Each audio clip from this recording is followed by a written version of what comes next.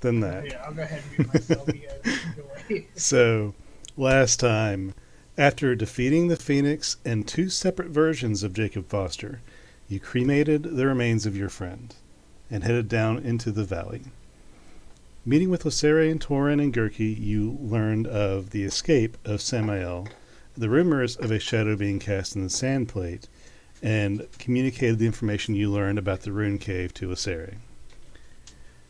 You then entered Foster's home, trying to pick up any pieces that might be useful and maybe valuable for yourselves, and found a dungeon where it seems he did most of his work.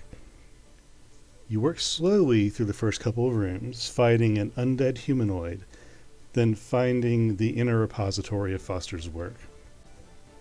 In looting several areas of the inner lab, some of you have decided to light black candles using magical fire.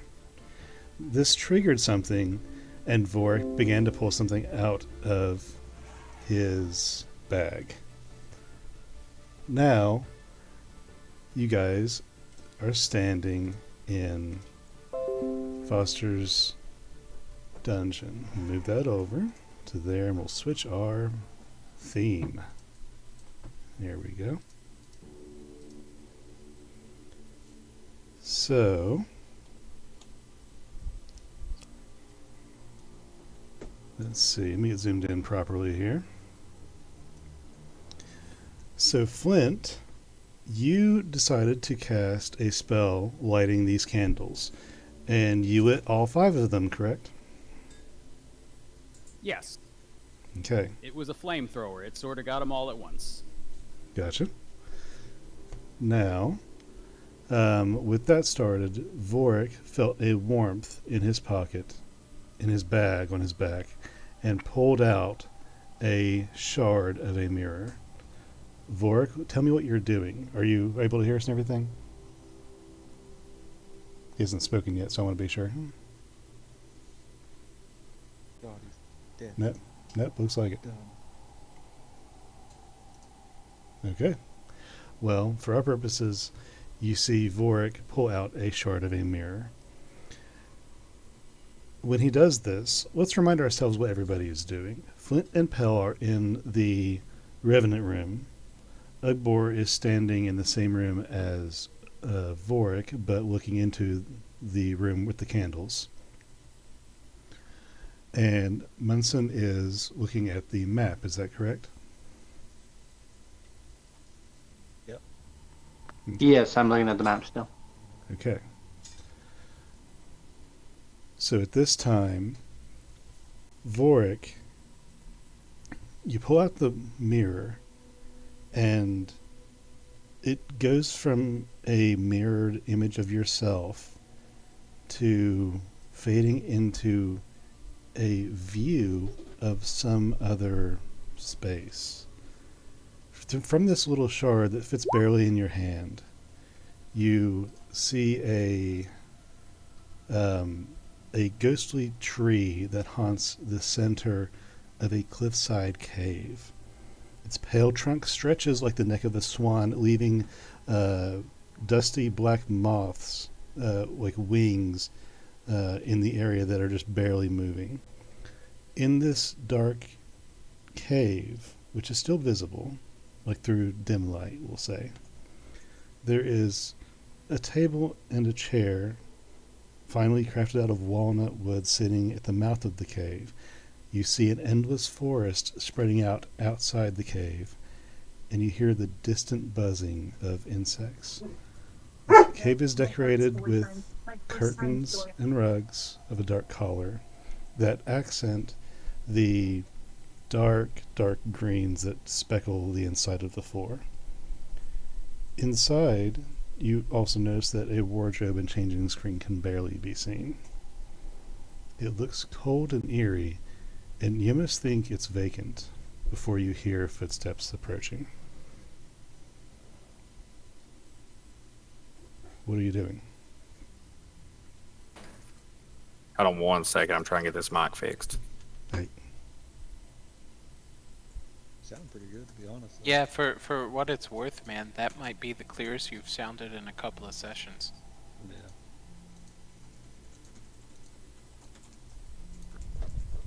I don't know. His TV was pretty clear. Yeah. While you're doing that, I'm Very gonna take your. quagmire.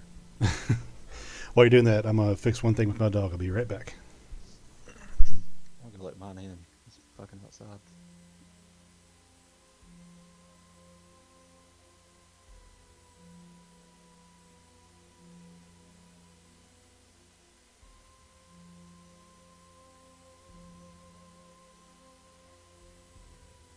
My alcohol game is bullshit. What has happened to me? I don't know. I've been moving so much that did drink some, but still at work. What does that have to do with anything? Oh, you know, the drinking and driving is not really my style. Ah.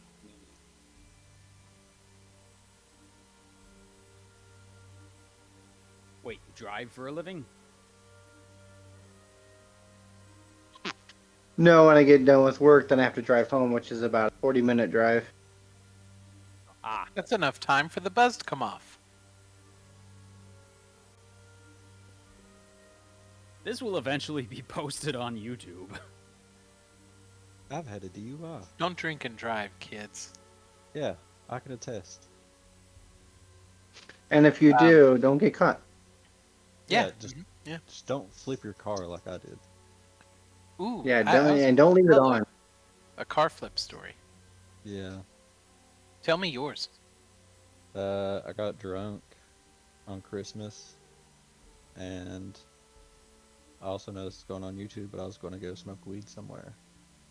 And fucking drove down to like this lake, ended up arguing with some dude on the phone the entire time I was there. Then got mad because I was drunk and tried to speed back and flip the fucking car over. Okay. Oh shit. Sorry about that. So, is Channing's mic fixed?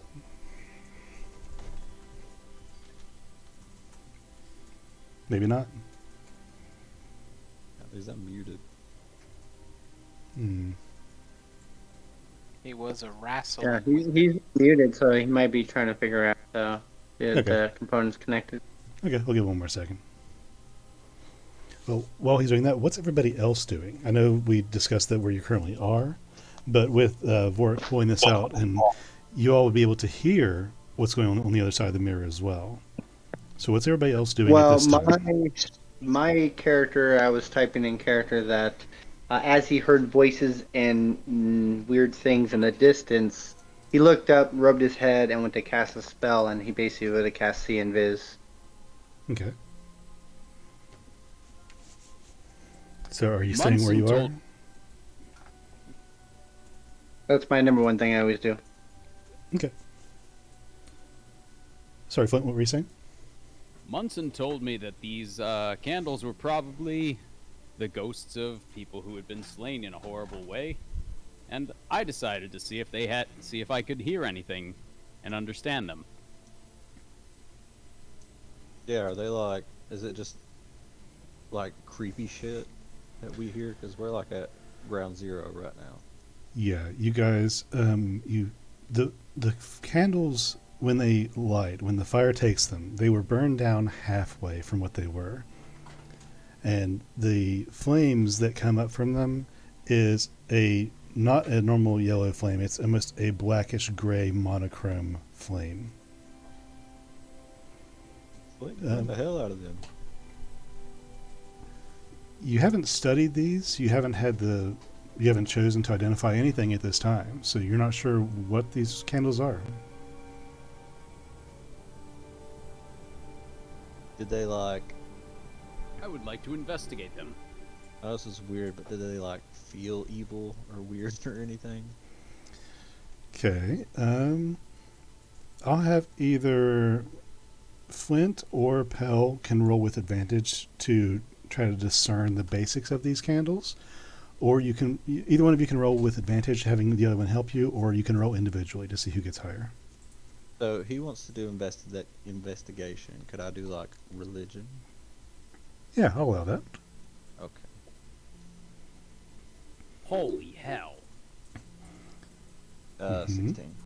16. On a religion check, You don't think, because here's the thing, with Pell's concern for religion, not all things that are black are evil. You worship a god that is of the night. So just by their nature and the way they look, it's not overtly obvious what nature they are. You get the sense that maybe they can be utilized in a number of various ways, but you don't have any direct reference for their orientation regarding religious dictation. Flint, on your investigation, these are obviously magical candles, and they could not be lit by mundane fire, but your magical fire took them, and while overkill, it succeeded in lighting them. So they obviously have a magical effect happening to them. By the nature of you hearing something in the other room, you assume something was triggered by these candles that you took out of another room, but that's as far as you got. But I can't understand what the candles are saying. No, the candles aren't saying anything. The only noise that's coming, that you hear, is coming from the other room. Where Vorik and Adbor are. The loud ass noise, Flint. Oh, Shall we and sorry. investigate? I want to clarify because I did say something last game. The whispering from the candles ceased. There was some sort of ominous whispering to them that ceased as soon as the vision came through on Vorik's mirror. Ah, that was what I was trying to listen for. Yes, my apologies. And also, Dustin, you said the candles could only be lit by a virgin, and Pell couldn't light them, so that means he canonically had sex. Well, I didn't say that canonically, but I will humor your notion. Okay, well, I never have in the conventional sense. He comes up right beside you. I stuck it in. And then he just walks away. I didn't even hear you.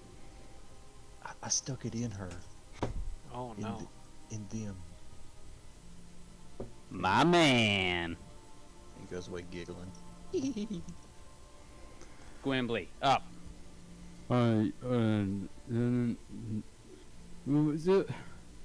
What time is... Squimbly, you're not drunk. You're a construct.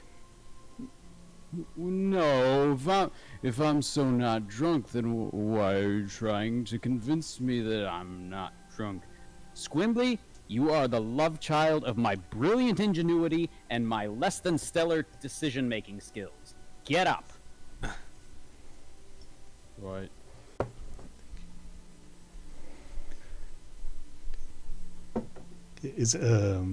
While we wait on Vorik's mic, is anybody else deciding to investigate this mirror that he's holding out from his face, making the noise? Ugbor does, but only from the other side of the mirror. He doesn't actually look in the mirror. Okay. Nobody else? Everybody else is just standing by? I'm too far away, so I would still be in the map room, so nothing I can do. Okay. I would like to look around the room up above me and see if there is a scrying orb above me or not. You do not see anything in this room with your invisibility. Okay, perfect. Okay. Hell's gonna like shuffle over the inanimate board and just try to like peek over his shoulder. Okay. So Vorik and Pell, looking into the mirror, would see a beautiful figure with pale blue skin, white hair flowing to a rest just beyond the shoulders. She wears a silver gown that is almost reflective. Stride into view. Stop for a moment, then turn and look at the mirror curiously. Pick up her gown slightly and walk over and sit down in front of the, where you guys are seeing from. as she sits. Well, hello. How's it you came to be on my looking glass?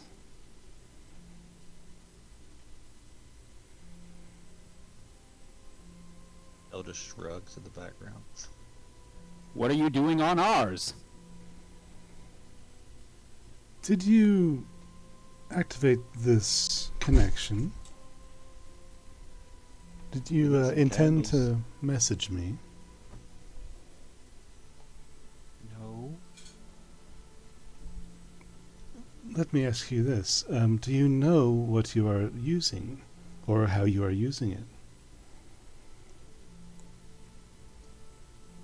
Lady, we just lit some candles to see what they could do. I see. Commonplace of mortals to dabble in affairs they are seldom affluent. How many You candles know did what's you light? polite introductions. Why don't you go first? Right you are. May you step into the light that I may see who I am speaking with. Rather not. Well, Ugbor steps in front of the mirror instead. It's not him. Damn. It is me. And then he leaves. That's exactly what I immediately. look like. I'm built like a brick shithouse. I go by Salin Lysatra. Some Pale fell falls to his knees. Some jokingly call me the Pale Princess, as I am the youngest Archfey noble on the Unseelie court. Who might I Oh, have so- the pleasure of speaking with? So you're not that saloon? Salin, not Saloon. Oh, my bad. Stands up. Thought you were somebody else. No, by all means, please grovel. No. No, thank you. You have yet to introduce yourselves, as you informed me it was such polite. You know what? I'm gonna be honest with you. I'm not really sure where the mirror is.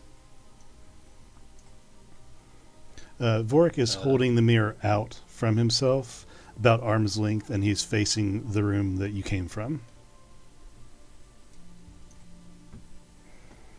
Okay. Cool. Well, name's Flinton. Flinton Stahl. My name's Frank Infurter.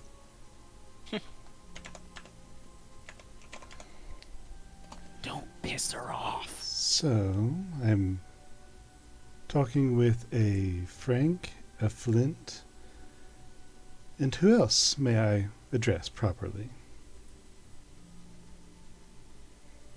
Anyone? Ugbor. Ah, This is Well. Little Rick. Little Rick. Good to know. Nice to meet you all. Tell me, if you are not familiar with how to use this device, and you just lit the candles, how many candles did you light? Just a couple. How many candles should we have lit? Ooh, that's a good question. Lit? Lighted? Well, this A lit? device operates on a timer of sorts. The more candles you light, the longer the conversation can be, depending on the amount of candles you have left. Each So candle say we lasts for lit- about an hour. So theoretically, what if we lit 5 candles?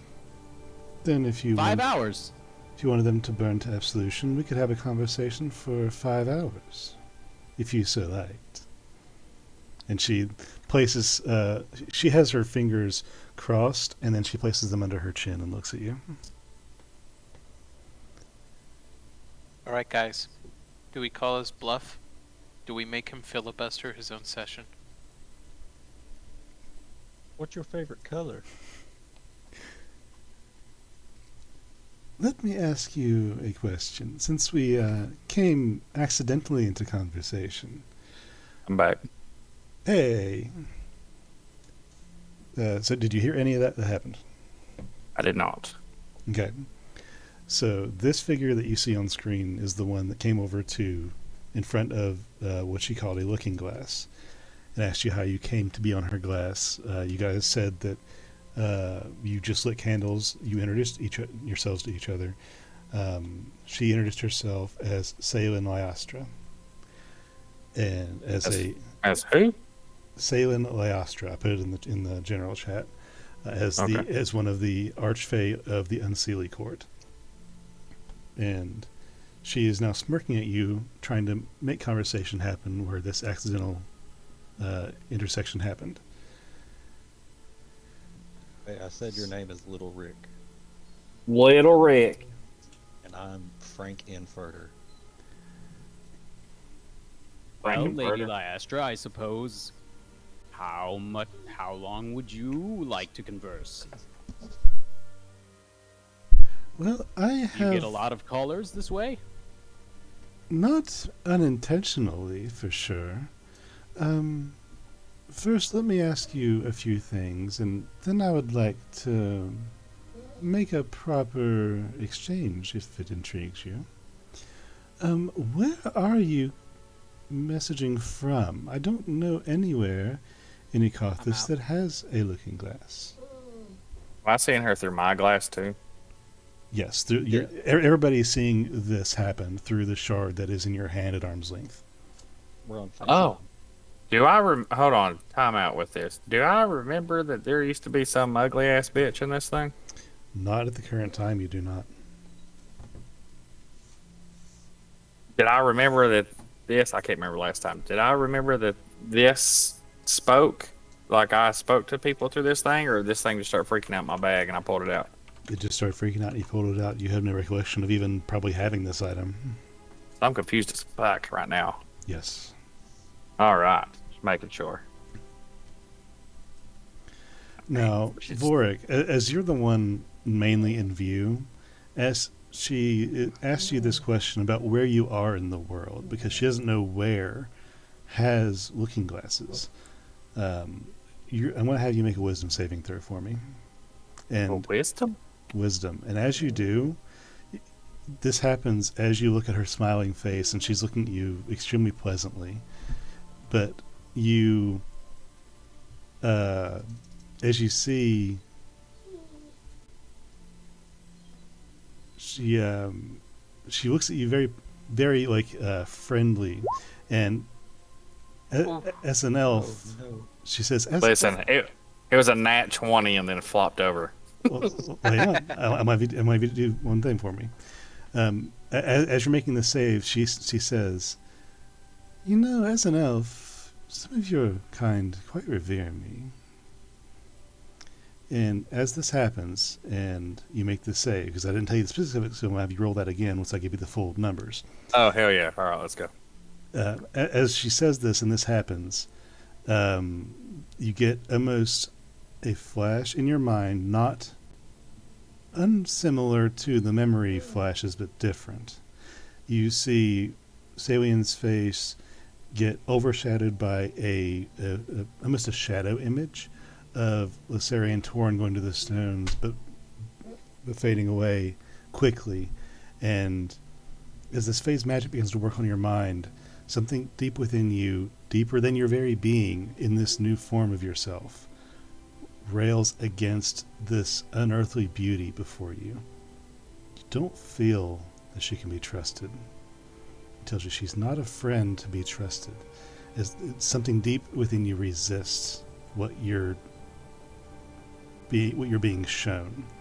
And with Something telling me this? yes, like something without words is Okay, so I'm just feeling this. you're just feeling like this is not a friendly face. And as you Okay. make this wisdom save now, I'm going to have you add 7 to it. I give him guidance.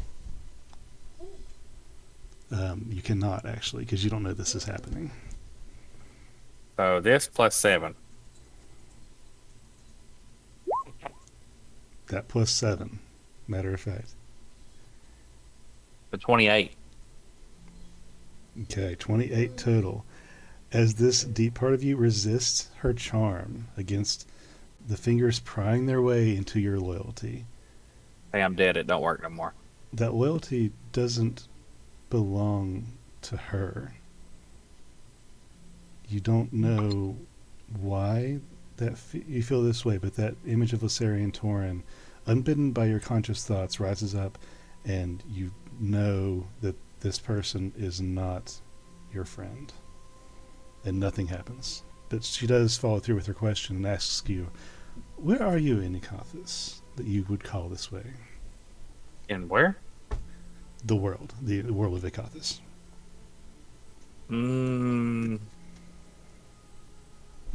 For the sake of I don't remember before, is our mental thing still up? Like, our fucking It should be. It had like 7 hours on it. Say what? psychic whispers? Yeah, Psychic whispers still working? yeah, that's still up. So, talking And to everybody here, I think. Can she hear our psychic whispers? I mean, Well, we'll find out. Kind of detecting that she's reading something, but Ugbor wouldn't know that. I mean, we're missing Mr. Magic now. No. Here's what we're gonna do. We're gonna lie through our teeth to that woman. That's what I was asking mentally. Be like, should we lie? Should we make up? So, in the midst of me asking, should we lie or should we make it up? Hold on, I gotta look at something real quick. Shit, where's this at? Do we know of like any other continents besides Falonkort? You would know very little outside of this continent, actually. You know the existence of Rhinmore and some other continents, but not much of their details has been in your realm of study. Where are we currently at right now? We're in like Foster's house. Yeah, you're north of Red Ash, in Foster's house. North. you know, madam, Hi, buddy. I've just been reading this book, and wow, you might know this already, but there are so many more places in space and time than I don't know if I don't know how many I don't know how I would even begin to describe coordinates. It's amazing. There are there are planes of existence that people go their entire lives without knowing. Well, it's very impressive you were to come across such an Oh. artifact. Not even our priests are also privileged. Yeah, let me see, Red Ash. So, in the midst of me saying shit, like me attempting to ask, should we lie to her?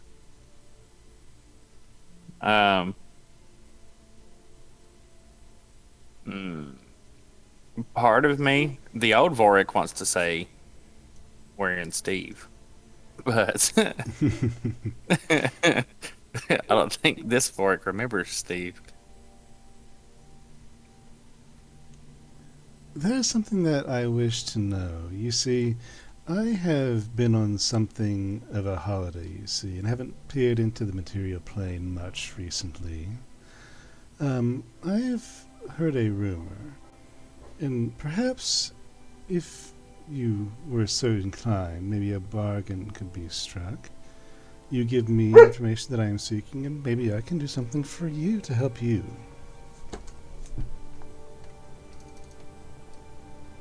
A question for a question, shall we say? In the group chat. I don't like this. Yes, I've heard that the Unseelie might be a little swindly on the whole making deals thing. I'm saying this in the head chat, not her. I think Dustin just assumes that we always speak in that chat now. Not that she would lie to us, and that's the worst part. She will tell us the truth in such a way as it leads us so far away from what we wanted to know That I just Yeah. want to say, what's the deal? In your minds, as you're discussing, Lasari chimes in because she is looped into this group chat right now. What's going on? Oh. Is Bad. Oh, we're talking to some weird lady in a mirror. She's very pompous, calling us mortals and stuff. that what? Lasari, we're talking to Saline. She's talking shit and stuff. I don't like her. We're talking to Saline. You're talking to the Fey Princess. Yeah. Princess? We may have offended her. You're talking to the Archfey of the Winter Court right now. Yeah. Yeah. Is she rich?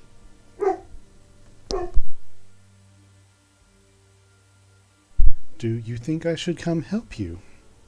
I'd Oh, love that. she's. I mean, she wants questions from us. She wants to make a deal. I would advise to never make a deal with a Fey. Nah, I'm good. Should we entertain it? I Yeah. will. Lasari. We don't use that word anymore. I will leave it up to your discretion if you want me to come help you, but I really recommend against any discussion with them. They twist their words and deals to their advantage. Oh, who called it? Okay.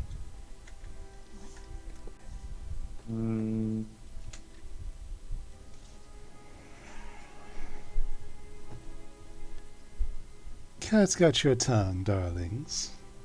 I know that the Unseelie are known for their dark and coldness, but our work is necessary for the cycle of things. Is there something that uneases you? So is death.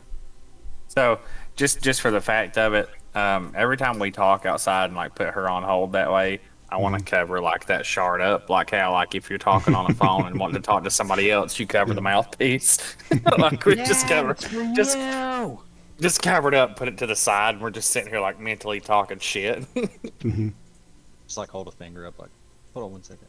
Yeah, just hold on, shh, hold on, shh. Let me place you on hold. Your call is very important to us. Just see Phil on the side doing.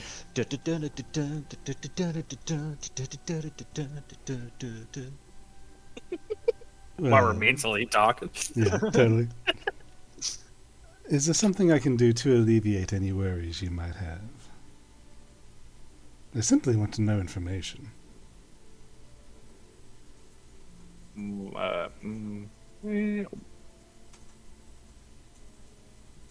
About what? Well, the rumor I have heard is from one of my underlings. Is it true that there is now an elf with a wolf, both bearing strange markings in the Rowanwood? Oh, again, put her on hold, because that's who we're on mental chat with too, right? Mm-hmm. Put her on hold and be like, she's talking about you. Yeah, she was asking about, well, yeah. You and Tori. Me? Specifically me? Yeah. Well, an elf and a wolf with strange markings. I don't know many others. That narrows the list down immensely. That would indeed be me, but why? Hold on. Why do you want to know about them? That can't be our question. I wish to know because I've not heard of such a thing in millennia, and being that I haven't been paying attention to the material, I just simply wish to catch up, and if something of this nature was to exist, I would like to know. She's lying all to hell. I want to do an inside check. So while she's saying stuff, I'm going to be in the group chat telling that to Sarah. Okay. This is what she's saying. Blah blah blah blah blah blah. Let me see. How can I do this? Vorik is, I'm assuming, like with the mix of losing everything and kind of regaining it. Is Well, it's mostly I- Vork. I would assume I'm going to hold it in front of us, so it's like we're trying to take a selfie together. okay, I yeah. know while you So were you- gone, I was just like poking right behind you just to look at the mirror. Yeah, she might see bits and pieces of all of us, but it's probably it's Vorik's face, mainly. It's the reason I'm the one putting her on hold, like just covering, completely covering it, and just Do you think that it could I just check my book on sylvan creatures and aren't they not allowed to lie, like incapable? is she Sylvan? She is an elf. Or not an elf. She's a fae, He's like full blown. full blown fae, as fae blown Well- as you can be. I need Fey-blown. I need Vorik Reborn to have old Vorik's memories. Now, well, let's keep on track here. Vor, you want to make an insight check on her, right? Yeah. Okay, go ahead and make me an insight check to see if you I can did. tell. Oh, did I miss that? Let me see. I Give see. me guidance. Oh, he's going to give me guidance regarding it. He's going to guide me to Well, the right direction. Well, you didn't say it before you made the check, so that's not going to count. Damn. Now, It probably wouldn't help that much. looking at her as she's talking to you, she is very convincing.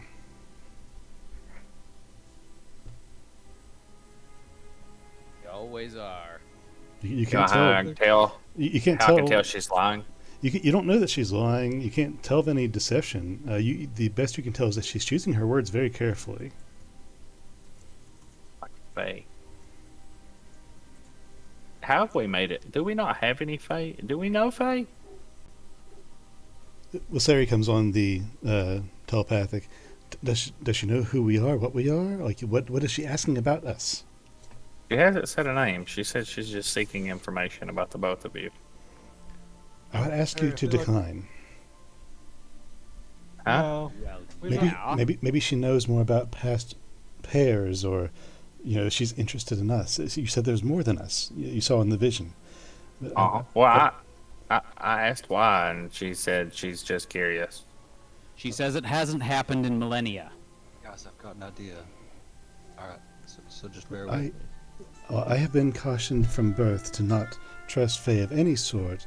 We pray to them for certain boons, but we know what we are dealing with. Some elves worship their kind, and the Pale Princess in particular, but we've never been one of them. We've never been in their presence. We don't trust them on certain levels, as they are not gods. I've got an idea. Are they allowed to lie? Yes, very much so. It is their Yeah, specialty. absolutely. Okay, well, I read somewhere that people from the land of fairy were restricted in such a way as they had to tell the truth. Maybe this is not a good time. Maybe we can chat later. I figured that was pertinent information, but my apologies. So No, no, we've not that's good. seen a wolf and an elf. We've seen a stag and an elf. We've not seen a wolf and an elf. We've seen an elf and a wolf. Oh my No, gosh, bad. we saw so many stinking elves in Rowanwood. I mean, Don't say that. they're okay. Oh, he just said we were in Rowanwood. Yeah. Isn't that where they live? Isn't that where elves live? Shut up, Flint. Mentally, just a fucking head smack, a mental head smack. So I'm getting a little confused. What's being verbal and what's being telepathic? If we are not talking to her, it is telepathic. Okay, I just want to make sure. So what was what did you say to her, or if anything? What Clint said. Yeah, what did Flint I'm say? trying to.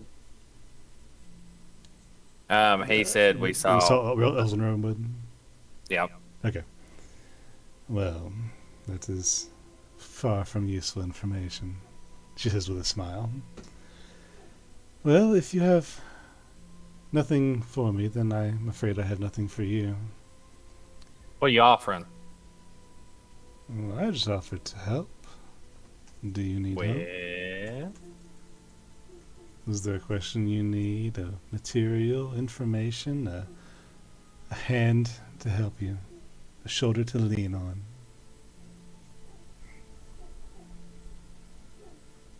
it's very vague. Would you like to join our quest?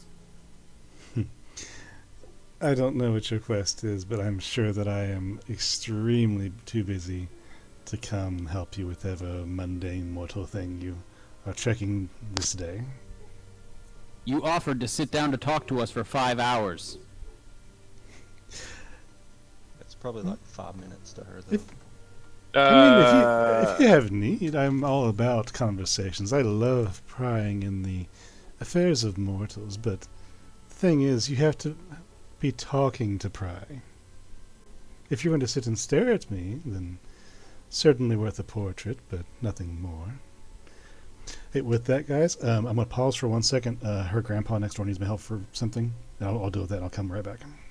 We will discuss this mentally. Yes. Okay. We leveled up to level 20. We're now level 19 and then 20 at the end of this game. No, we're gonna be 20, and I can just call Saloon down automatically. Moon Malar- having problems. Malar showed up and ate her soul while we watched. Cool. Yeah, she's dead now. That's fine. We took care of it. She's an eater. Well, is this something you wish to talk about? Or should I just dismiss the magic?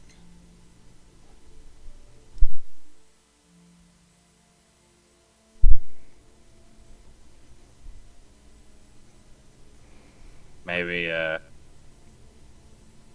guys, I'm drawing a blank. Hey, what was the idea? Oh, it's too late now. The vibes are off. So you can't give us an idea of the information you can give us, or what you could give us? My dear, I have a vast array of information. It's not about what I can tell you, it's about what you want, what you need. I offer help is all. In what manner? Well, I have a great deal of things that I could tell or help with. If you need something, tell me, and I'll see if I can't make it happen. I mean, everybody always needs a lot of things. Don't please. So what you're saying is, you got what I need. And what you need, my dear, are singing lessons. Ah! Pills and salt. I do, but I wouldn't make a deal for that. That haw that Warwick laughed was in our mental chat. Here's an easy one. Do you need power? Is there something I can bestow to help you in your quest? As in? When Pale hears that, he starts going to the candles. Okay. Nah, we're good. He's gonna go over top of him, try to put him out. Okay. How do you try to put them out? I'll put Memory Austin Vorik. over top. Memory Vorik says that don't work.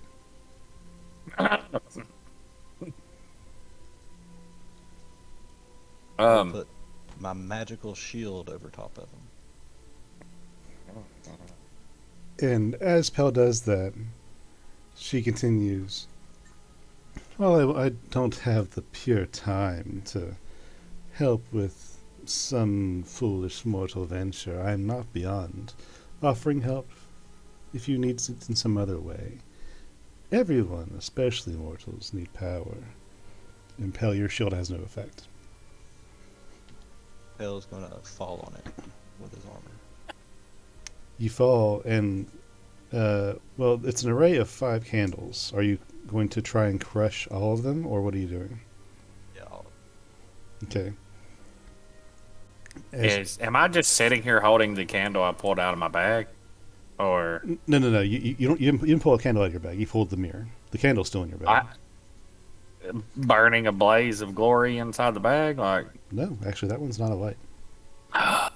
okay. So while he's over fucking with that, I'm just gonna talk to her and be like, how are you in this? Like, pointing at her, but meaning pointing at the piece of mirror I'm holding. Well, and as she does that, Pell, you try and crush the candles with your body, just, Snorlax body slam on everything. And as you do, you don't feel any heat, but when you stand up, the candles are crushed, but the wicks are still burning, with the little bit of candle that's on the, smashed to the ground. The candles are basically smashed, but the flame is still going on all of them. That's a Well, word of radiance.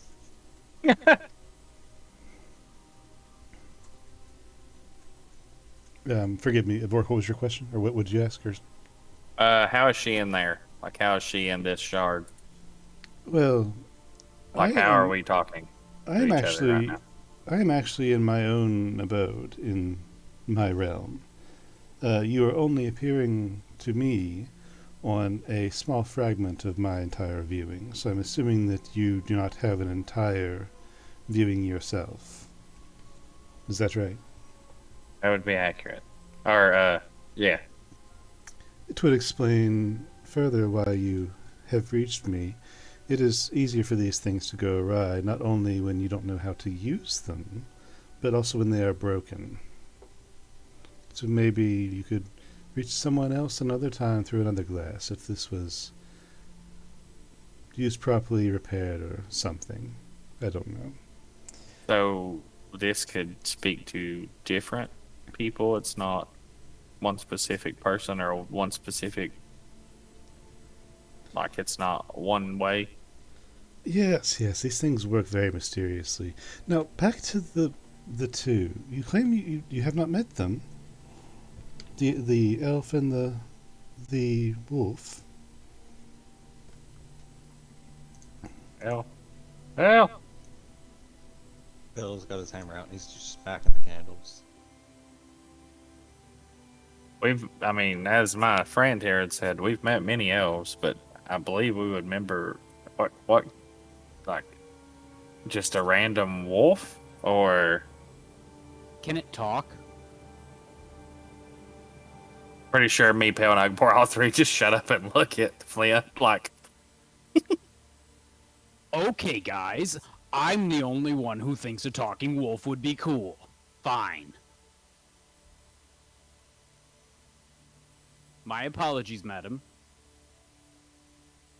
Bill, I'm- them candles will not fucking go out.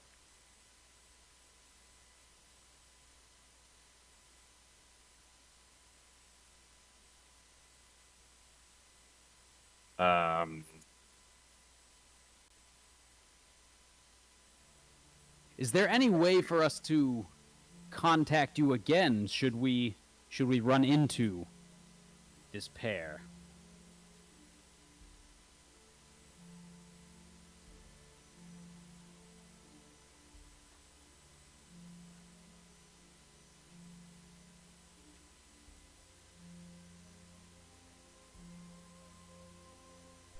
Oh, I'm sorry, you He's gonna guys. think real hard on this one. Nope, I was muted.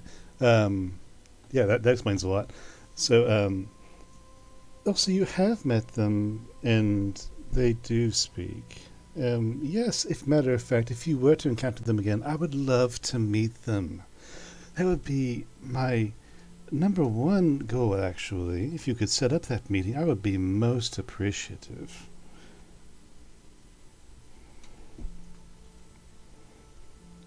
If you wanted to contact me after, if you were able to bring back some information or maybe a designation of time and place for a meeting where we could get to know each other, then may simply just hold one of these candles up with the mirror and activate the pair by lighting the flame magically while designating your target.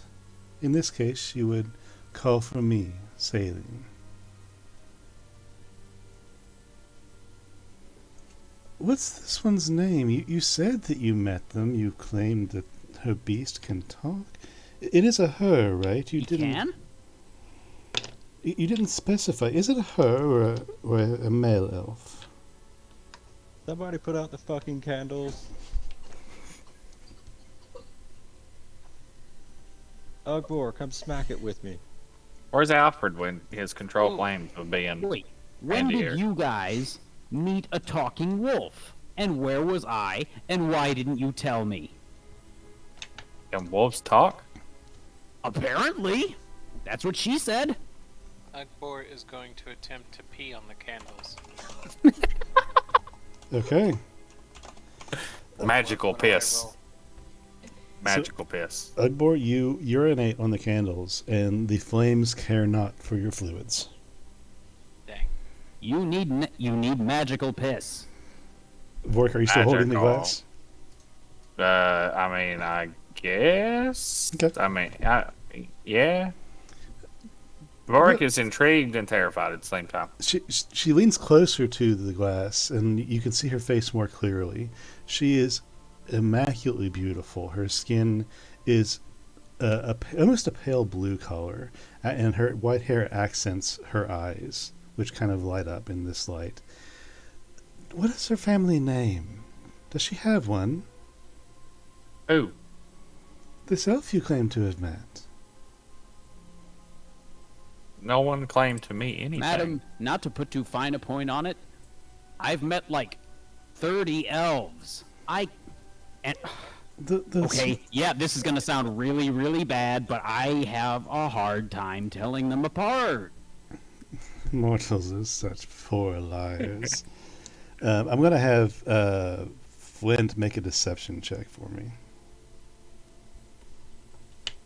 I want to back him up on it. Okay, what do you do to help?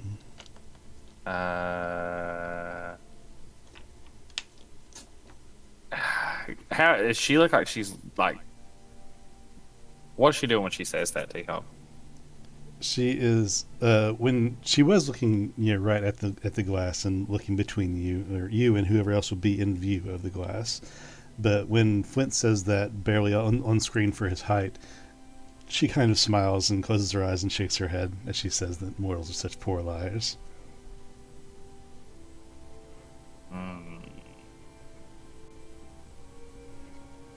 I don't know. He Madam. may be on his own. Yep. Okay, so Flint, make me a deception check. Part of I'm gonna cheat real quick. Part of that was me looking at my deception and realizing it is a +0.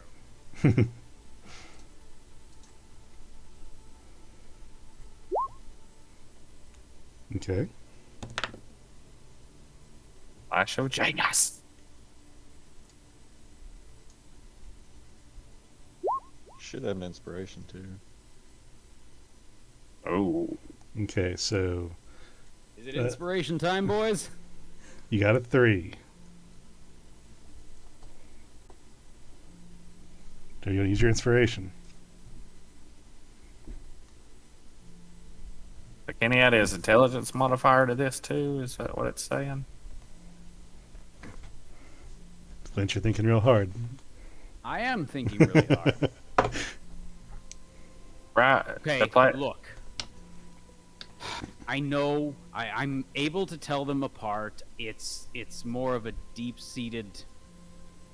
My parents, they raised me wrong, obviously, and so I have certain preconceived notions about elves. I'm sorry. Look, it is. That's the truth. It's quite all right. It is clear you're nervous. Just tell. It's clear you know them. Tell me about them. I just want to meet them. And Flint, make me a wisdom save, please. Oh.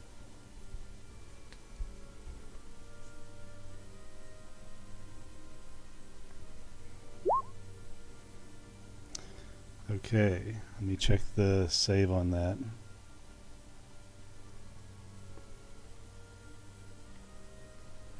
Where did that go?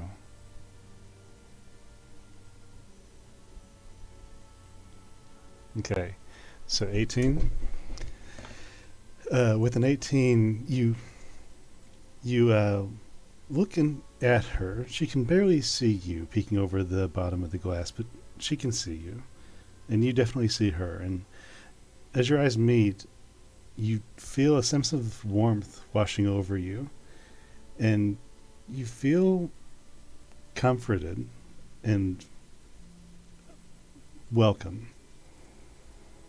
You think that this person is someone that's actually trying to help you. Maybe she has a bad way with words. Maybe your parents gave you the wrong inflection about elves and fays and other things, but you think that you can just be nice to each other, help each other.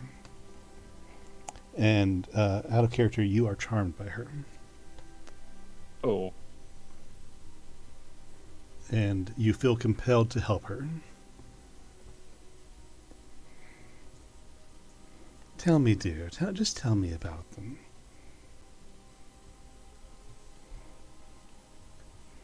Can I sense a change in like Flint's demeanor?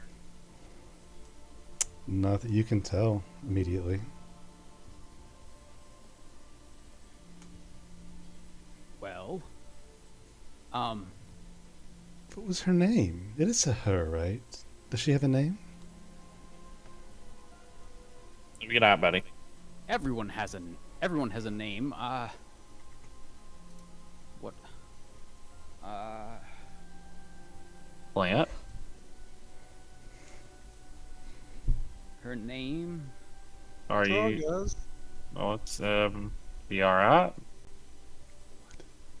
Uh,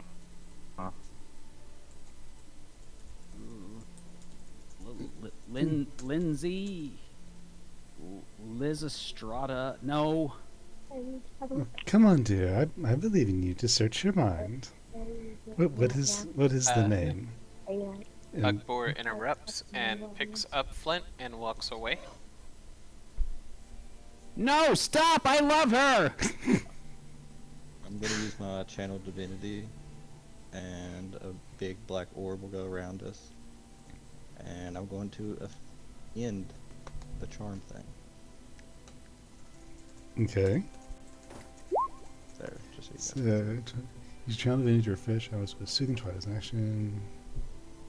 Okay, so you sense especially with that outbreak from Flint, a shift in something, and you feel it necessary to channel your Twilight Sanctuary, covering you in an aura that Flint, your clarity washes over you. You feel less comforted, but you feel more realistic in yourself. Put out those goddamn candles.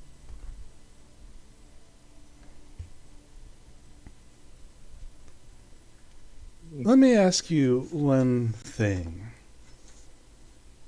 I'm gonna reach the shard to Pale Does the name Phelan mean anything to you? and mentally say, "Don't break it." Did you get that, Pale? Yeah. I was just gonna stick it in his bag of holding. Well, hold on. I got something.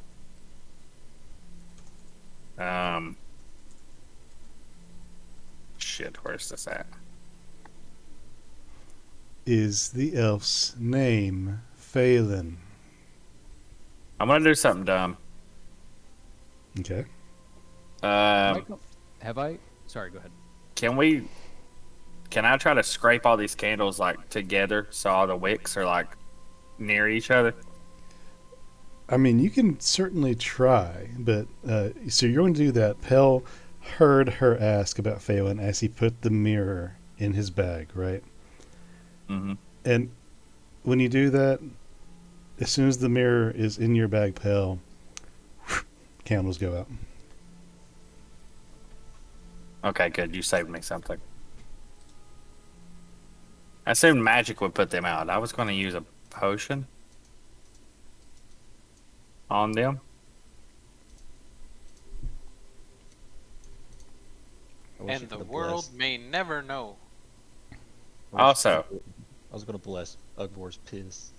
Do you want to hold on to that? Do I need that back? I don't like it. Let Personally. me see it. Let me see it. I say we wrap it in something. Well, when I pulled it out of my bag, it was wrapped up. Right. I was thinking we wrap it in a box made of lead. I mean, I hear And sackcloth then- is the most protective fabric you can have. Very What? stingy. I said I hear sackcloth can protect against a lot of things, including radiation. There you go. Specifically, Okay, like fine. your right. We put the thing in sackcloth, we tie it with a rope, we tie the other end of a rope to a rock, and then we just drop it in the ocean for safekeeping. So I want to gesture like hold my hand out for Pale so I can have it back. No, I'm gonna hold on to it for a little bit. Well, then I'm gonna hold out a cloth for you to put it in to wrap it, and put one of my, because I have extras, put one of my token of anti-scrying in that cloth as well. Walker Okay. boy. I'll wrap it up and put it in there. So we can wrap it all together. Okay.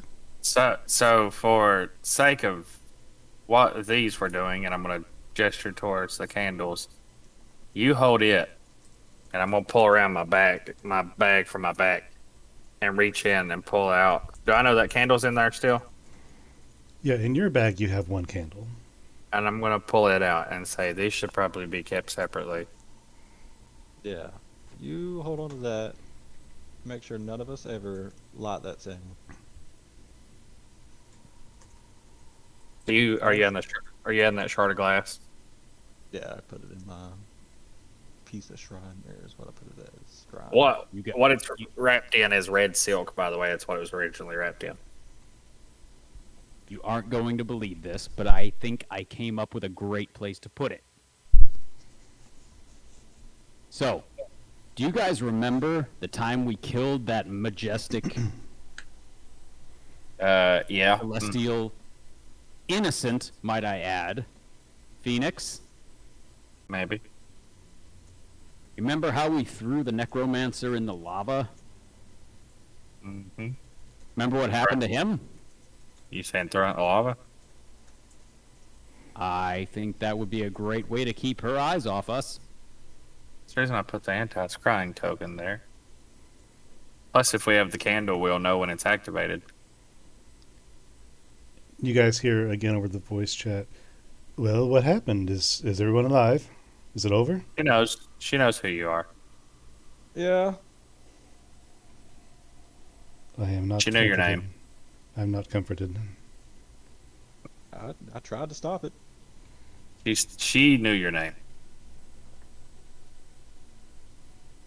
Did someone tell her my name? No, she knew your name. She said my name? Yes. She actually did not. Remind me your name really quick. Oh wait, hold on. No, maybe she did. Like, I know, but for anybody here who didn't remember your name, can you just... There you go. Oh. Then whose name did she say? She asked about Phelan. If the name Phelan meant anything to you. Oh, never mind. She did not say your name. Phelan? Hell, that's all I ever did in school. Zombie brain. I did want to know what she knew about that name, but there's just some things you have to learn on your own and not talk to a fucking bastard lady in a mirror. Scary people. Not gonna lie to you, I almost accidentally told her, but I kind of forgot your name, which is rude, but also, one might argue, fortuitous. Amazingly helpful. Convenient.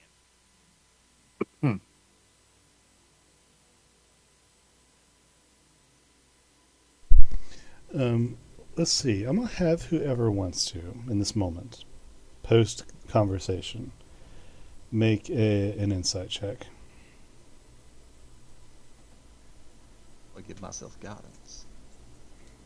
Oh, fucking bastards. These dice hate me today. It stopped on a 12, rolled over to a 2. Mm-hmm. Got 17. So I got 17. Pell with a 17. There's several pieces that you gather from this conversation. One of the pieces being that Salian assumed the elf that she claimed to have no knowledge of was a she and waited for your correction, which she got none. Then continued to ask if her name was Phelan. So you probably can assume she knew much more than she would let you know that she knew. To what degree, it's unclear. Yeah, I think she knew something about it. But, because she, like, insinuated that it was a girl, we didn't really say anything. But, I didn't like that conversation at all. I was trying to put out those fucking candles. Which, I tried She was everything. dreadful. And I was a little in love with her for a second, but that wasn't my fault. Well, so no, she charmed Flint? Is that what I'm hearing? Yep. Okay. She wasn't that charming. She was actually mostly scary. Well, for the moment, I'm glad of my lack of impression on you, Mr. Flint.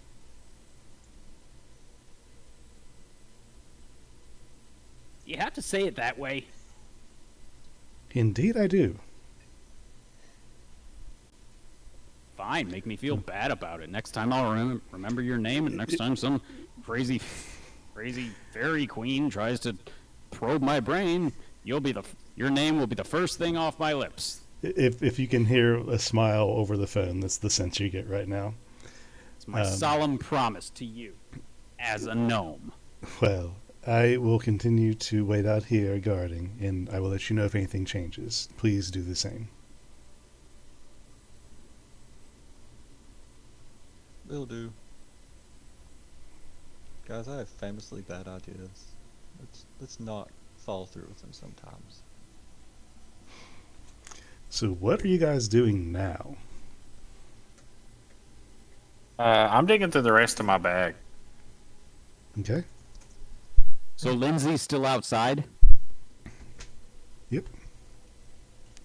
There's things in here that I didn't know. Like, I'm gonna pull out this thing that has dust in it, Mm-hmm. because I don't know why I have that. Mm-hmm. I want to pull out two other bottles of potions that are weird colors that I'm kind of confused by too. Mm-hmm. Oh no! Are you those pulling them out of your sleeve, just like They're coming out of my backpack. a big long? Oh, okay. So you see Vorik putting these items on the ground, taking inventory of his bag, now realizing he doesn't know what's in his bag. A bell, Mm-hmm. that candle, a crowbar. It's all coming together. The gang's all here. They took that deed for that farm, didn't they? Mm-hmm. I need to take that out of here. They took the decoy. I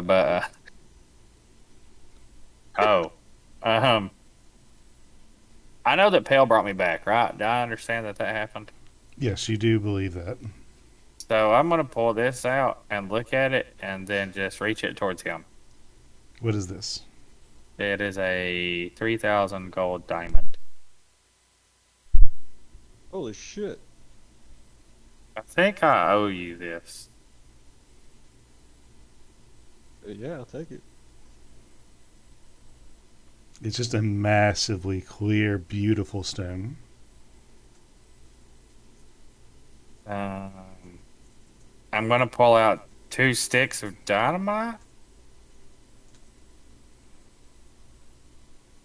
Now we're talking here, baby.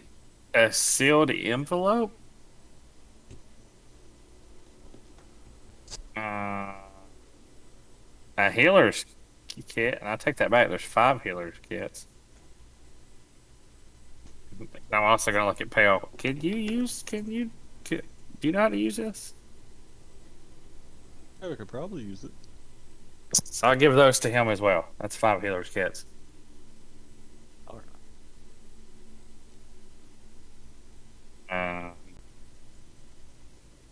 a marble of water that looks like water is in it. I believe that's a solid marble. You wouldn't You understand. sure? Yeah, I'm gonna double check that real quick. I Excuse me. thought it was we captured water. Remember? Oh, I've seen one of these before. In Filion. In. Not Filion. Yes. Named after the great Natan Filion, our hero. Fiola. There we go. In Fiola, we used to call that ice. No, It's like water, only hard. one marble-sized pellet which floats or rests near where it was sprinkled. The pellet's weight is negligible. Yeah, it doesn't say anything about appearance. I would rule that it's basically sand. Like it looks like it's sand colored, and Okay. and almost made of styrofoam. Oh, all right. I'm digging around like the rations and rope and random shit like that. I see these weird looking things, and I pull those out, and it's 3 white and orange mushrooms. Now we got a party, baby. I think Ugbor would be familiar with these mushrooms when you pull them out. Am I right, Ugbor? I do believe he would. He received a book. Well, not only a book. Borrowed. Did you not have experience You- with them before, or am I No, mistaken? I'm pretty sure it was me, Ugbor. Was it me, Ugbor, and Laszlo? Was it Laszlo? I know Laszlo ate the shrooms. Oh, it was Yeah. Laszlo. Okay, never mind. Yeah, Ugbor was still there though. Yeah. Yeah, I was there. I was there. Yeah, so you remember seeing your friend have the effects that he had when he ate those mushrooms. Yeah, buddy. I don't think you want to eat those. You're gonna get the visions. So we have quite a bit here. I'm gonna Don't even start that. I'm gonna grab the dynamite and look at Flint and be like, "Can you do something with it?" Oh, can I? So if you want those, I that take the is- dynamite and then I just kiss him on the cheek. those are 2 sticks of dynamite. All right. Which are, oh god, they're gonna make a DC. It's a 60 feet DC 12 dex saving throw, or they take 3d6.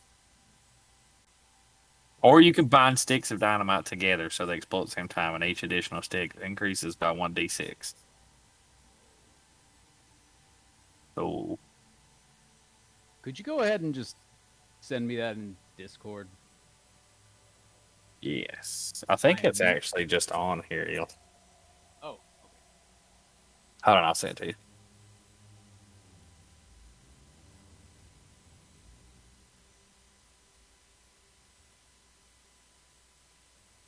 I believe it was an actual, yeah, it's an actual item on here. Okay. I got it.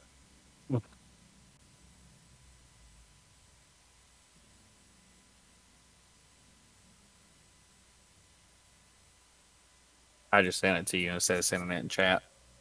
Awesome. Thank you. I believe that is all of anything that looks like it's something fancy. I have random ass studded leather armor.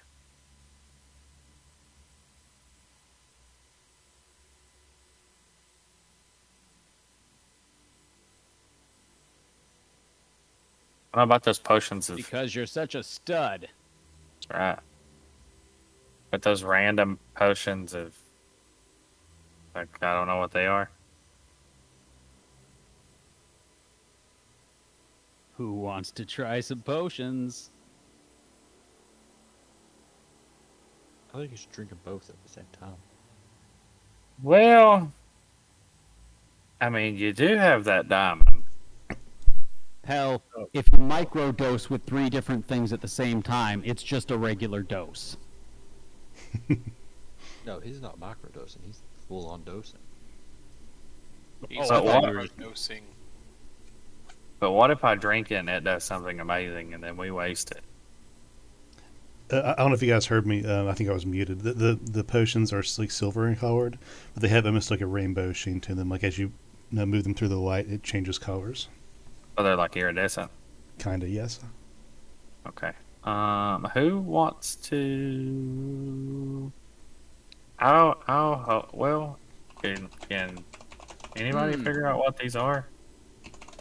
I don't know, Vorik. If only you had a book you could reference. A Oh, book do? about magical components or something.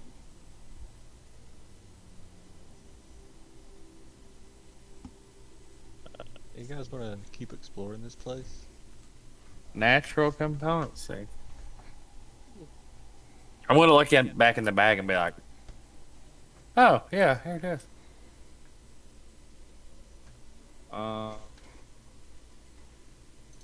Well, seeing as though this place seems like safe harbor, and you guys are going through your belongings, I'm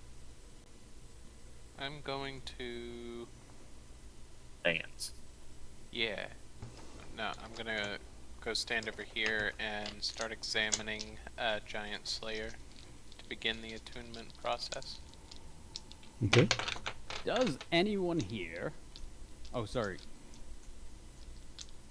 Was that... No, did you that's have it. more? Oh, okay. Does anyone here speak, I don't know, Celestial?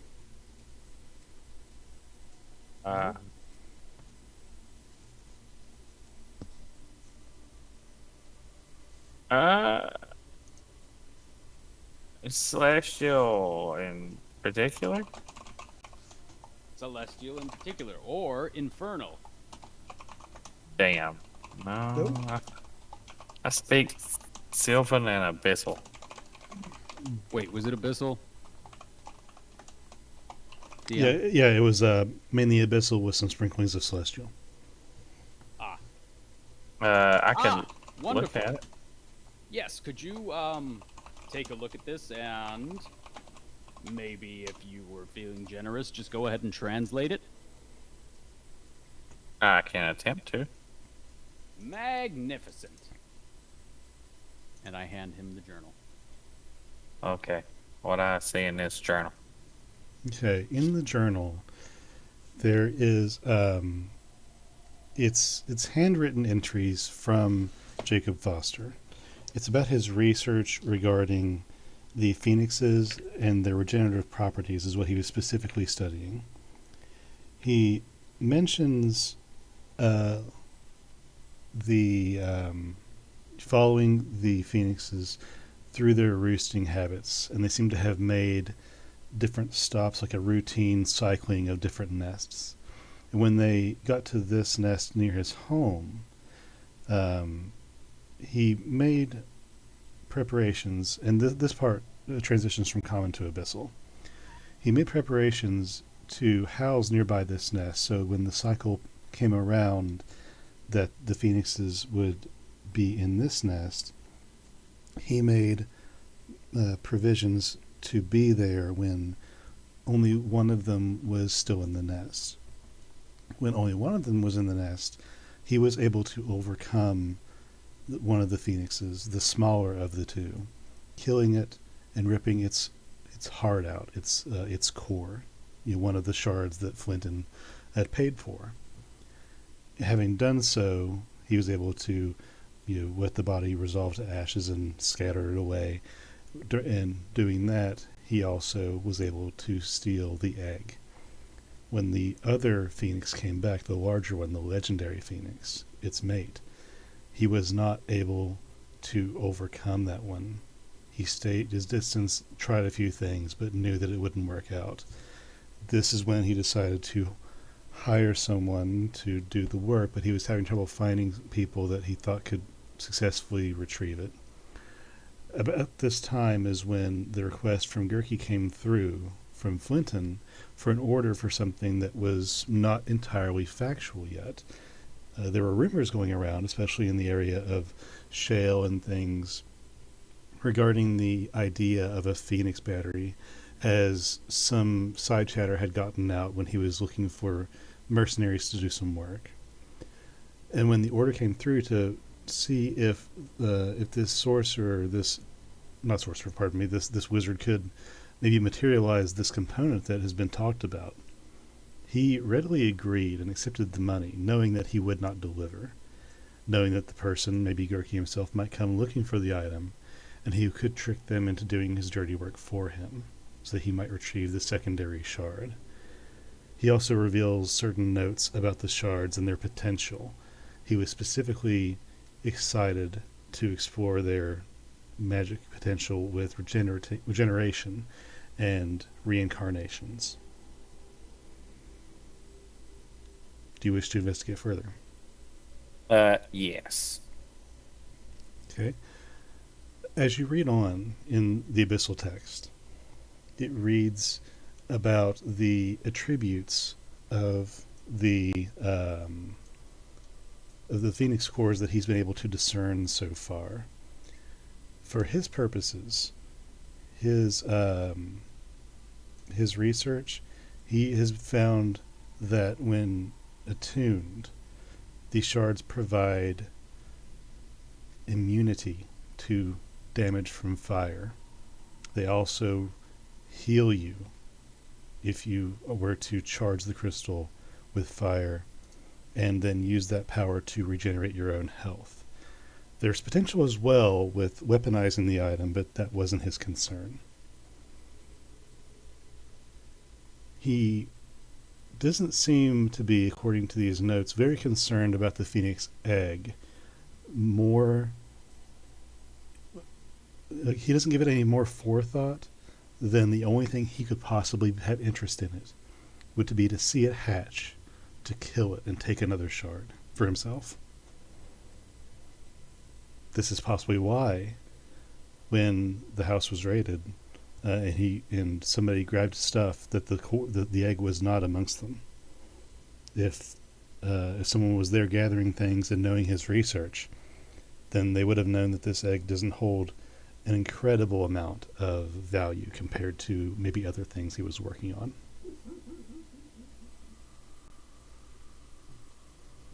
That rat bastard.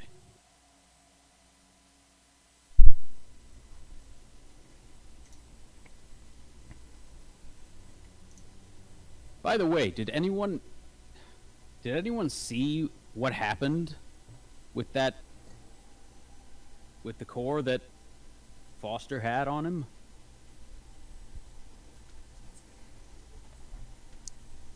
You can push it in the lava.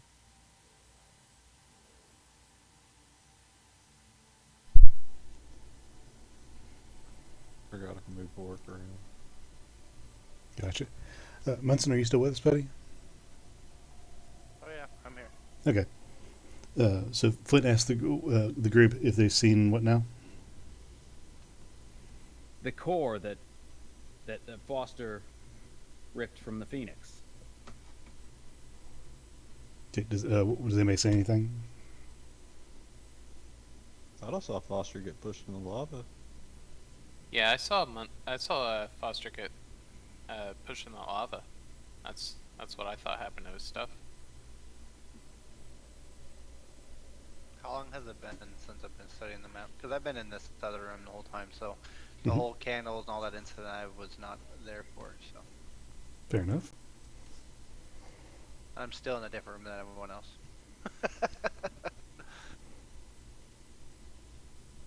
What about you, Munson? Do you know anything about what happened to the crystal? What crystal are we talking about? The Phoenix core. Oh, The heart. core. Yeah, I know what happened to it. Care to share? As soon as I'm done with this map, I'll give you all the information I can. But right now, it is on hold. I Okay. need to finish my focus point. Okay. And what are you focusing on the map for? So I remember I was going to take a whole hour to study and get all the coordinates and understand kind of locations, the smaller details that was written on it. You said it'd take about an hour to fully study and memorize. So that was what I was Gotcha. spending the time doing. Gotcha, no problem. Just refreshing myself. Yep, Cool yep. deal. Right then, Squimbly, with me.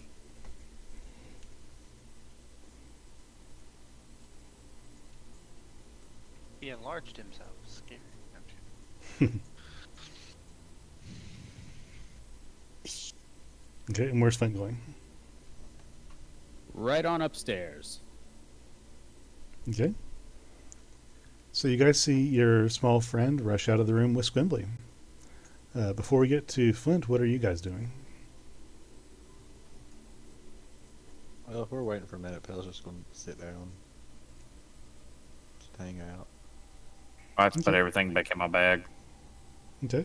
Ugbor? Ugbor is still attempting to attune to his weapon. Okay. So we have two Well, attunements. Good. I was going to say, like, we had an entire night of sleeping and stuff that Ugbor could have done that. But he, like, wasn't here at that point in time. Yeah, true. Well, for our purposes, we'll say that both the map study and the attunement happen here, and you four can benefit from a short rest if you so choose. That said, what is Flint doing upstairs? Right. So Flint takes the bag of holding, and he... Well, first I'm going to take a quick gander at the phoenix egg, just to make sure it's not, you know, go... Well, you know what? Forget the phoenix egg for now. I'm just going to go over here by this globe Mm-hmm. and see if there's anything to it. Yeah, you see the entire known world of Ekathis. It is a very great world of which Falonkort only takes up maybe like 1/10 of the surface area. There are much greater continents than Falonkort, and not all of them are explored or even fully fleshed out yet. Some of them fade off in from colored view and definition, where they've not been fully explored.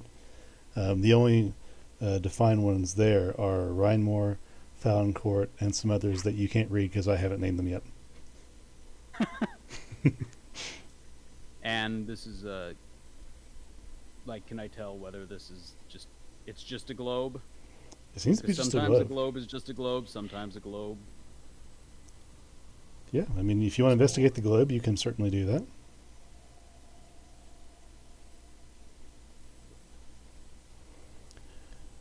Plant, you forgot to turn off your hacks. Yep, sure did.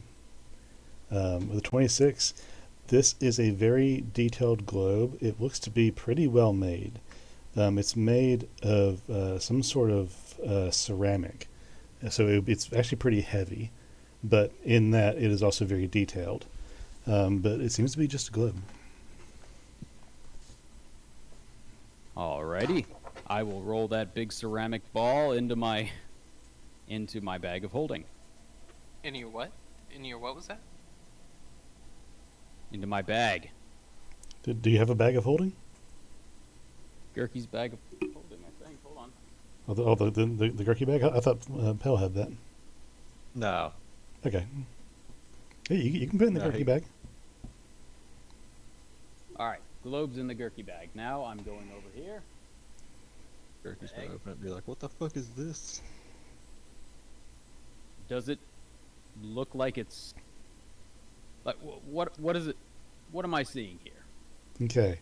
The first person to ask me what the egg looks like. Love it. It is a red tinted egg that an egg of this size, you would think it would be like almost covered in some sort of scales or some protective layer, but it's just a really thick eggshell. The eggshell is just tinted red with a hint of rainbow sheen, very kind of similar to the potions that Vork had out earlier, but this is different. The potions that Vork had seem to shift in color with the light. This egg seems to shift in color by itself, like it's flickering with a magical aura that resembles flame on the outside of the egg, just wafting as you're staring at it in place. Okay, is there any sort of special like holder, or is it just sort of sitting there? It is sitting in a metal cradle over a small tea light candle. You do remember that Lysaria said she wanted to take the egg to Thisk, the animal care center of Rowanwood, but she hasn't made it inside to look at it yet. She planned on fetching it after you guys were done to make sure that there was nothing amiss with anything else in the house that needed to be taken care of. But yeah, it's just sitting there on this little cradle. Well, since we're about to blow up the house, would it take? Wait, what? Is this one of the ones that I would have to take an hour to, like, sort of investigate? What would you be investigating? I'm unclear. I don't know. Like you're trying to investigate the egg to see what you can determine? Well, here's how Flint is imagining it going down. Somehow we find a way to bring back the phoenix that we shouldn't have killed in the first place. Upon its arising from the ashes, we'll say "ta-da" and offer its egg back to it. Sorry about your wife. We had nothing to do with that, but you still get your baby. Okay. So, that vision in mind, what do you intend to gather from studying the egg? I didn't know if there was anything to gather. It's starting to sound like there's not. Okay. Roll one more investigation on the egg. Just looking at it, try and discern what you can figure out. 13. It's an egg. It's a large egg. It's over a flame currently and doesn't seem to be opposed to it.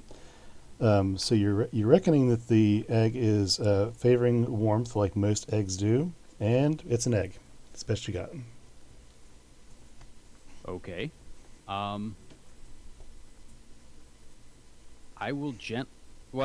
First I will just sort of touch the egg lightly and see if it burns me. Okay. As you lay your hand on the egg, it feels very warm, and you feel the visual shift of what you saw earlier, that shifting pattern on the egg.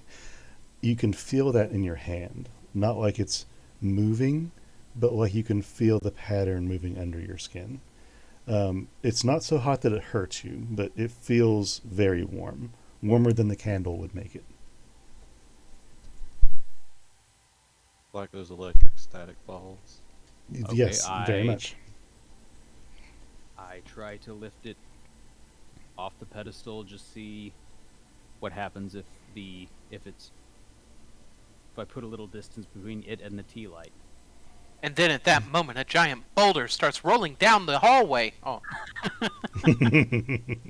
Rocks fall, you die. So you lift the egg off of the flame, and nothing happens right now. It still feels warm, and feels like it has a moment ago.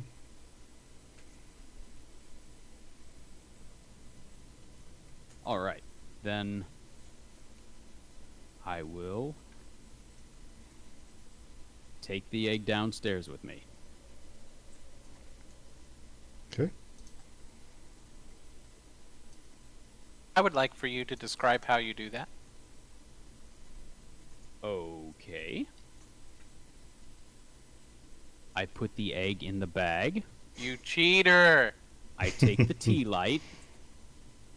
I blow it out. I put the tea light in the bag. I climb down the stairs. Hold on. Sure you don't want to. Start moving myself now. I will go this way. This way. This way. Okay, Elenel, I have a candle I need you to light.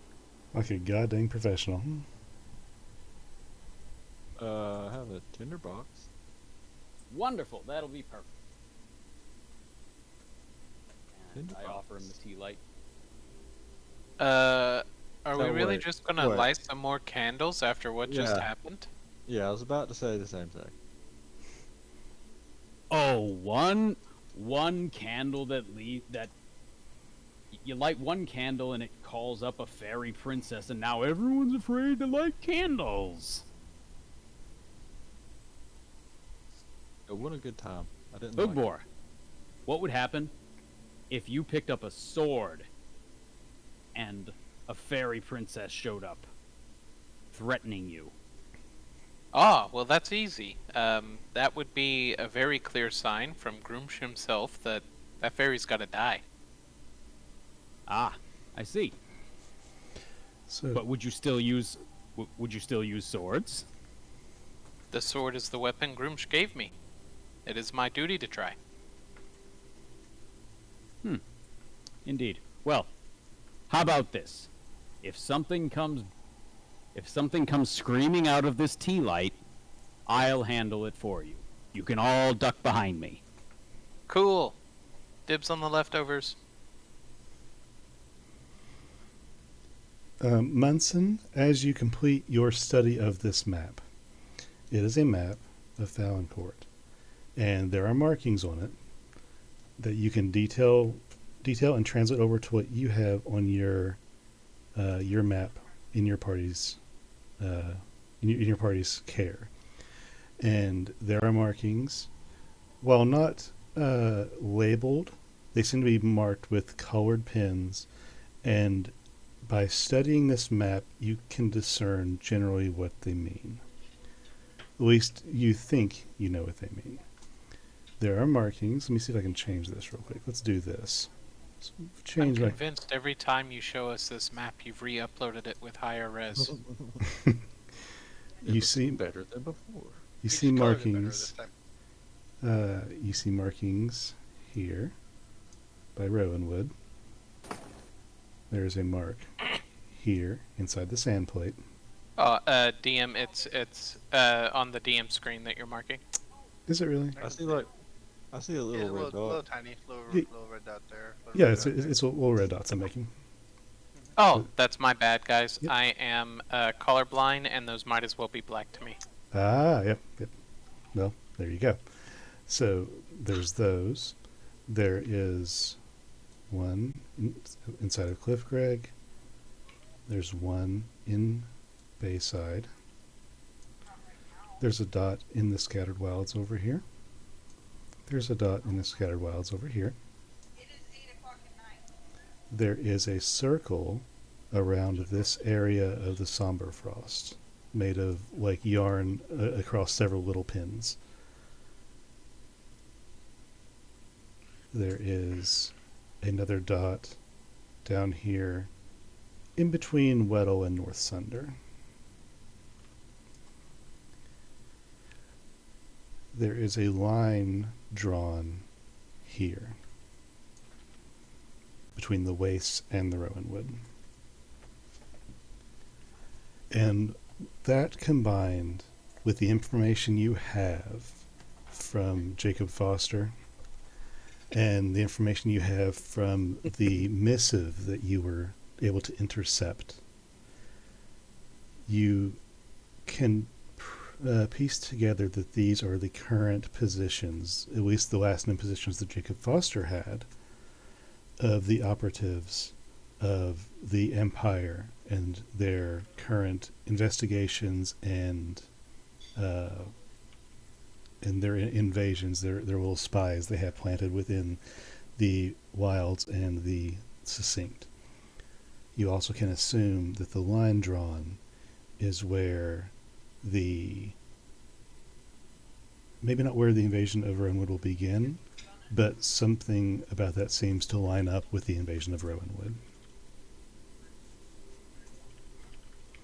And that's what you have gained from that map. So, wrote it down. Jumping back to our current situation, there we go. So that's what you've learned. good. I learned. I'm educated now. Knowledge is power. Then I'll come back out here. No, all right. I'm back.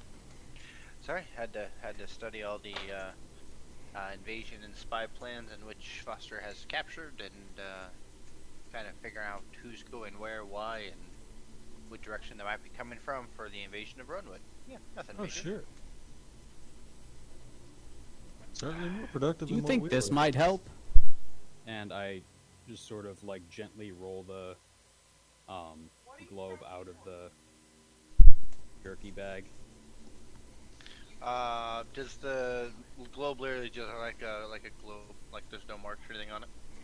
No, it looks like a standard globe that you could buy at any historical library or bookstore if they were to have one in stock. No, this looks like just a rich person souvenir. It's just a big map of the entire world which was created, or I should say created, but that we have discovered or investigated. It does not have any value into which the map I found in there was. What there was very, very detailed on where they believe everyone and any of the people from the Empire are hiding or holding up, to the best of Foster's knowledge. So, but My apologies. You like were the looking globe. at a It map looks and I cool. found a bigger one, and I thought, hey, you know. Well, who the like- problem with that likes map looking is at that maps? map looks bigger. However, because it's a circle of the entire place, it actually minimizes each slot and makes it harder to read than it would if you had that massive table I had with just one sector of where we are currently. But I do appreciate it, Clint. You make a good point. Plus, it's round. I mean, come on. Just roll it around. Yeah. Isn't the Whoever Earth saw a flat? map- Isn't the Earth flat? I mean, I mean, Flint. Every map Isn't you've ever it? seen has been flat. Yeah. every Yeah. map has been flat except this one. It's like, Yeah, like if it was a circle like that, wouldn't it like water roll over us all the time because it's in a circle? I mean, I thought it was flat. anyway, You know, to be honest, I just thought, this place was it. Oh Yeah. no, there's so much to explore. I'll take you out to some more water later, Hugwar. Yeah, let's not do that ever. We'll go on an adventure into the waters, the depths of the ocean. I'll give you That some sounds water like breathing Final ability, and Adventure. we can swim underwater and see what there's to find. Oh my So- god. so the adventure would be into the unknown, into the Exactly. unknown. So yeah, I'm glad you understand. So anyways, you had a question about a core of the Phoenix? Yes. Oh yeah, I Did have you it right see here. what? Well, of course. Why would I let it go in the lava? That'd be stupid. Thank you. Yeah. What?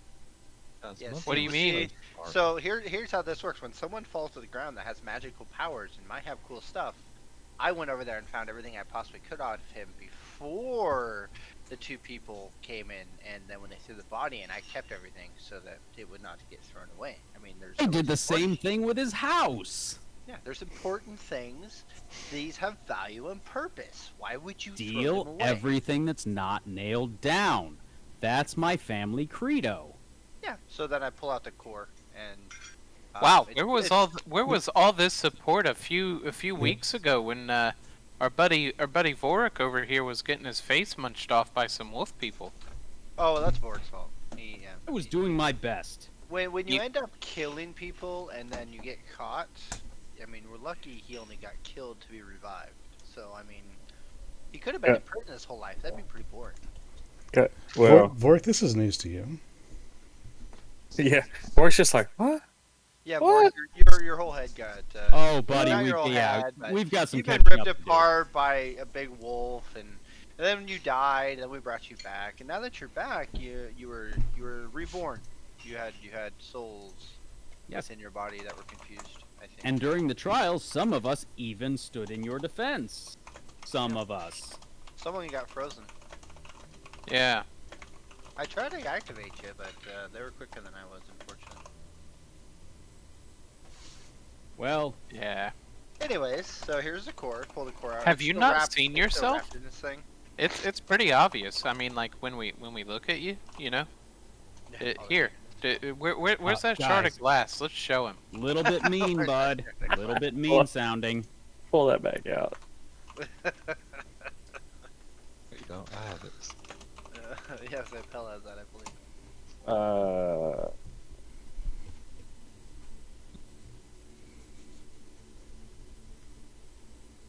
Yeah, exactly. See? So we hold up the shard to you, and you see on yourself like scars, especially around your neck. It doesn't look like you were cut. They're very wild looking scars. Not to mention, by the way, I don't know if this was ever fixed, but you look a little rougher for wear. Nope, he Actually, does. I think he started to feel a little better. He's looking a little He better. feels but better. They're still like very Oh, yeah, the vicious scars are scars, still there. and Oh, yeah, those are still they're still in spots. Some muscle showing through. Yeah, I try not to look at you very much for it because it's pretty bad. But And to be clear, Munson, you turn over the shard to Flint in the group. yes, the shard, the core. I pull it out. It's still wrapped in its cloth that Foster had it in, but I will pull it out and look at it. I'll slowly take apart the cloth that's around it and see what it does. It looks like. Okay. Guess I'll investigate it officially now that I have it in hand. Okay. Are you taking the 10 minutes to ritual identify, or are you going to use the spell? So, because I am a Order of the Scribes, I can take that 10 minutes and make it into 1 minute. That is correct. Okay. Yes. Oh God. So slow enough the process that it's negligible for our transit here. You take a moment to examine the shard and try to learn its properties using your arcane knowledge. And I will send you the thing that I have here on it. So Vorik, you remember that spooky lady in the mirror? From a minute ago? Yeah, that one. Yes. You know how she was super interested in that elf and wolf? Yeah. Yeah, You're maybe not gonna we should believe it. maybe we should not tell him that part. That part specifically. Oh, Yeah. I believe in transparency. We still associate with those people. I know, and Oric is easily put I into think that's a together. conversation we need to have. Okay. Take it away, buddy. Well, okay, if you think I'm wrong, who else? Who else thinks that Vorik should... Who here thinks that Vorik is not entitled to the story of how he died? Everybody raises their no. Everybody's like, Hey, Flint. That's do you old news. remember- Do you remember, Flint, when I was reading that book and I was studying and learning about the runes? I gave you the story mode version through your head while you were trying to sleep. Yes. I mean, I could do the same thing to Vorik. I could give him the whole spiel of his life in a story mode through his mind. That way, none of you have to hear it, and then only he will have to dream with and live with the horrors and haunts of what has happened. sounds. Would you make sound effects? Well, of course. I mean, you can't just be a boring one. You gotta have noises and tearing apart and all that cool stuff. Munson, every day I love you a little more. I know. Mike, it's all about knowing the magic of life. And he was created, taken down, and reborn. I mean, that's the best thing that could happen to anybody, in my opinion. The best thing that could happen to anybody, hands down, is dying in combat. But what if you came back? What if you win at combat? Yeah. Then you're not the asshole who just got killed. If you win at combat, then you have to survive long enough to combat again. This seems kind of meh. I mean, if you die, then that's it. You just Nah. Wow, that sounds fun. Man. Ugbor, you get to plan our next party. Okay. Let's just go die, I guess. We need to procure some bugbears. What about owlbears? Speaking of which, Ugbor, could you take a look in that book and see if owlbears are in it? Let's take a look. Yes, a In a monstrous book. cross between a giant owl and bear. I have it right here in my Flora and Fauna book. Aren't books amazing? While you're doing that, I want to Like- read that little fancy book I got. It's Or like These little buggers are angry. skim through it. They're always angry. Oh my god. This thing is so much worse than that one that Ugbor kind of trails off. Anyway, yeah, it kind of puts things into perspective, doesn't it? yeah, Black bears, not so bad. yeah. So I know Vork said he was going to study his book. Vork, your book is a book on arcane components, components used to brew potions, to enchant, things like that. It details out most known, common, and rare items, and what they do and how to use them when applying them in this art, in this aspect. Would I be able to use it to tell what these potions are? You can try. Now, the potions are not components. They are fully fledged items. So you might be able to try and discern what might be in the potion, but it'd be very hard.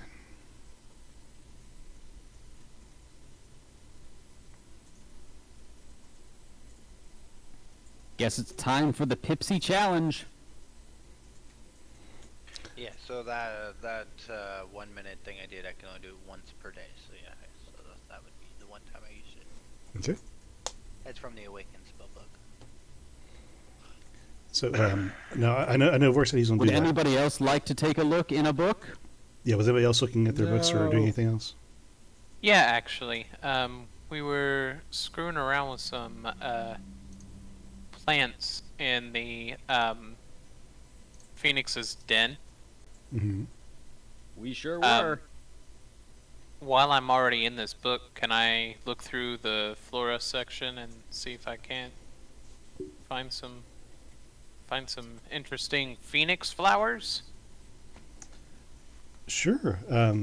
Looking through there, comparing what you have seen and what you have picked up, you have a sample of it to examples in the book. It takes you a while, but within a few minutes, you're able to eventually find a picture of it. Roll me an intelligence check to see if you can understand the words. You got me. I've been had, boys. 14. With a 14, you can understand the common text saying the name of this this plant being a firewort, and this plant basically lives off of the radiation that emits from this unknown ore. This ore that has been named by some, but everybody names it differently. But it lives within the Glitterfire Peaks, and specifically on the seams of this ore. And it eats basically this radiation. It does not go through any sort of photosynthesis to gain energy. It purely gains energy from this radiation. And in doing so, it is theorized you could make a poultice or even a potion out of it to apply to any who might be suffering from the effects of this ore should they come into contact with it. But the efficacy of its application has not been applied in practice. Interesting. Could they be transplanted? Say we made our way back to Cliff Crag, found our way back to that tunnel, tried to plant some of those. It's Maybe let not 'em- not impossible. It doesn't detail it in the book, but it's not impossible. Oh, so As long as you're able to, like, so Flint, facilitate the feeding. you want to know about the core yet? I'd love to know about the core. I mean, I mean, if you're busy, I can put it away and we talk about it later. unless we're wanting to figure out stuff now. I mean, you guys seem kind of busy right now. Okay, we're all taking a look in a book, okay? Okay. And then We'll I talk reach about into the core Gertie's later. bag, and I am not quite shoving it in Munson's face, but I hold spatial travel just like right under his nose. I'm like, you can go anywhere. Oh, okay. I'll take the book from you and I'll read it tonight. Right now, I think we should, maybe finish exploring the place and make sure that there's nothing else in here before we decide to be in love with one room. I see that Why there's don't we- plenty of rooms to figure out. I'd love to just get a look at that. I'd love to get a look at that Phoenix gem, if you wouldn't mind. Oh, it's just a core. It's designed to bring a phoenix back or create it to make you more powerful in either ability to absorb and immune to fire, or you can turn it into an awesome cannon and create it into a weapon of destruction. That sounds amazing. Right? Gimme. I'm gonna hold on to it for now. No. And you're going to stop me how? I'm gonna tell Gurky on you. You may do that, but there's nothing in my contract that says I have to tell Kirky anything about anything I do. This is not part of one of the missions. Part of my contract Kirky's involved. not my daddy, and I don't think the core makes your battery. I don't want to make a battery. I want to right a wrong. Well, I know what you want to do, and we still can, but we don't need to right the second. Let's finish exploring, and then when we're done, we can go. How much time do you think an egg has when taken from its nest and not cared from its parents? Cared for by its parents? Well, Not as long as it takes to we get were it in in the the dark. skillet, right? Last time we were upstairs, it was on a heated core, so I think it was fine, unless you removed it. It was over a tea leaf. It was over a tea light. Okay. And where is it now? Is it still up there? Because last I checked, it was still up there. No, I've brought it down. So you took it off the heat. It's here next to the tea light. Okay. Well, then there you go. You still have it with you. Right. So, why don't we just... But you realize that when we create the new Phoenix is going to be a young Phoenix. It's not going to be an adult. So it won't be exactly the same. And they'll grow up the best of friends. Come on. Perfect. Let's save 2 birds with 2 stones. Well, when we're done exploring, we will go back. I promise.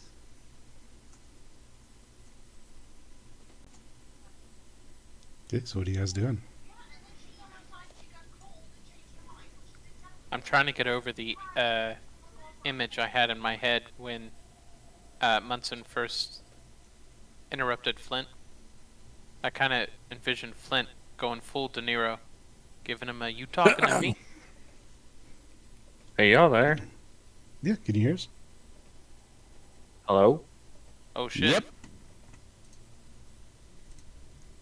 We're here, buddy. Man, this is so sad. Oops, wrong chat. Oh well.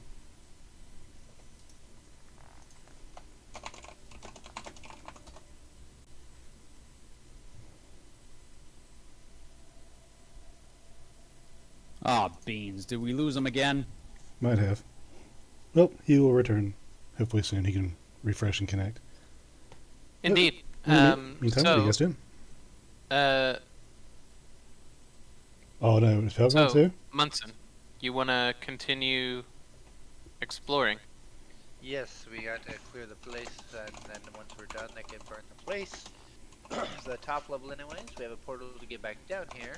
And then after we clear this place, we can go back to the Phoenix Cave, return the core to the ash if we choose, create a new young Phoenix over time, and over that nest of fire we created. Oh, Jesus Hey. Christ. It's back now. What the fuck happened? That was weird. This I know it got real quiet, and I was like, everybody's still in here. Yeah, we've been talking for a while. So this you, operates under the presumption that there's no time limit Well, for either the egg there's- or the What is this right over here? Phoenix ashes. As long as we do not destroy, It's a potbelly stove. as long as we do not destroy the core, the soul of the phoenix will be in it. It does not have a timer. What about the So- egg? The egg I haven't seen yet, so I don't know. So, Flint, why don't you stick the egg on top of this potbelly stove? We gotta turn it on. We're not cooking the egg, Ugbor. Well, okay. But Then what- hear me out. It Can needs I- to stay can I warm, do a right, history before we check leave? to check out how to. As I did read a little bit about Phoenix, I don't know if I can do a history check to see if I know anything about Phoenix egg or how to keep it from going bad. I guess. Okay, so just judging off of what you've read before. Yeah, go ahead and make a history check. That'd be a. What is my history? Is it a 5? Let me see. History. That is a 19. 19. What you have read is very narrow in that the only known phoenix that has been written about in this area has been the legendary phoenix of Falonkort. It is believed to be something of a celestial creature that is, while not necessarily, it's not non-hostile, but it is a good-natured creature that is believed to work against any obvious evils of the world. Now that said, that's like legend lore. That's not scientific study or anything, and nothing much has been or could have been done that you know of regarding the phoenix. So you wouldn't know anything about the phoenix reproduction cycle. Okay. I would just know that from identifying the core, what could be done potentially. Right. And the way to bring it back, but nothing about an egg or creation of how long incubation or anything like that. Correct. It's just not well documented enough. Nope. How about this? You hand me the phoenix egg, and I will teleport myself to the cave real quick and go put it back, and then I'll come back. Rather be there with you. Not that I don't trust you or anything. Have I ever But, stirred you wrong? Sorry? Have I ever stirred you wrong or lied to you? You sort of omitted the fact that we had the Phoenix Core for, well, quite a little bit. That was the Well, first nobody time you asked. me- Yeah, it's the first time you asked me if I had it. You watched Gurky pay me off because supposedly the Phoenix egg had fallen into the lava. But doesn't that mean you got both? And I wasn't there at that time. I was actually working. And I came. I on actually intend to pay Gurky back. I'm No. giving you my word. I wasn't actually here for that Nah. part. Have I told them Have you done about what? Have I told them about Gurky? Yeah. I don't think you've said anything about the topic. The only thing we know about Gurky that I recall about Gurky is that he has really deep pockets. He's super connected, and He's extremely handsome. we may And or he may likes books. we may or may not be contractually his property. Yeah, right. Well, that would suck. So if they brought Gurky up into it and he says about paying him, I'm just gonna blurt it out like they know. Sure. Just be like, "Oh yeah, he's a dragon. Yeah, that guy." Wait, What? No, you can't. Hey, man, what? You can't What? drop some lore on us like that, man. Wait, who's a dragon? Gurky. No, Sure. he's a freaking Prove it. Goblin or He's something. clearly a goblin. Well, now that you're saying something, when he did have his little tent up like Hell did, he did portray a larger image than what was created of the 10 by 10 home. So I figured he was something large. I just didn't know it was a dragon. That's cool. What kind of dragon? Maybe he's a kobold. Maybe you're mistaken. He's a kobold of giant size. Oh no, he was big. Kobolds are bigger than goblins. No, Maybe no, you missed all. No, big, big, like big. We're talking like What color was he again? Green. dragons. No, he appeared to Dragon be size. he Yeah. appeared to be a silverish color, but darker. It was also very dark in that area, so it's hard to tell. But he was definitely a metallic, silver-looking color. Yeah, that. Sweet. So he's a chromatic dragon. Yeah, Never seen one before. But yeah, like, well, that's kind of. I understand some stuff about Gurky though. Oh, that's good. And Laura, can you hear me? returning to the team? Who? Who's Laura? Yes, I can. Hi. So I have a great idea. I'm excited to hear it. Are you really? You sound really sarcastic. And I'm trying to be on your team for once. I'm fully listening. Okay, remember that egg you wanted to take? Yes, is it still in the house? In a manner of speaking, yes. I Here's don't. what I'm thinking. Why don't we go resurrect the phoenix? Still with me? And then give it its egg. That would be ideal. Do you have means to do this? Yeah, we have the phoenix's heart that Foster so Volunteer. kindly ripped out for us. We just take that to the ashes.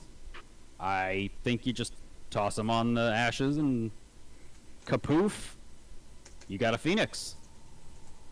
And then you just be like, hey, Phoenix, guess what? Not only are you still alive, we have an egg for you, and it's yours. Yes, You're going to be a daddy. as soon as you guys get out of there, that is what I would like to do immediately, if we could.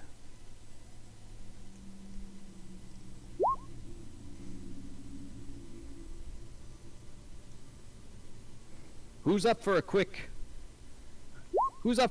jaunt outside? Stretch our legs a little bit before we go start another fight.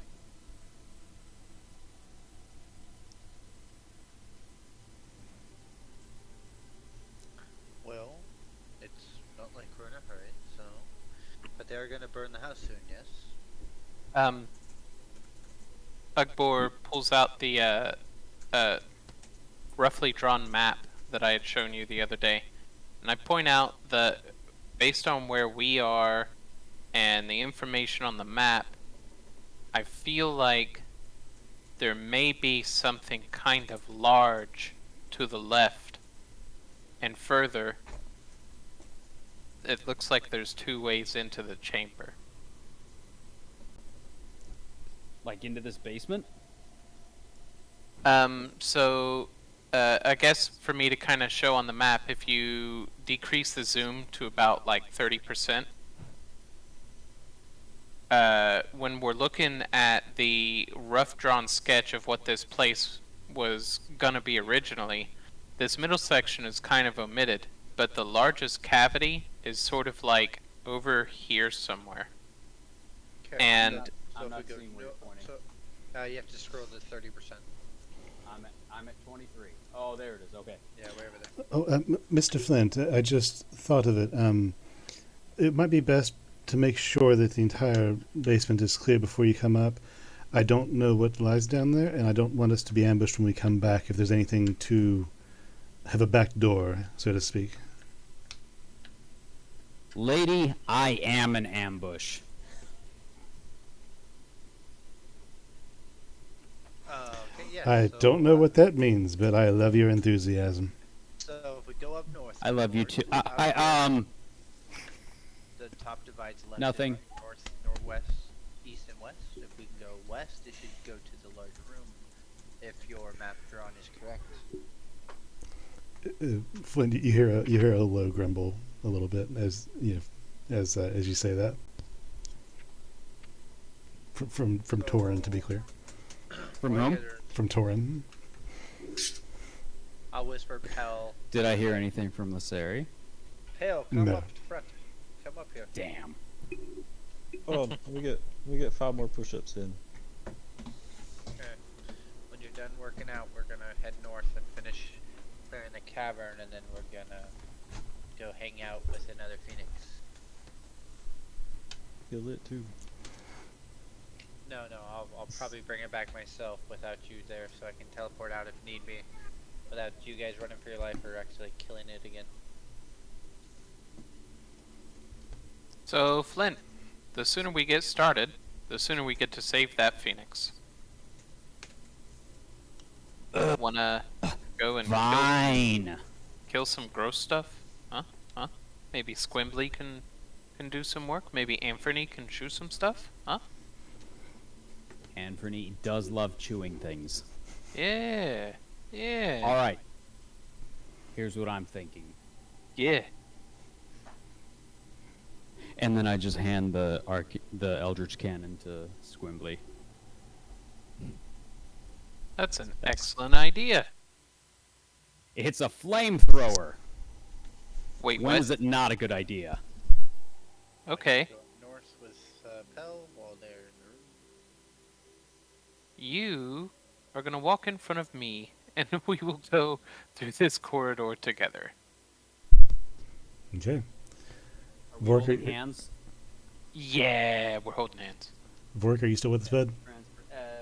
Yep. Okay, cool deal. And Squimbly is just trailing along behind you. I'm still drawing on the map. Oops. Yeah, he's sort of like Squimbly. Like, Cool. I wish I could just sort of like clip him, because if he's not specifically off doing something, he's pretty much just like flitting around my head or sitting on my shoulder. Why doesn't my reveal areas work when I want it to work? There we go. There we are. So, So, door to our east and longer corridor to our west. Perfect. yep, that's what you got. Alright, well. Alright, so which way do we go first? Well, Which East way- or Est? Which way No. smells worse? As You you said there's a big room to the west, so. As you look to the right, there is a door there, but the door is flush with the door frame and there is not a handle on it. Ooh.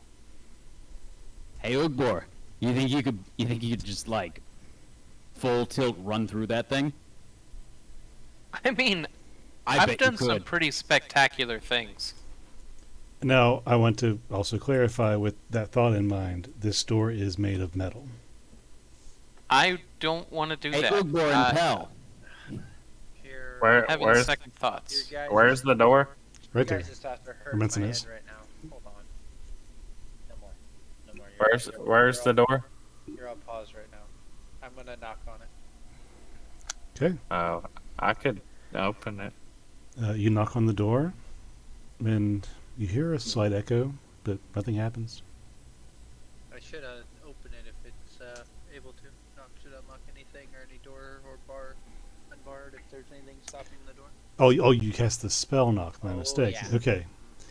Now, you cast the spell knock on the door, and your physical hand movement has a magical effect. This door, made of metal with no handle, flush with the door frame, doesn't do anything. Well, looks like the ability to open it magically doesn't work. So, sure, let's have a board just run through. That's fine. What's the Wait. worst that can happen? Wait, guys. Which way smells worse? Guys. I think I had that thing, where your brain burns and it smells like toast. Oh, Droke? Yeah, I had a thought. There was a door back at the beginning that went up north.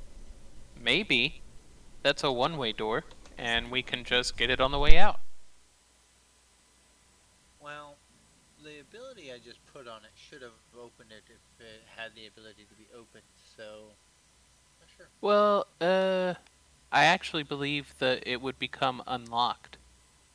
Well, it says unlocked, unstuck, or unbarred, and then it also says during which time the target can be opened or shut normally when you cast a spell on it. So, shut normally, open and shut normally. If it's a one-way door and we can't open it from this side, then it's still the function remains. Right, but if you knock and it only opens inside, it would open inside, not toward you. Ah, I see.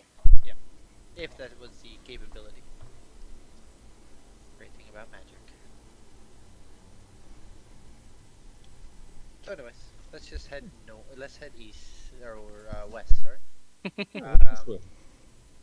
Do you want to check to see if there's any traps? Or you guys just want to run down the hallway and see what happens?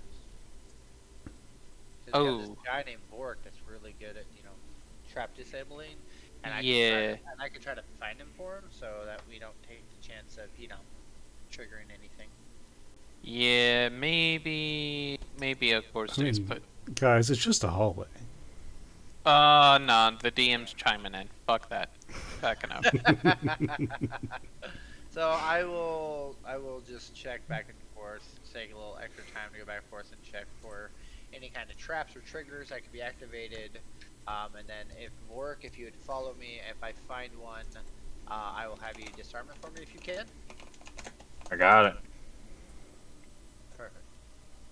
Okay, if you're going to carefully look down the hallway, a little bit at a time, trying to discern any cracks or seams or buttons or anything that might resemble something out of the ordinary, and we'll have you roll an investigation check. That would be a 26. 26? With a 26, you don't see anything out of place. It seems almost uniform down the entire hallway. You don't notice any pressure plates. There's no seams where anything could come out of it. You think the walls seem solid. Okay. I'll have Bork just follow behind me as I walk down investigating. Just in case I did find something, because that was really the plan. And then once it's clear to the end, then I'll have everyone else come down behind us. So, let's take Bork with me. Come on, Bork! Bork! Coming, buddy? Okay. Yeah, you make it all the way down the hallway. There are no traps. Perfect. Alright, guys, clear! I kind of do like the hand motion to come. And you reach the hallway to see it turn into a shorter corridor, ending abruptly in another door. This door is wooden, simple, and there's one knob on it made of wood. Oh, perfect. We could have like we're ram that one. It's made out of wood. I'm gonna try to just push it open. That's a good idea. Are you sure you don't want Ugbor to run through it? I mean, it sounds more fun if Ugbor just I mean, if it's unlocked. No, if it's locked, it's even better, because he'll just break it. I don't want to try to unlock it. I just want to see if it's open. Have we already checked it for traps? Nope. Just a hallway. I mean the door. Nope. Nope. Just a hallway. Alright. And you want to check it for traps, Ugbor? See if you can find anything? Yeah, dude, let's do it. I'll come with you. Let's check for traps. Invigimation. So Munson is going to aid Ugbor in his investigation. Ugbor, you have advantage on your investigation roll. Oh shit, I'm glad I had that. 19. With the 19, Bunsen walks you through the different aspects of how a door works, what can be changed about a door, what might be illusory things to keep in mind when opening a door. Yeah, if a door could be a different temperature or trigger a hairline mechanism. You go through everything and you learn a little bit, but you largely think that this door is not trapped. This is a basic example of a door. Okay. Fun fact. Doors are one of the two most dangerous things on a college campus. Doors and stairs. You know, I think that's probably true. It's true when you're drunk. Oh man, dangerous. Hold on. Ugbor tries the door. The door opens. And Ooh. he explodes. Okay. So as you push the door to, this is what you see on the other side of the door. It's just a giant open mouth. It's a giant pool of water. Oh, Dark. no. Dark, almost a blackish green. and there are several swirls going on in the water. And there are a couple platforms of stone amidst the water. And I'm very sad that Igbor didn't rush through the door. Right? Like, it would have been so fun. Whoop. Start nudging Ugbor. Come on, let's go. What are you doing? What are you waiting for? So, Who brought their swim trunks? guys, I've got some bad news on this one. What? No, it's just water. It's a solo mission for Munson, I think, guys. I don't know. I do love water, but this looks like the wrong color of water. I will try to do. Let's see, my favorite thing to do when this happens. I'll do dancing lights and put them into the water and see if it changes color or if they completely disappear. Okay. So let me look at dancing lights real quick. Can you put it on the Here, let me post thing? it for you. Yep, please. Yeah, of course. And Ugbor, what's your passive perception?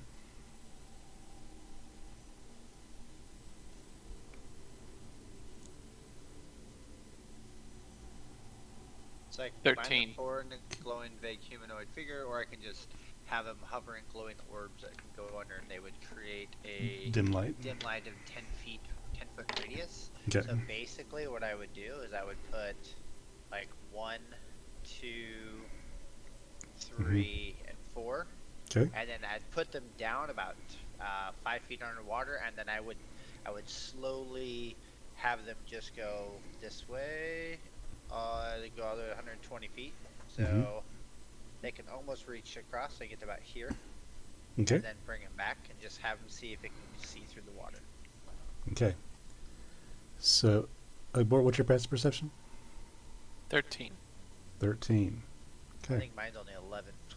Okay. As you have the lights submerge in the water, you see something. As soon as the lights go down to the water dampens the light. It's very dark water, not really magically per se, but it's just very dark water.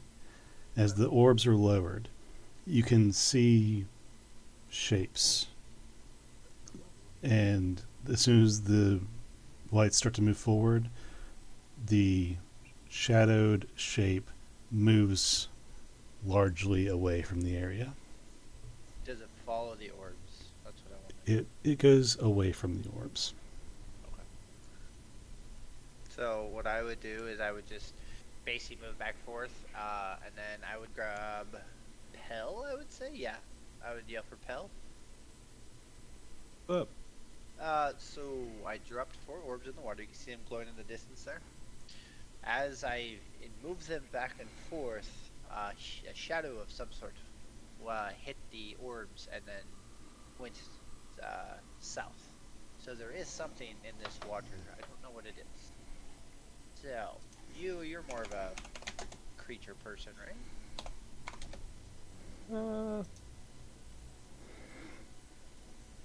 Not really. I got a +4 to my animal handling. Do you have any? If only we had a book about animals. Do you have anything to walk on water? Any kind of spells? Anything you've learned in your travels on how to walk on water or anything like that? No, not really walk on water. I can walk in water. So, Ugbor, you don't see it. Hell, as Munson is talking to you, Ugbor's watching you as well. And as you're looking at these two, you are able to catch out of the corner of your eye bubbles start to come up right here. Right, hold on. I was looking at my character sheet. Hey guys, there's bubbles right there. Whatever's in there probably knows we're up here. Well, I'm sure it does. I was just wondering if you had any way of knowing what kind of creature it might be. As this Meow. happens, Get me out. No. Let me go. I'll have the 4 orbs go straight down against this wall, all 4 of them. Hmm. Just straight down until they hit bottom, or if they're the bottom within 120 feet. The orbs go down all the way to their limit. And you lose sight of them. You can sense by your guiding of the magic that they are bottoming out. There's nothing physically stopping them. But Just my max range. Yes, but you cannot see beyond 15 feet underwater. But as it goes down there, one of the orbs, the one directly in front of Ugbor, gets overshadowed. And at that moment, let me see. Is this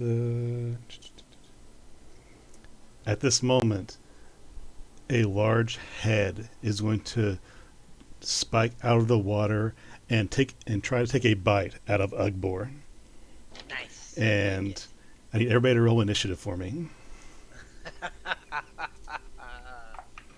Ugbor loves water and being attacked. And I got a 10. I got a 17. You get an advantage on that, don't you? I Okay. know he gets advantage to Dex, but I don't know if it's initiative. Oh, it is. I can't be the fast one. Oh, I don't have a token selected to send it to the tracker on here. Oh, what the heck? Well, he hasn't loaded the tracker yet. No, I have not loaded the tracker. Nope. Get out of here. Wrong thing. Boop. There we go. Why isn't this working? What are you trying to do? I'm trying to put Does the beast on the map and it's not working. You gotta just go over to the left and switch it to GM mode, and then you should be able to right-click the creature, right-click him, and then add him to R mode instead of GM mode. How do I switch to GM mode? What are you talking about? On the left. Mhm. So, it's easier if I have my own. Hold on, just calm down. So, on the left, you have Mhm. the pointer, you have the square. Right Yeah. below the square, it says GM Geo overall. info over there. Click into that. Can you click the creature? From the compendium. Once you go Yeah. into GM mode, can you click the creature that's in the water? Oh no! It's not there yet.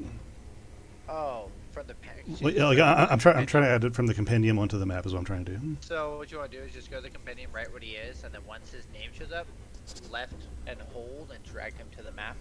Tried and that. then Didn't it work. will- And it should spawn him. That didn't work. Oh, good. Well, it's not working at all. That's the problem he's having. Yeah, it's not letting me drag it. So let me do this. I'll just What's the go. name of it? Oh, yeah, I mean, you know. Oh, okay. So dragging it added it to the thingamajig there. Correct. Okay, so it's in my list now. Let me do this. It should show him, and if you're still in GM mode, you can just right-click him and add him to. When you bring the creature out, you can right-click the creature, go to layer, and make him into map layer instead of or token layer instead of GM layer. Sure. I'm right now. I'm just gonna make a token real quick. So we'll do that.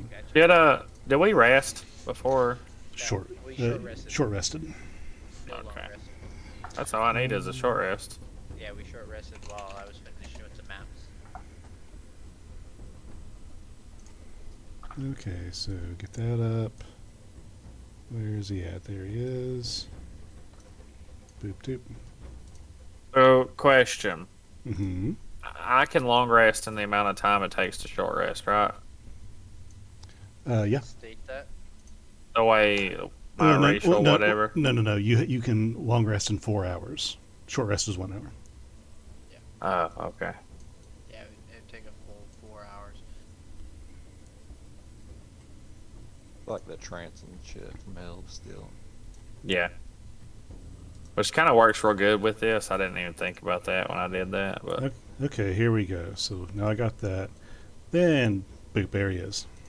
I like how I have a maxed out dex and I just roll shit. I know, right? And that's going to be like that. So And No, holy fuck. oh, he's so cute. and let's see, all of our initiatives are in there, right? Let me get this guy in there. Are they all written correct? 12, 10, 7, 10, 17. Yep. Add turn. And he got that with, where's his thing? Okay. So it wouldn't really be a surprise round. It would be more of a. Yeah, everybody, especially in this area, was kind of aware of what's going on. So this will be purely based on our initiative rolls, and it's going to go in order. Yeah, so he'll go right before me. Yep. So yeah, he's going to take a one of Ugbor, you see a giant head, almost as big as you are, jolt out of the water and try and bite around you. And that's going to be a 24 to hit. Take it, that hits. Ugbor. Beats it. I think he ran away. Yeah, He he, heard water, a big creature. He's like, He nope, gone. nope. he Kill out. me like outright. I'm done. Nope, right the fuck out.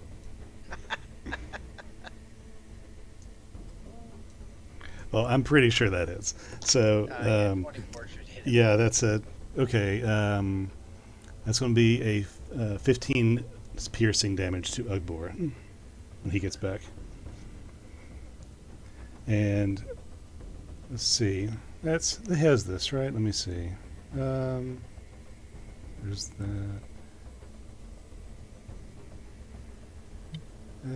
Okay, cool. So yeah, it's after the first attack, it's going to launch two more of its heads out of the water, attacking each of the ones in front, being Munson and Pell. So Munson, it's going to try and bite. Natural 1 misses. Pell, it's going to try and bite. Natural 1 misses. Okay. Holy hell! Two. It's because we like water. Yep, it's going to use its two remaining heads, poking all 5 of its heads out of the water. And I want to roll to see who it's going to attack with the extra 2. We'll say 1, 2, 3, 4, 5, 6 from the front, from Pell to Ugbor. And 6, What was that's the, 15, initial damage from the first hit? 15 damage to you, Ugbor. The second head, or I'm sorry, this will be the fourth head, is also going to try and bite Ugbor. And the last head is going to try and bite Pell. So Ugbor, it's going to be a 5 to hit, doesn't hit. Pell, it's going to natural 2, does not hit.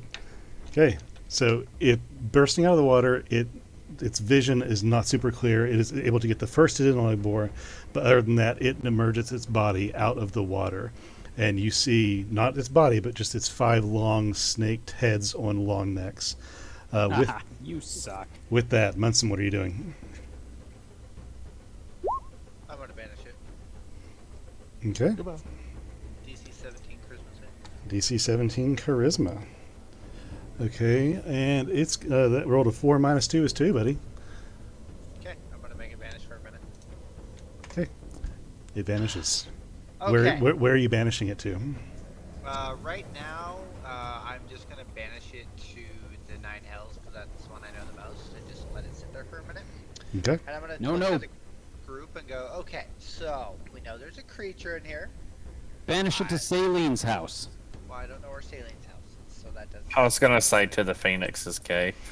You know, that has to be a different plane. So, we have a creature to discuss real quick. Do we want to fight this, or you have a whole minute before I bring it back? What's your guys' plans? And that'll be the end of my turn, and I will put a little thing on there that says I'm concentrating on it. Kill it. Doesn't make for much of a safe hideout if this thing keeps breathing. That's true. True, but I know Ugbor doesn't like being near water, so I was thinking maybe if we backed up and made it come to us outside the water, it might fit through the doorway, yeah? Don't it come back in the spot that it was in? So it's within 5 feet, I believe, of... The target reappears in the space it left, or in the nearest unoccupied space if that space is occupied. Correct. So I could stand in that spot, and potentially it could force him onto land. Vorik, just for the fun of it, I'm going to have you roll me a history check. Do we even know what the hell that is? I had 5 heads. Theory on I don't remember shit. I think Okay. I remember what it is. I'm sure I read a book about it, but that is the DM's decision. That's fine. Munson, roll history on it for me. Or it hasn't. 22. 22. Not only do you know what this creature is because of its long-lived infamy, you believe this to be a hydra. But not only a hydra, you also remember Foster almost bragging about having to drop his research on a dime to retrieve some blood from a hydra that Miss Lucere and Torin had killed in the north. You don't know if this is related to that at all, but it has been said. This could be a baby to it. This could be, another creature of it. Could be a clone. So I'll look at the group and go, okay, well, this is a five-headed hydra. One of Foster's prized possessions. Last I remember, Lasari and Wolfman, they supposedly murdered a hydra, and this creature would be the same blood or a scent. I wouldn't know if it's the exact same family, but yeah, it's a fish creature in its home. Okay, you have 10 seconds. I said next already, so someone else can go. I just have it held, so if you want to go to Pell, you guys can prep a spell if you want. Prep something, and when I bring it back, then we all can pre-fire on it, whatever you want to do. I'll give you guys 6 more seconds to decide what you want to do before it pops back into existence. I will cast Moonbeam where it's at. Okay. Anybody else deciding anything? I want to move up here so I can actually do something. I'm going to separate so people have more room to get in. It's going to respawn right there, so. If he's going there, I want to go, yeah. Move. Ignore the damage. Move quickly. It's coming. Trying to put it up there. And Hell, five, move. 4, There, hold on. 3. Okay. Now, purely because I appreciated the haste, but I want to grasp what everybody's doing. Pell said he's holding a moonbeam. What's everybody else holding and doing? I'll just have. I'm just gonna throw daggers in it. Okay. And Munson Ugbor? Well, no, Munson just has to do something. I can't hold anything because I'm holding the spell. Correct, right. Yeah, I messaged you, Dustin. Oh, thank you. Ugbor, what are you doing? If it comes within swinging range, I'm gonna try to hit it. We know he's gonna respawn right there. Okay. So.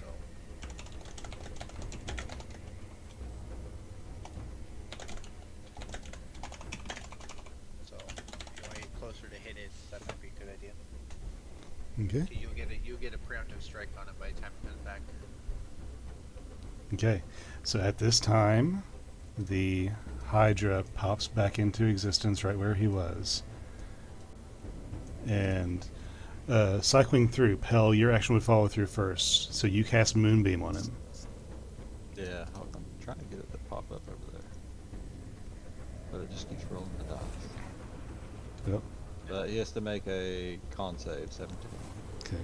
Con save 17. That's a failure. So 9. for you, when you cast Moonbeam, I think on your panel, or you're doing it on D&D Beyond, right? Oh wait, there it is. Never mind, I see it. Okay, I'm stupid. Cool. Yeah, he failed the con save. 17. Alright, yeah, take 17. 17 damage. Okay. So I should have this up real quick. Get that. Oh no! Oh no, my phone's dead. Dang it. Okay. Hard way. Boop. There we go. So. Cool. So that was your held action. Ugbor, he's not in range for you, so you miss the swing on that. Flint, what were you doing? I will draw my arcane firearm.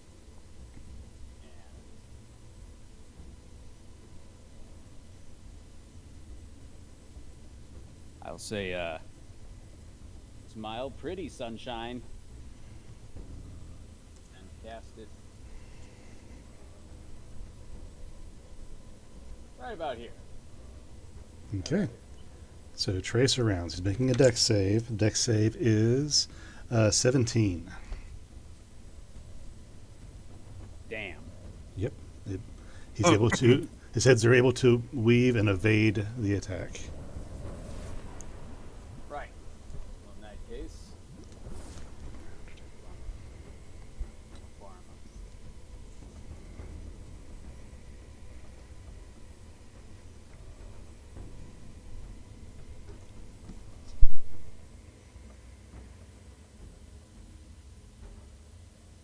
Yeah, I got nothing. So I'm just going to,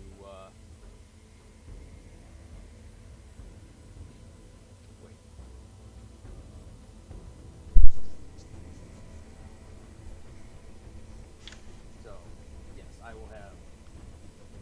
Mr. Squim. Okay, fair enough.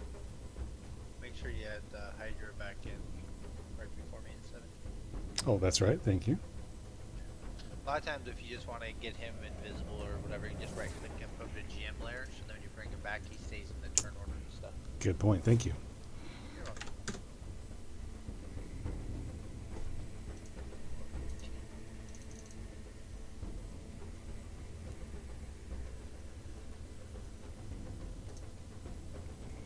So what's Mr. Squimbly going to do? Try to I'm gonna kablam it. fire the arcane cannon at him, the eldritch cannon. Okay. So 14 does not hit. Is there anything else you're going to try and do on your turn? Myself a little bit of space. Okay. Easily enough done. Vorik, you are able to fly your daggers towards the beast. So go ahead and roll for that. Since that was the action you were holding. Yep. Okay, 16. 16 does hit.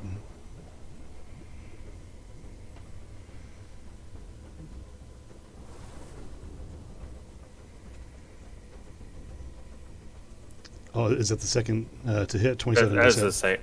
a second attack. Okay. I don't believe sneak damage applies to this, would it? Yeah, it just automatically rolls Okay. it. Not unless somebody's close to him. Yeah, no, No, no one's close enough for that to apply. So it will be 11 and 6. So total 17 damage. Good to do. So that being done, the Hydra pops back into existence. It's going to shake off whatever effects it was on, because while it's in banishment, it is incapacitated. So coming back to itself. Munson, I'm just checking there's no lingering effects, right? It just comes back to existence, right? It just basically wakes back up where it was originally at. Yeah. Cool. That's what I thought.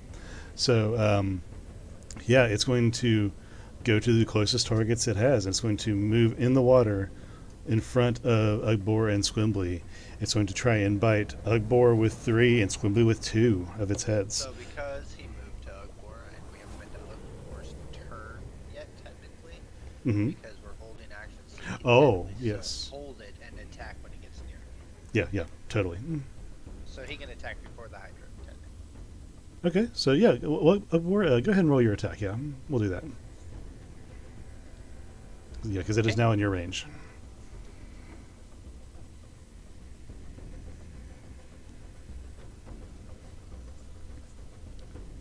So the first head lunges towards you, and you smack its jaw, and that's going to hit. So roll me some damage on that. And don't forget, I know that your blade has a boon when you're fighting a creature of larger size than you. Yeah, 2d8. Yeah, necrotic, yeah.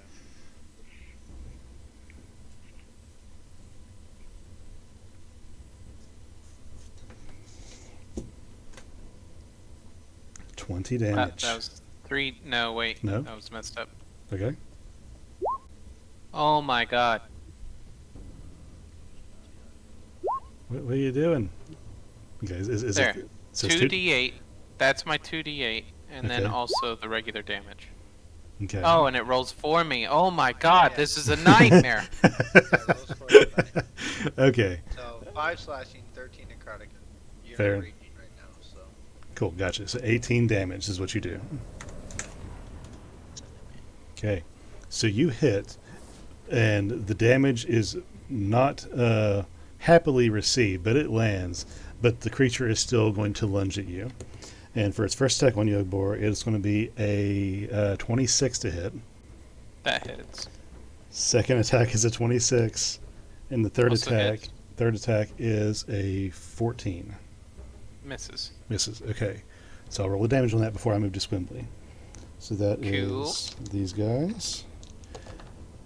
That is 17 damage you're going to take. Piercing damage. So you've now been struck twice in this battle, just if that influences your rage at all. Swimbly is going to take 2 attacks from the Hydra. 2 of its giant heads are going to try and bite around Swimbly. That is going to be a 20 and a 14.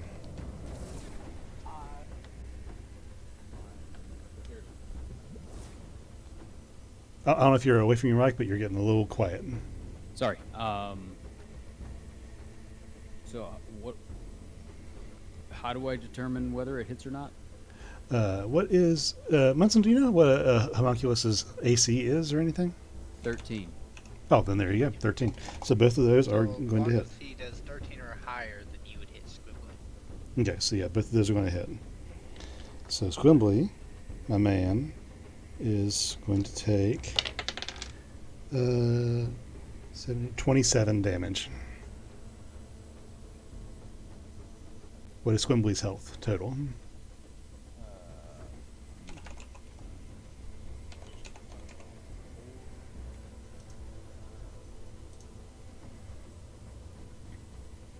$16.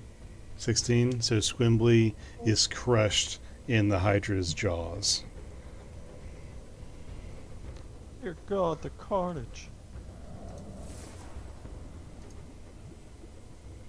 Grieve not my passing, dear friend. Shut up, Squimbly. You're not gonna die. I'm bringing you back. Okay.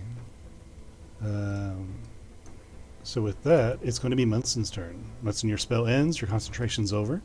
What are you doing? I wonder if I can do something. So I'm gonna manifest with that big ass writing. I'm gonna manifest a spectral. Okay. I'm going to. I can move it pretty much. It shines light. I want to use it instead of using a spell from it. Could I, by chance, use it like a mage hand? Go and take it, and I will move it over to him. Because then, if you move plenty of feet, I will make sure I move close enough first. Up to 30 feet. Here. Yep. So I'm gonna make sure I move close enough. Oh, this big guy's in my way. I'm in the second round yet. Oh, it's fine. I'm gonna go over there. I'm going to grab the potion I gave him and force feed him as my action, if you'll let me. Now, here's the thing. Pell is taking up that entire space, and unless you have the ability of... I can go in the water and around it, no problem. Okay, so you're choosing to go in the water there. Yeah. Okay. So you can move through like friendly people's space. Is that a thing? You just can't. You can move through their space, but if you stay there at the end of your turn, you'll take damage at the start of your next turn. Okay, I was thinking of the feature that like gnomes and whatever else halflings have. So if he's an enemy, I couldn't walk through him unless I did a contested, but as an ally, you can walk through the same space, you just cannot stay there. Gotcha. I see him walking by, and I just suck in my tummy. I'm like, here you go. Go. Okay, cool. Good to know. Established, and yeah, so you're going to move your servant over there, your manifest mind, and you're going to try and feed Squimbly a potion? No. I'm going to take the potion out of Ugbor's pocket that I gave him that he still hasn't drinking yet. I'm going to force it down his throat as my action. Okay. That seems a little invasive. I gave him one potion that should increase his strength. And I gave it to him on purpose. Okay. Just forgetting it. Yes, I have a bottle of giant strength. Yes. So So to it's conjure... my turn to feed him. Yeah, to conjure the manifest mind is your bonus action, and to do that would be the action, and I will allow that. Ugbor, are you a willing participant? Do you see this servant? Well, describe what your servant looks like, by the way. You haven't mentioned So that. he's a spectral that looks like me, but he's going to be half the size, kind of like a fairy version.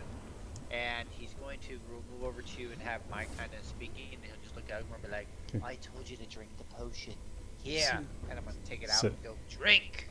So a flint-sized spectral blue Munson reaches into your pocket, grabs onto your shoulder, lifts himself up, and says that as he tries to push this potion bottle in your mouth. What are you doing? I go, and I drink it. Okay, cool. So yeah, you can roll your health potion then. Okay. So what I need to know, and I never got this information, is what It is kind of a giant. fire giant. Okay. moves your strength up to 25 for 1 hour. Fair enough. So on your character sheet, you can just change the modification on your strength score to just write 25 instead of whatever it's at right now. So it shows your strength, whatever number on the right there shows like you're 18 or 17. You can click that, you can erase that, make that a 25, and then it will automatically change all your stats for you. Got it. Yeah, and then I'll remind you to change it back when we're all done. I'm gonna jot down here. Strength was at 17. And that's my turn. Okay. I'm Helena. gonna put my hound next to him and use it as my spectral. Sure. Because I don't have anything else. So. We'll do a little bit of that just for size reference. Yeah. Okay, so Pell, your go. So he's still in that circle, right? Yeah, he's still within the circle. Okay, then I'm not gonna waste my action moving that. That's fucking stupid. And I'm just gonna cast Sacred Flame on him. So Dex save 17. Dex save 17. That is a 13, my friend. Alright, so he's gonna take damage.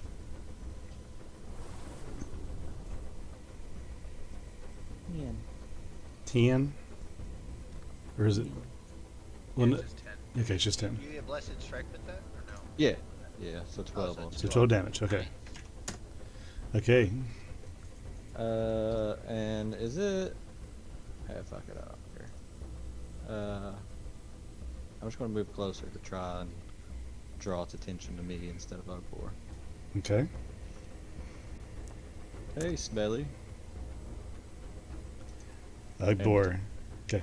Ugbor, your turn. The Hydra is in front of you. It's attacked you. You've attacked it. You've been force-fed a potion. You feel immensely strong. What are you doing?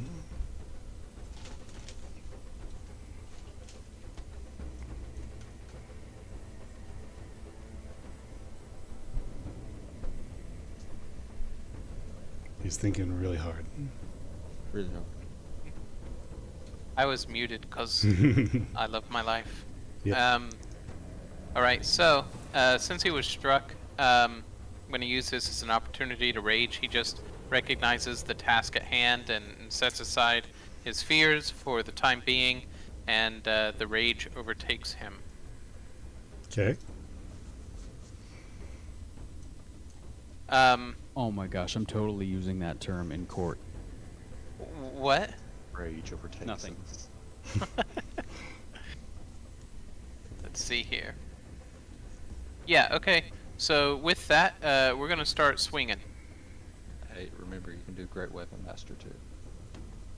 Yeah, I need to look at that. Give us a swing. And you can do the thing to where you get advantage on all your shit. Yeah, you know what? Let's do that, actually. We're going to activate the Great Weapon Mastery. Nice.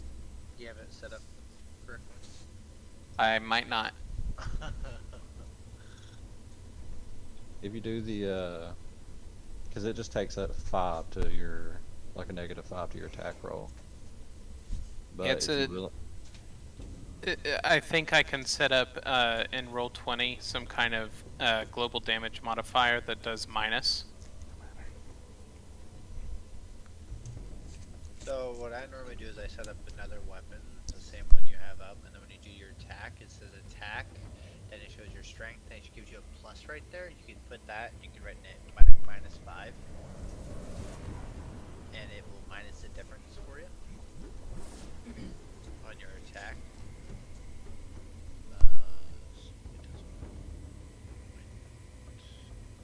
Of course, all my stats are shit, so it doesn't really help.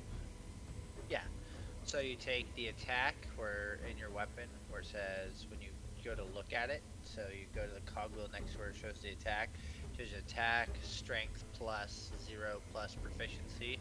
You can do what it says plus nothing, you can do -5 in that spot, and it will modify your roll, deduct the 5 from your roll, and and then where it shows your attack, your 2d6 or whatever plus strength plus 0, you can make that the plus 10, what that 0 is, to give it the bonus 10 damage. Okay.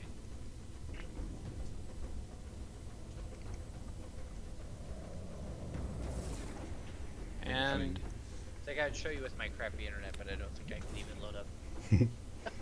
swing better. And you can do that reckless thing to where you get advantage on all your attacks too. Okay. Now, so 15 was your attack roll? Yes. 15 hits. Perfect. And then it should roll all of it, plus it should roll your 2d10 necrotic automatically, because I think you have it activated.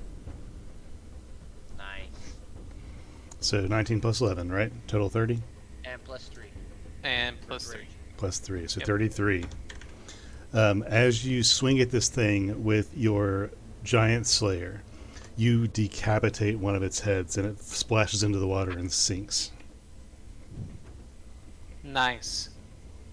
And while I'm at it, I'm just gonna swing again. Sheer adrenaline, baby. Okay.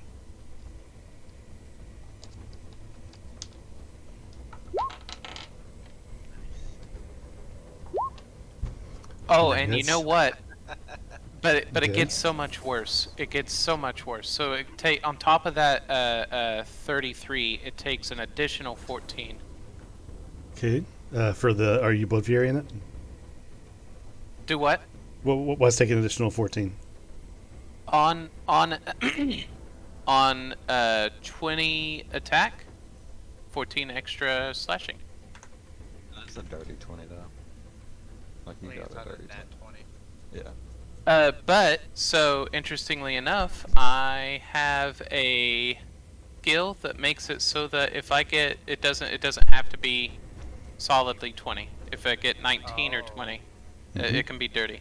Okay, so minus that, minus an additional 14. Yeah, because he rolled a 19 naturally. So. Okay, on your second attack, you slice off another one of its heads. It's down to 3 heads. Cool. And so I'm gonna roll a d20 again, and this will decide if I if I do that again. Okay. Nope. Yep. Okay. So, That's so crazy. is that it for you? I'm sorry. I haven't had it proc before. So okay. I end my turn. Yeah, there's nothing else I can do anyway. Okay. Flint, it is your Okay. go, buddy. Would it cost an action? I know it would take my move action, but if I were to run up to where Swimbly is and grab his arcane cannon from his shattered remains, Eldritch cannon. I would let you pick his cannon up as a bonus action, so you can use your movement to get there. Bonus action, pick up the item, and then you could use it as an action if you wanted to. Right here. Pick up the Eldritch cannon.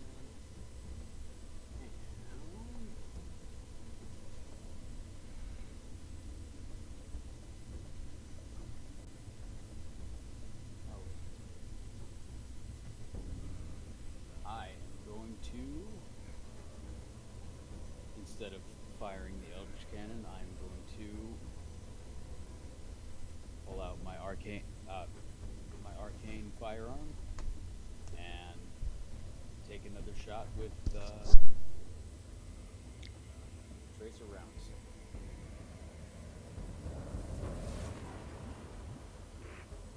Let's see it. Let's see it. Big damage. Come on.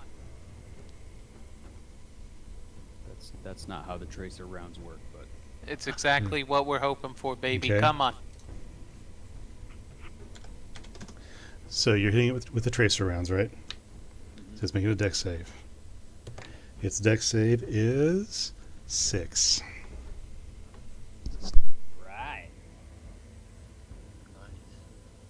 Attack against it. Nice. Has For the advantage. duration, objects and afflicted creatures shed dim light in 10-foot radius. Any attack roll against an affected creature or object has advantage if they attack and see it.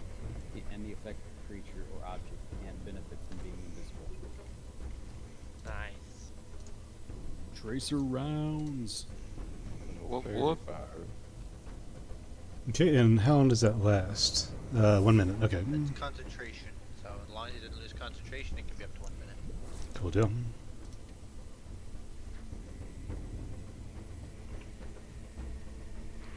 And that's my move, that's my action, and that's my bonus. Okay. For me. Sounds good. Which one are we using for concentration? I forget. I don't know which token it The was. clock. Clock, okay.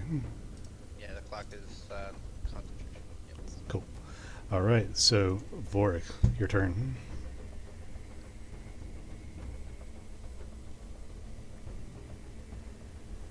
If he's awake. You still with us, bud? Yep. Cool. What are you doing to this Hydra? I'm kicking the dick. I mean, I'm gonna throw a dagger at it. Okay. You'll have advantage because it has tracer Yeah, rounds. you do have advantage. Oh, I do. Mm-hmm. Give me that crit, baby. Do it. Advantage on both. Yeah. Advantage on both, yep. Yep. Because he's basically fairy fired, so he's Mhm. lit up, glowing, easy to hit. Okay. So you roll the second attack just to see if it's a natural 20, just in case. That was both. Oh, that was that both? It just has the one I number only for see me. one Probably number. just rolled them all together. Oh, he rolled So whenever you pick advantage on roll 20, you can right click and pick advantage or disadvantage. The Oh. 27 it's showing is the advantage number. Yeah, Okay. it was 16 plus 11. Gotcha. Okay. Yeah. Okay, so that hits. The other one was an 8. 8 does Plus not 11. hit. No, he just meant the advantage. One roll would have been Yeah, that. been a yeah. 16. Oh, okay. Advantage Okay, I would've see. been 16. Gotcha. Yes, the 27 does hit. Then he has one. Let's see. Beats it. Come on, crit baby, crit baby, crit baby. Aw, And that also hits. So roll your damage, sir.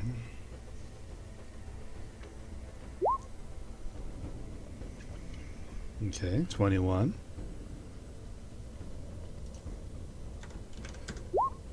And 20. well, he only had Well, no, 26, so- Yeah, so Yeah. 6. 6 21 damage. and 6. Got it. And with those combined, Vorik, you throw your daggers and like a pair of scissors flying through the air independently, you slice and then slice, and another one of his heads falls off. Nice. He's down Right. to 2 heads. Are you doing anything else? We ain't Hercules in this thing, are we? I was gonna say, like, guys, is this a good idea? Cutting No. off all those heads? Technically, I don't know who Hercules is. You've never So- heard Okay. the tales of Hercules? No, I think I'm good where I'm at. So the Hydra, with its 2 heads, the first one, it's going to reach out and keep attacking the one who initially cut 2 of its heads off, because you're still right in front of it, as well as having Yeah, that what's up, aggression. dude? It's going to bite you, but not for damage. It's going to try and grapple you in its mouth. And Oh, okay. so I'm going to have you roll a contested strength on that. so athletics, baby, you got this. Hey, you got advantage because you're raising. Yeah, 29. 29. You win that one. As as he bites down and you grab his teeth and throw him off of you, as strong as you are with giant strength, he's No, like, he bites it back. he, with his, How do you like it? How do you like it? with his second head, he's going to do the same thing. Roll another strength check. Oh shit. Okay. Can I do it twice? Sure. Yeah, advantage. 20. I Okay. mean 24. 24. You're able to throw it off again and not be grappled by the Hydra. So Nice. it is going to, at this time, as it's biting you, you see the stumps where its head used to be start to writhe and bubble. Skin flakes over the top of the wound and then breaks, as where one head was for each stalk, now there are 2. It Has now, no one ever seen any of the Marvel movies? it now and now has 8 heads, and is going to start to dive underwater. So that's many opportunity attacks right there. Yeah, Tugboat, you so better stronger. Yeah, dude. And So- he'd still be glowing uh, because of the thing. oh, that's right. So you can still see him. Let me do So that we'll see thing. him glowing under. Okay, Rip. that's cool. Nice hit. So, Boom. so yeah, that's going to hit, and the damage. He rolled 34 damage. Oh, I see that. Okay, 34 damage. Oh, he's at 22 pals. And Close enough, technically. 22 damage with Night Whisper's Bane, and No, that was just a hit. oh, that was the hit. Okay, so Yeah, I'm rolling all 8. damage. Okay, 8 damage total. Oh, No. hold on. I got a lot of stuff with it. I got a lot to do. He's not rolling well, but he can do damage. Yeah. Yeah. But Okay. slowly but surely, I'm Gotcha. getting up And Flint, you also have an opportunity to attack this thing as it leaves your presence to try and go underwater. Just do I get to pick? Or... Yeah, whatever attacks you have, you are able to attack it. there. Now you can't cast a It- spell. or yeah, anything, yeah, right? it has to be like a melee or something like that. Unless you have Warcaster, then you can cast it as a reaction. Could I use my arcane cannon since it's a bonus action? Eldritch cannon. I don't think you can do bonus actions as reactions. Like, I think there's separate things. I No, think you you have can to, do a like- melee as a reaction. Yeah, it has to be like a melee attack.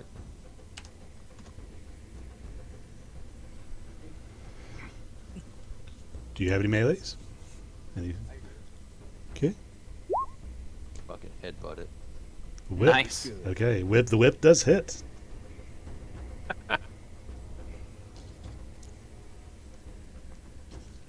You can whip it. Wait, you come to 5 You slash. can whip it. Okay. And as you guys strike this creature, you see as it turns its body to like crest the water as it dives, and all of its heads lead the way towards the bottom wherever it's headed. You notice across its body are these large wounds that seem to be held together in a similar way that Vorik is, and it dives underwater. You can still see its body, and it's moved right about, if I can get my thing to do. Am I on the right page? I'm not on the right page. It's going to move about here. And also about, what's his thing here? He'll be 30 feet underwater. That's wrong. Back that off. Yeah, he'll be Hey 30, guys, here's a fun thing to think about. 30 feet. We're just going through here killing all of Foster's prisoners. Yeah, pretty much. To be fair, he tried to attack us first. So now it's underwater, and that's its turn. Munson, you're So up. here's a great thing. So things about magic abilities goes through water without any issue. I'm Now, gonna have before you Stay attack real quick, I don't think you are in the telepathic circle. Actually, you are not in the group chat. But on your turn, those who are in the group chat, you're going to hear from Lacere. I haven't heard from you in a while. Is everything okay down there? How do you kill a Hydra? A Hydra? Fire? Why? You're not fighting a Hydra. Yeah. Okay, you do have to, use fire on its heads to keep it from regenerating. That would be the number one thing. But do you need help?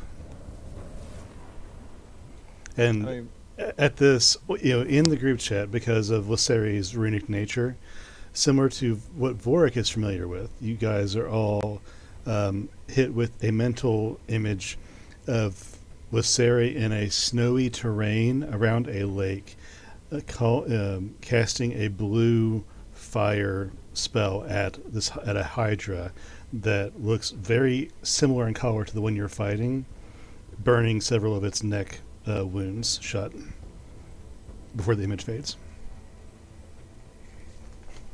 Well, I mean, if you want to help, you know, I mean, sure. Torin's gonna have a hard time getting down here though. Nah, Come on nah, down. nah, The we water's got this. great. That said, Munson, it is your turn. Please continue. Well, considering that I did the history of the Hydra, I figured that would be something I would know. We just talked about it. I will firebolt it. While it's underwater, because it's magical fire, which goes through water with no problem. Fair enough. Go ahead and roll to hit. That'll be a 28. That'll barely hit. Okay, good. Better barely. Yeah, roll my 3d10. That'd be 17 fire. 17 fire. Very good. Is that it for you? I'm gonna have this go. Basically, follow it under as I went angled downwards. Okay. That's it. So, Pell, what's your call?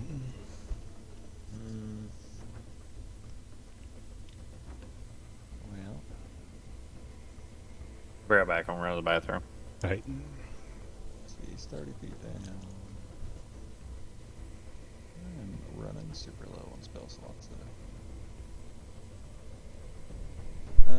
Fuck it. I'm just gonna cast a Guiding Bolt at first level at him.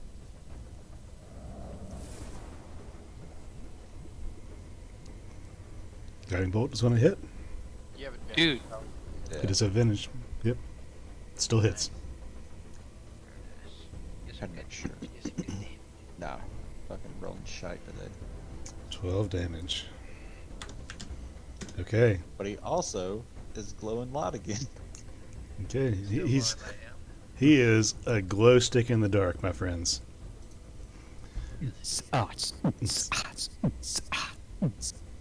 Ugbor, are you going in the water after it? No. He's not that enraged. Yeah, right. He's not that angry. Maybe if I had drinking the potion of resist fear as well, I would have considered it. You got a turn. You can do that. Definitely not. Let's see, what else do I got here?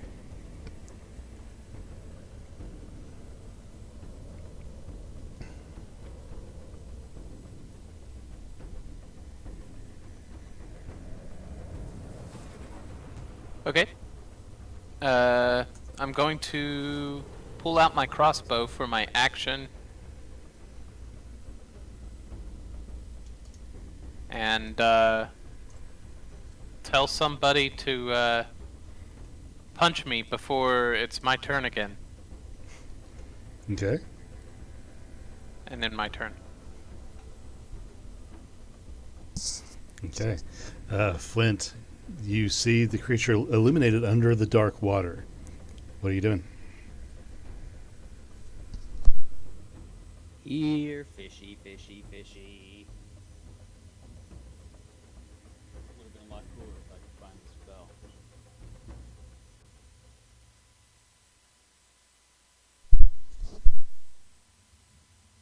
Nice.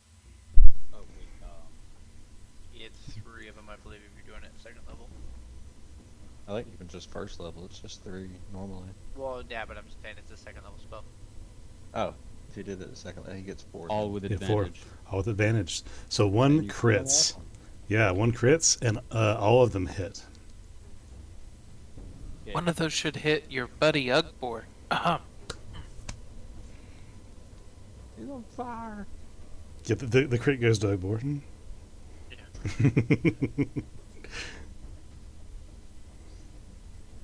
I looked up, How do so I make the crit? just click the Scorching Ray where the crit's lit up, and it will roll it. Like that. Okay, so 10 and 21, 23. Flint, tell me how you want to do this. How do you want to kill this creature? Ah, nice. I take my arcane cannon, and just aim it at the glowy thing under the water, and just go bang, bang, bang, bang, as I fire the scorching rays at it, Scorching torpedoes. The- and the- then uh-huh.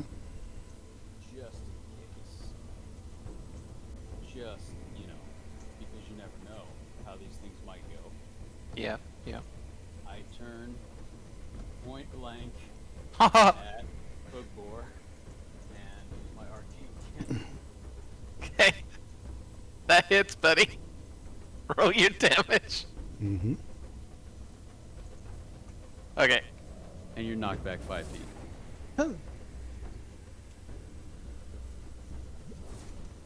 Oh. Okay. So you fire all your bolts into the water, and you see like the outlined illuminated shape of the Hydra get like twitched back and forth 3 times, then go limp and just float down to the bottom.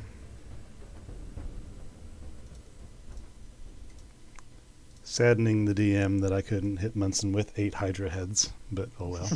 Yeah, Is that what- that- seem to make it more fun, don't I? I'm back. That was the plan. Okay. We kill it. Yep. We sure did. Flint got the last Yeah. blow. Flint did.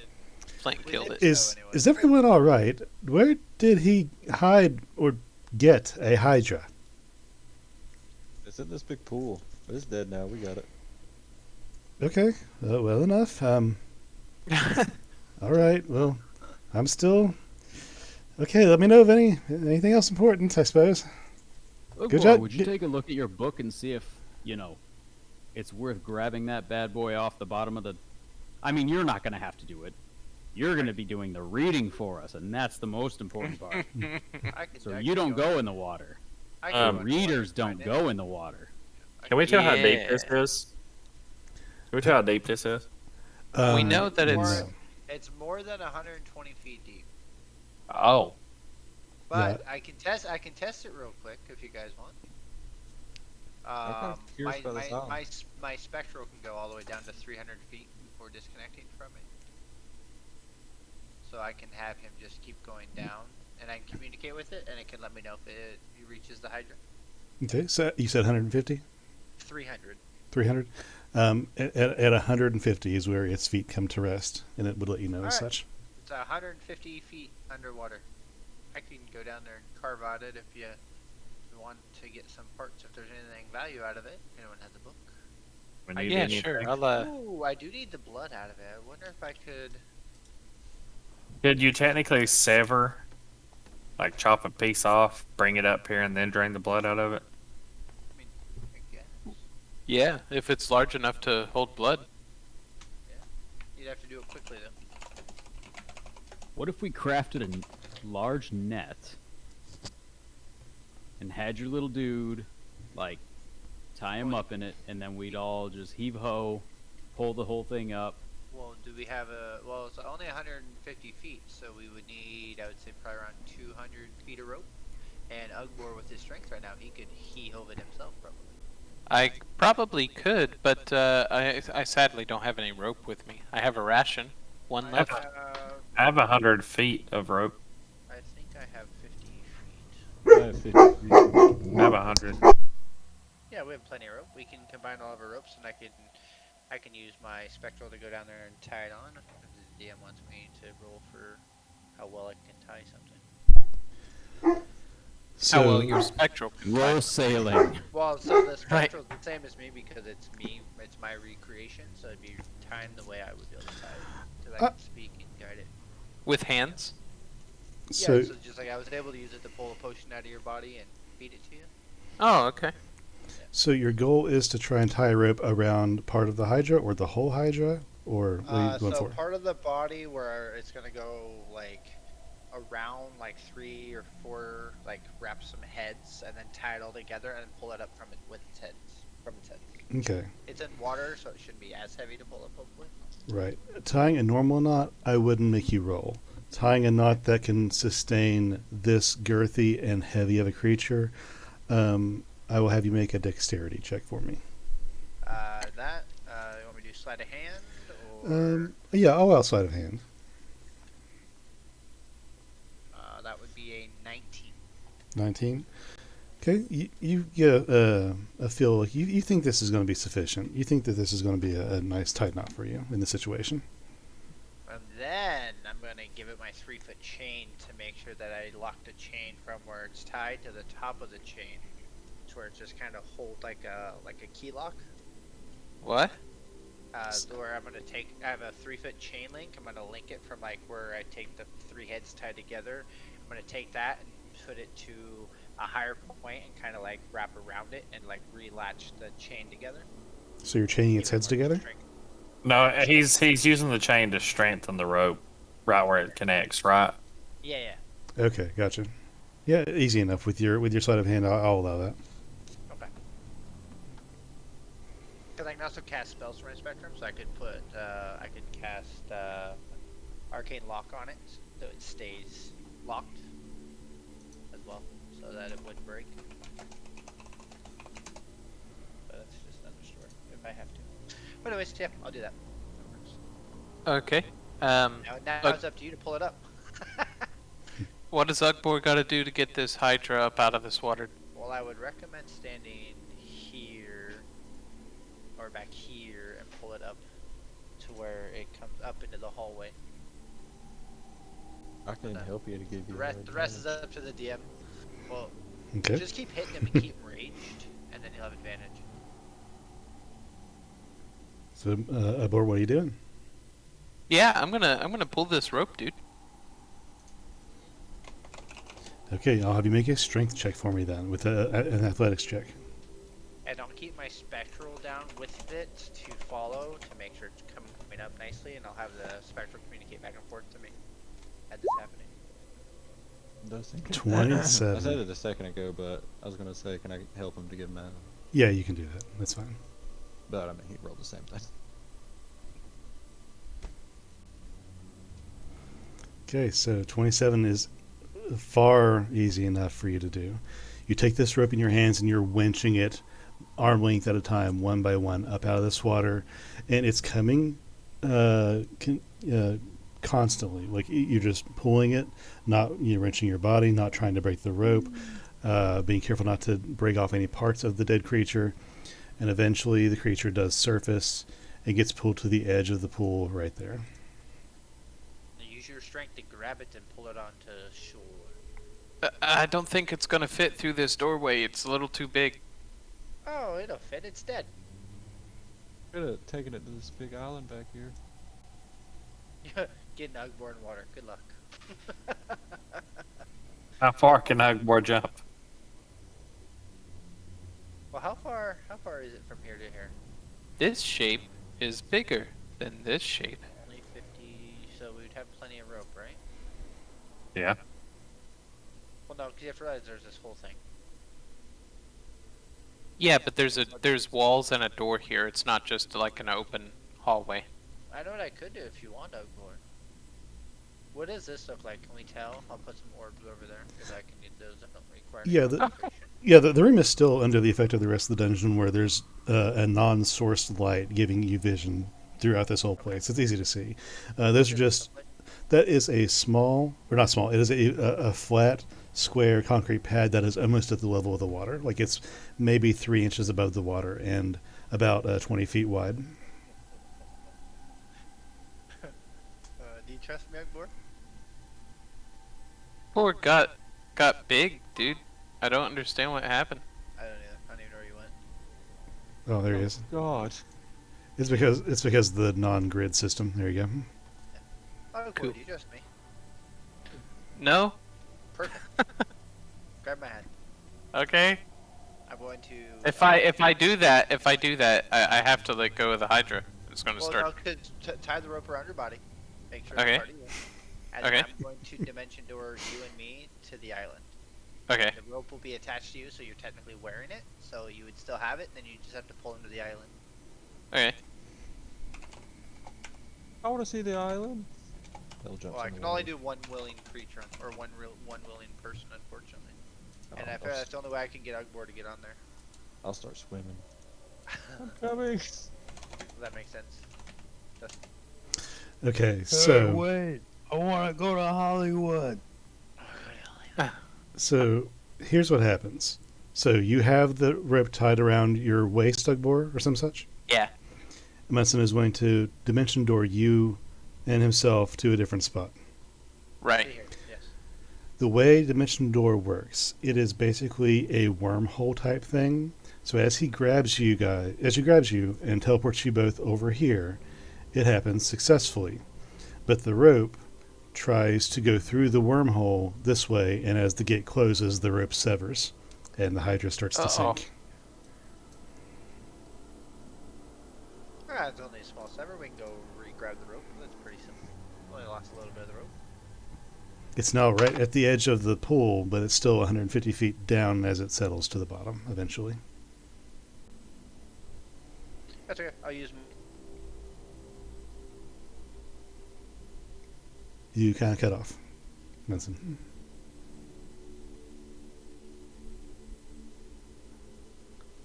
Benson, are you there? We lost another one.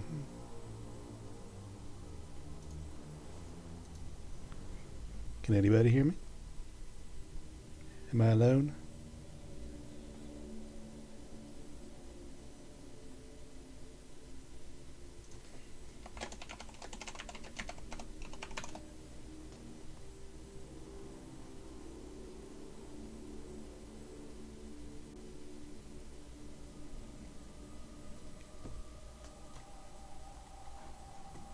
Hmm.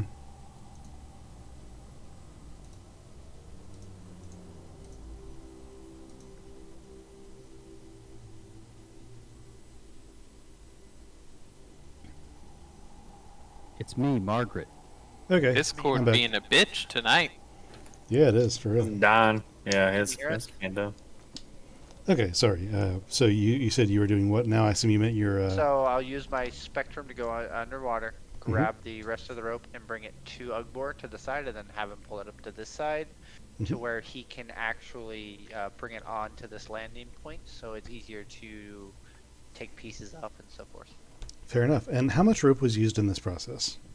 I think I missed that part. 250. 250. Okay, that should be plenty. So yeah, easy enough. You have your spectral figure grab the rope, walk it over, swim up, and hand Ugbor the rope on the edge of the platform over here. Okay. And By the way. do I do another athletics, I assume? This is the same exact type of test. We'll say the same athletics check applies. So you're able to wrench the... Or, okay. You're 30. Okay. I can't be stopped. He's able to pull it onto land with that strength check. Absolute mad lad. You arm over arm, like wrapping a cord, putting it away. You just pulling and tugging and wrenching this thing across the bottom of the pit here, and it comes to rest right in front of your feet. All right, I'm gonna hang on. You guys cut off what you need. Perfect. I'll cut out some big chunks, and I think I have a couple vials actually. Hold on, let me double check. I think I had 2 or 3 vials on me. Vials. Where the hell are you? Yeah, so I have a couple vials. I will fill them up with Hydra blood. Okay. And then I will shout over to Flint. Is there anything else you want from him? Besides Could you blood? grab a head or two? There's big as Ugbor. I can have him rip him off. That'd be great. I'm sure their teeth. Rip 2 heads off. I'm sure their And- teeth have some use. And then we can let the body fall. I got some blood. You got 2 heads. If you can get them off. Yeah, sure. I'll try to wrench a head off. Okay. I mean, it's not hard to do. The creature's not fighting back. You have weapons. You can carve off pieces of this creature, so you can harvest what you want. All right.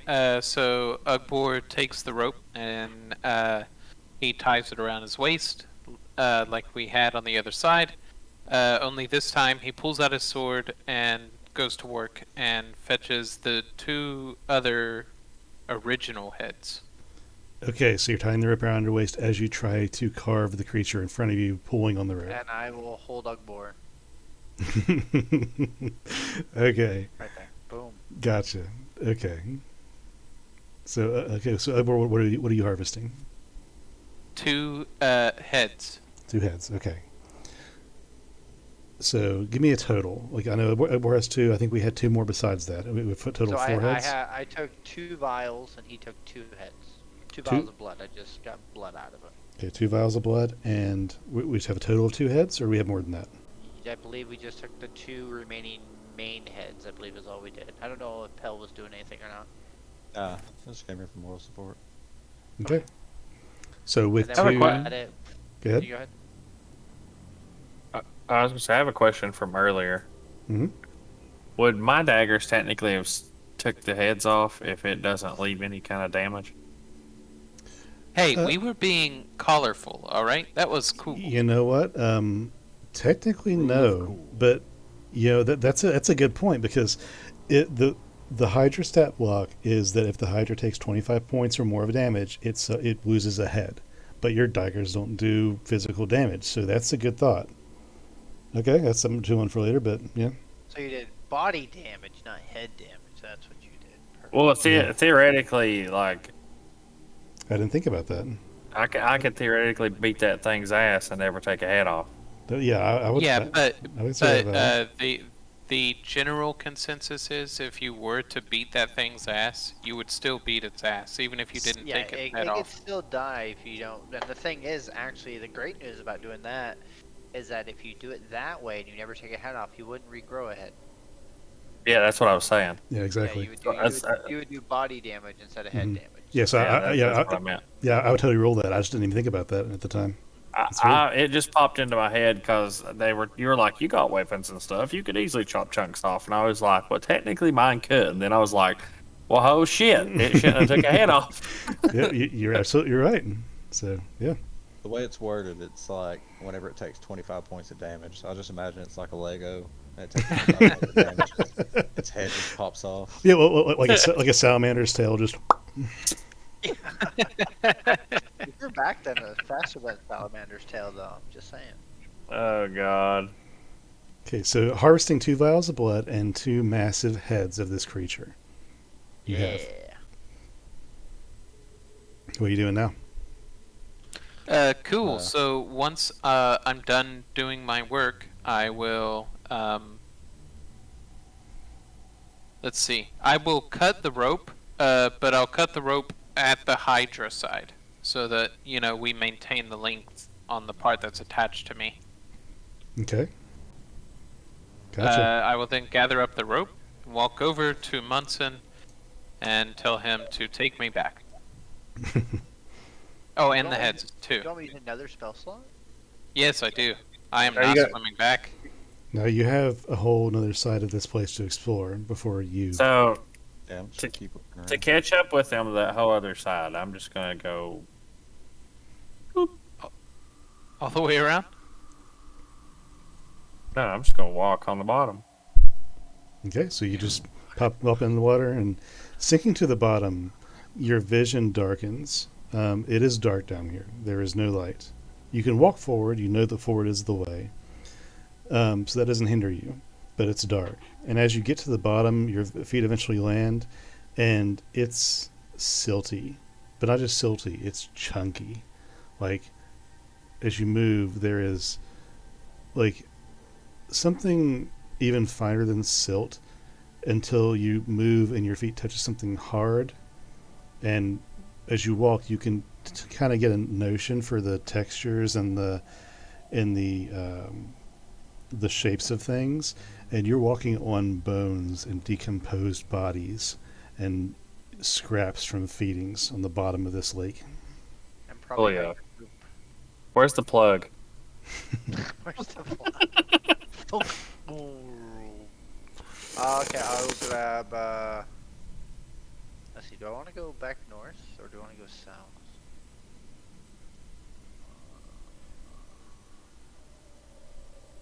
Hey Flint, can you swim?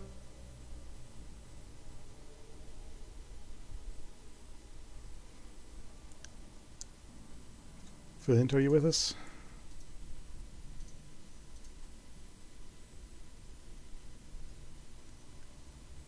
Can I be here, Flint? Oh no, is it doing me again? Can I not hear anybody? Dang it.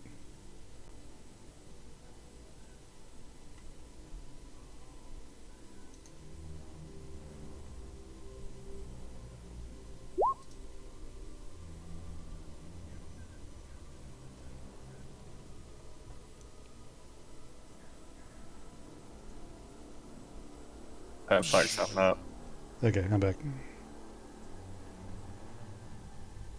Can you guys hear me? Yeah. Okay, cool. I'm back. So I moved some lights down here, and then I dimension doored us over here to the south. Okay. And Flint said he would come to us, and I'm guessing Pal would just swim like he did before with no issue. I want to like check these little islands out, see if there's anything on them. Okay. Well, I No. used my rocket boots to get over here, but I didn't have any plan to get back. Oh, alright, that's alright. Just keep coming. You have a whole minute. Just keep coming south. Yeah, you got a minute. You can hop with your rocket boots back and forth. That it's not hard to get between islands. It's a spell. Yeah, but it's a concentration up to 1 minute, so you can continuously use it for 1 minute duration. Oh, nice. So, Pale, no check needed. They're all these are just platforms. Some of them are bloodied a little bit, maybe from provided food for this creature, but they're just flat, empty spaces. Word. This water feels gross. And there's the door out. It's also not locked. So when I get over here, Warwick's gonna show his old Warwick side. When I get here, I'm gonna stop and just start making bubbles, so they're gonna see bubbles beside the thing, like the Hydra did.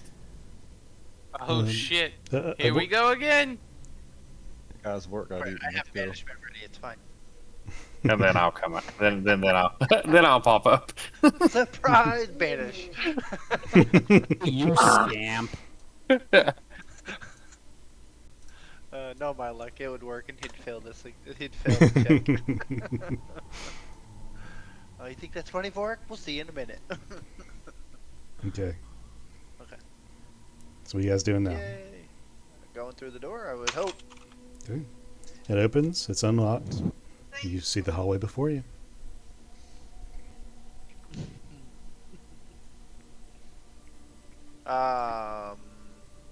Yeah, you know what? Well, let's head on out. Does it say? Who knows? He just walked through it. I'm sure it's fine. Yeah, we'll let Ugboard test the traps. Well, this one right here has a sign that says "Not safe." Did anyone deactivate it, or did they leave it unsafe? It was just the door. It was making weird noises. Oh, But we gotcha. killed that thing in there. Ah, it's an elevator. Oh, gotcha. Did Pale find the weed farm in here? Ooh, the wheat farm. What now? All the way to get Flint's attention. Wheat farm? What? What? Screw leaving this place. I'm getting high. He leaves the green. Just cast fireball right in the center of it. That is a rug. I could do Thunder dusty. I could do firebolt or fire lightning instead of lightning. Y'all fire straight This through a the do- center. Is this a door? Yeah, there are These 6 are all doors. There's Yeah, 6 doors. They all lead to fucking Black Oblivion. Oh, You okay. know what? We should check each door though. Yeah, I wish there were a book or something that could tell us more about them. About There's doors. not a book for everything, Flint. There suggest a actually book. is. Munson Oh, has it goddamn in not. his hands. There's not a fucking book for fucking everything. Are you sure? Because I've been pretty spot on with the books I've been handing out. Have we checked all these? I'll check them. I'll check. Yeah, you open the door in front of you, Munson. They're all of different make. They all have different designs and things on the doors. The handles are all slightly different designs. Some are bar handles, some are just knobs. But you open it, and as you open it outward, before you is just a blackened astral space with stars dotted in the distance above and below you beyond what seems to be an infinite space. Do you want to step in? Arcana checking? Sure. Make an Arcana check.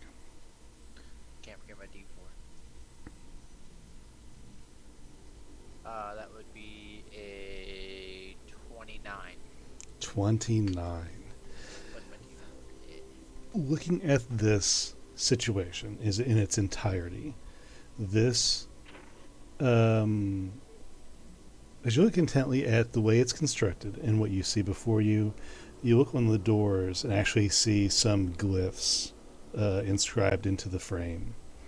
And this whole thing reeks of both illusion and conjuration to you. Fascinating. Okay. I will close the door and remember that these places here are of greatness. Okay. And I won't say anything, obviously, anyway, because that's just all me. Then I'll come over here to Pell and be like, alright, hey, another door. Let's check it out. We gotta fully clear it before we go up. Who ate a horse? No one ate it, but some of us spooned it. Interesting. Is that door locked? It doesn't appear to be locked. No, you're able to open it if you wanted to. Sure, why not? Okay. Doesn't seem like he would trap himself. That'd be stupid. Opening this door, this is what you see. A small You see a long hallway, if I can get my mouse to work. A very long hallway that ends at the very end with some sort of contraption that is pouring sand out of a some sort of weirdly designed faucet in the top into a basin of some sort. Beside it is a lever. There's carpet on the floors. Beside the teal and cream colored carpet, there is sandstone floors. And supporting this entire room down the way is a series of pillars on either side. On the back side of the hallway, there are 2 more doors. up here. Here and here.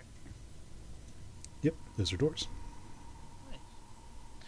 Well, this room doesn't look spooky at all. Perfect. And I'm guessing it's nicely lit up like the rest magically. It is.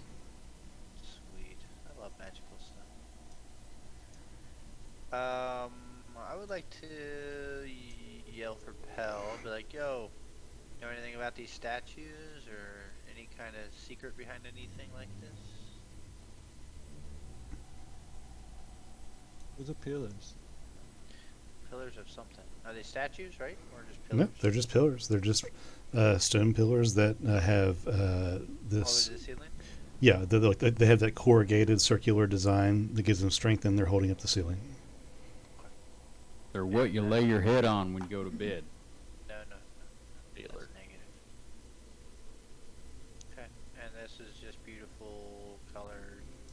It's not a rug, right? It's actually stone. No, that is a rug. It is a colorful rug. What's up with this dude in rugs? I don't know if I want to be offended or mad that he uses rugs for everything.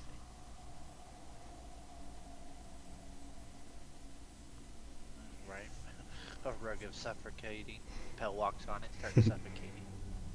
What is this? Alright. So Bor and Pell are walking forward. Yeah, might as well. Okay. What's the worst that could happen? As you guys progress down the hallway, you start to feel just a little winded. Nothing crazy.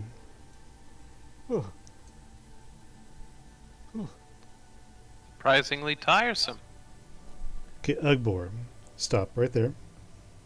As you guys get to this point, I'm gonna look something up real quick. Roger that. The 2 investigator trappery helpers are sitting back watching. Now, Ugbor, I'm going to say, because I was not fast enough, that you get to about here. Okay. And Pell, you get very winded, and as you look, because you have a very high passive perception, you look to Ugbor, and as you guys are walking forward, Ugbor is looking grayer and grayer, and his hair is growing long quickly. You look to yourself, and yours is doing the same, and also turning even wispier than usual. What age are both of you? I am 210. 210, and Ugbor? 19. 19. Ugbor, You are now 49 years old. Oh my God. And Pell, you can add 30 years to your lifespan as well. DM, we have a problem. I see this problem. What's the problem? Ugbor Try might be walking dead. backward. Orcs don't live that long in this continent. Don't they normally say they don't live that long because they normally die in battle or something like that? Not because of natural causes? You see them. You don't see them in their 50s and 60s. Well, yeah, but normally don't they die in war though? Isn't that kind of like the orc contributive life? I'm going to say What is the lifespan of an orc, DM? Ugbor, we need to back up. up to 50 years is what 5e standard is.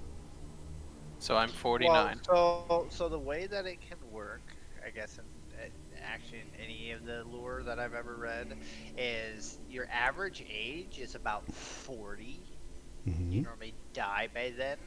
Old age is like 65, and very rarely do they make it to 80. And that's like if they had a perfect life where they never fought anything. And now, Okay. of course, all ages are always approximate. Nobody lives to a standard Correct. age. Correct. So 49 could technically be the end because you've been fighting most of your life. So No. Yeah. I will say, though, that, Ugbor, you are going to take a -2 to both your strength and your con for now. nice. Ugbor, we need to get back. So do we see this happening? Now is that -2 to my current stat or -2 to my core stat? -2 to your core stat of strength and con. It doesn't affect your health or your AC or anything like that right now. That's just your number has gone down. Do we see this happening? Yes, you see your two friends, as they progress down the hallway, begin to lose muscle mass and start to shrink slightly in size, and their hair turn color as they progress. I'm And, gonna go help them. Okay. Ugbor, get What's- back. What's your thing with that? You don't have that, right? I'm dead. That's what I was thinking. Okay. I'm just gonna kind of grab the both of them and try to get them up here. What? Huh? Who are Oh. you? He's got dementia. That's what I'm gonna say. He's getting dementia. Come on. Yeah. Where am I? Follow me. Get away from me. Who are you? Come on, Follow fellas. me. Let's go. I've got some Werthers. And as you guys walk backwards down Somebody this say hall, Werthers. as you guys walk backwards down this hall away from the sands, nothing changes. You are still old. Did you say Werthers? Is that what he said? Yeah. Where's the Werthers? I'm gonna Flint whisper. offered something. I'm gonna whisper into Pell's ear and be like, "Hey, remember that one thing you said you would study about? You might forget now. You should have studied that spell." Yeah, I'm fine. I can live to like 500. I 30 meant years for is our nothing. board, not. Oh. I feel 500. What happened? Oh, buddy, come here. Come here. Let's get you in a chair. Come on. I don't want to sit in no chair. It ain't my Come on, just- time. Stop moving. Come on, Ugbor. I Your don't stories are almost on. It's almost nap time. Come on, Ugbor. Does anything happen to Vork as he moves up? No, as Vorik moves, his body doesn't change at all. Fancy. Go pull the Tell us what- lever, Vork. Tell us what's up there. More carpet? Oh, look at this. It's a long hallway. What's No, down quit. here? Quit. Get back. More rugs? As you get close, you see that the end of this lever is some weird piece of metal that starts as like the handle itself is some sort of carved wood, but at the end of the wooden handle, it stops and begins two rods of metal that go out to a point, join, and then there's one piece of metal coming off of that. And the basin is full of sand. It's being filled from this faucet of sorts, and the faucet is just, there's nothing carved, no fanciness to it. It's just a spout that comes out of the wall, like kind of cut off at the top, like a little dispenser, and the sand keeps trickling out of that dispenser, running into the basin. and the basin doesn't seem to be getting fuller, as if it's leaving from the bottom. I want to try to. Is the lever pulled down or like? The lever is up at a 45-degree angle. I'm gonna try to pull it down then. I guess like parallel to the floor. Okay. As you pull it down, you hear it as the mechanisms inside turn gears and then and the sands trickle out and stop pouring. As they stop pouring, the sands drain from the bottom of the basin, but they don't drain anywhere. There's no drain hole. The sands simply dissipate. Oh. And as this happens, Ugbor and Pelinel, you feel your age start to retreat back to where it naturally is. You feel life begin to move back into your body, slowly. Hey, Flynn, you still Done got those Werthers? I'll take some of those Werthers from you. And then when Flint shows him the Werthers, he smacks him out because he's young again. What's up, boys? Did I hear Ugbor being that guy down there? My character's wondering why Borg I'm just gonna yell down and be like, "It's the days of our lives." Quick, Probably because he's dead. quick note: why is it the 3rd of October, 2011?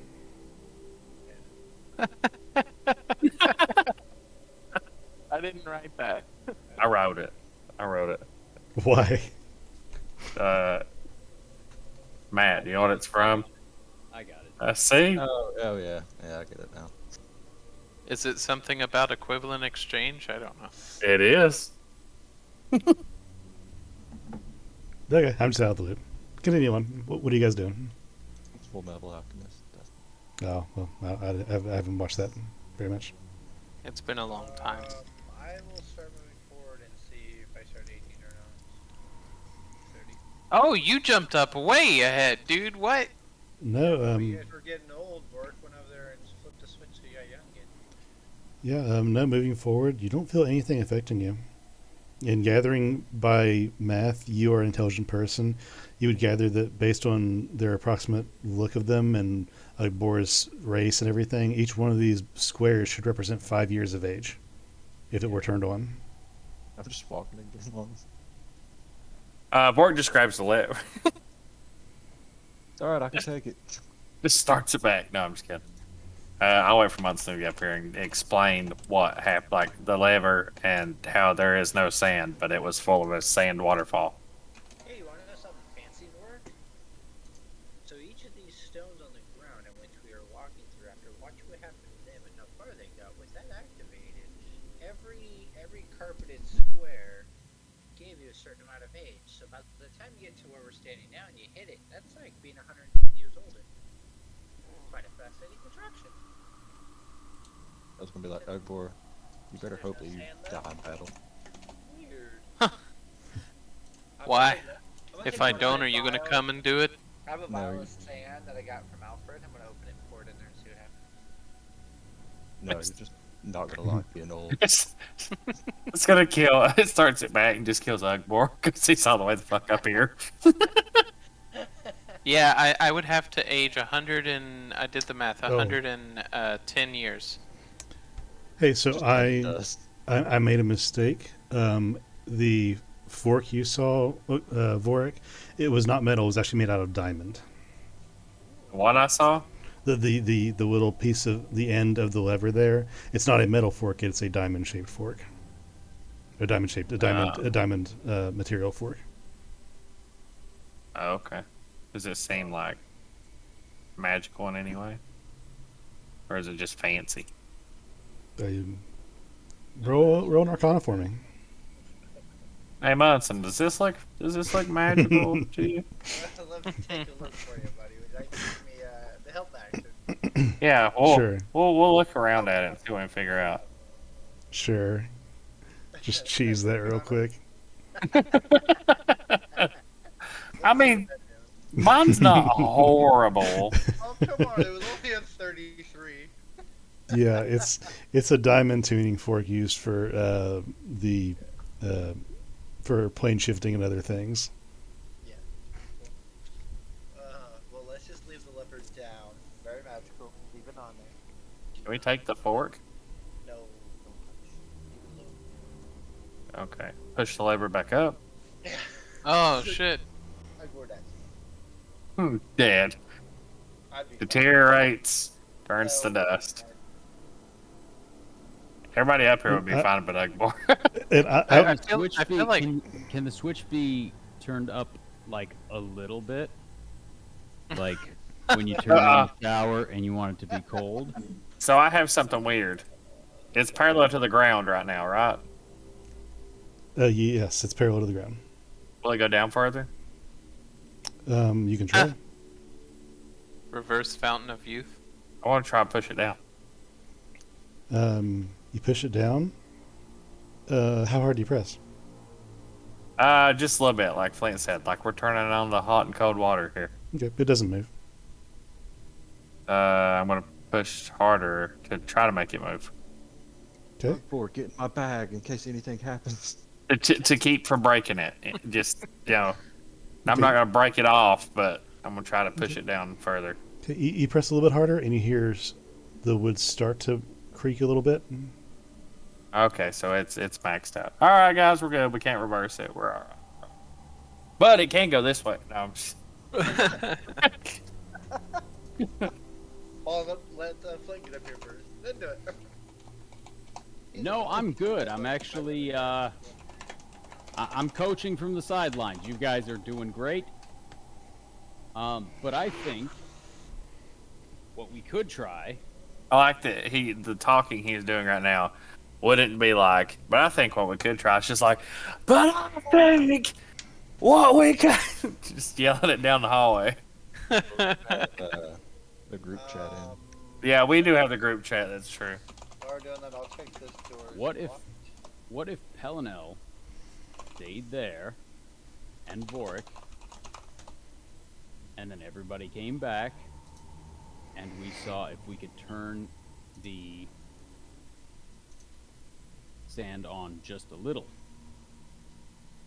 How about we experiment with it after we check these? Okay. I want to say real quick that I wanted to be fair because these things, especially a room like this, it's hard for me to properly time things in your actions. I want to give you I want to let you have your choices and everything, but I didn't want to let Ugbor run down the hall and just die instantly, because if he did, that would have been like he would have been dead, but he would have been dead because he would have died of natural causes and not been able to be resurrected. Right. Crazy, dude. A little death? We already Then we definitely would have had to force it the other way and then rewind it back. He's dead, he's alive. He's dead, he's alive. He's dead, he's alive. I'm dead. I'm in I'm looking at you. agony. End my suffering. This is the Skyrim glitch here. We're gonna come in here and turn this on just a little bit. Awake. I'm gonna put my spectral down here, and he's just gonna keep pulling the lever up and down for eternity. Okay, so what are you guys doing? I wanted to check to see if this was locked. Okay. You check it. The handle turns. It doesn't seem to be locked. Is there another one right here? Yep, that's another door. Let's open them together, Pelinel. Together. All right. Or Vork. No, Pal's got it. Oh, get off me, 1, Vork. 2, I got 3. this. He kicks it open and it runs through the next room. Okay. So Who's hiding behind that pillar? this is what you see, Pel. Let me move my thing here. Oopsie, wrong button. This is gonna be It's fun. more rugs. It's Or is it grass. water? I know. Oh gosh, come on, please do the reveal right. There we go. Still. There we go. We'll just do that. There you go. That's Oh shit. that's the room you see. And Munson sees this. Ooh, the Congrats, shitter. Munson. A closet. Is that Pel, a chest? yes, Pel, in your room, you see a just an empty room with a few bones next to the door over there. The room itself actually has grass in it, not carpet, in a stone ringed center. I've learned my lesson. I'm not going in there. Munson, in your room, you see a small chest and another shattered 6-foot tall jar. And after you enter that room, you guys hear, we have company. What? That's from Oh. that's Sari. Oh, okay. Oh. Say I have no idea. This Where? is why I wanted to try Outside? and figure out the sand thing, because that would be an awesome pinch point if we fell under siege. Oh, we got this. You all just hop out into the next room, and I'll crank this bitch up. I figured if we're in this next room, you can crank it when they get right next to the work, and then they all die. That's what I I said. don't want to hide and wait and trap them. I want to go out and beat them at their own Well, game. Well, I mean, dying in battle is the greatest thing, right? Yeah. Even if it's old age. I will check the lock. We're not old anymore. I'm 19 again. Any locks on there, or if it's magically locked or anything? It is locked. I got it. You try to. I'll try to pick it. Okay, you try to pick it. When you pick it, you try to insert your lockpick into the lock mechanism, but it's being blocked by some invisible barrier. I'll waste another spell slot. Probably I will- gum. Oh, meant to- one spell control, I'll Probably lock on gum. spell. See if I can unlock it with that. Okay, does brushing up here. Contains. So knock breaks magical locks, right? Yes. Yeah. Yep. Yeah. You cast knock, and the lock is not only dispelled, but the lock mechanism, the mundane lock, just starts to hang open. Perfect. And I will take a look inside. The only thing inside this chest is, let me pull it up real quick.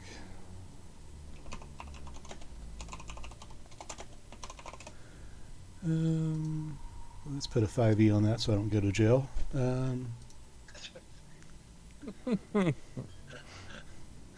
Big titty bitches. Bobby. I mean, I found a pair of implants. You open the chest, and inside seems to be some sort of folded pile of flesh. Solid.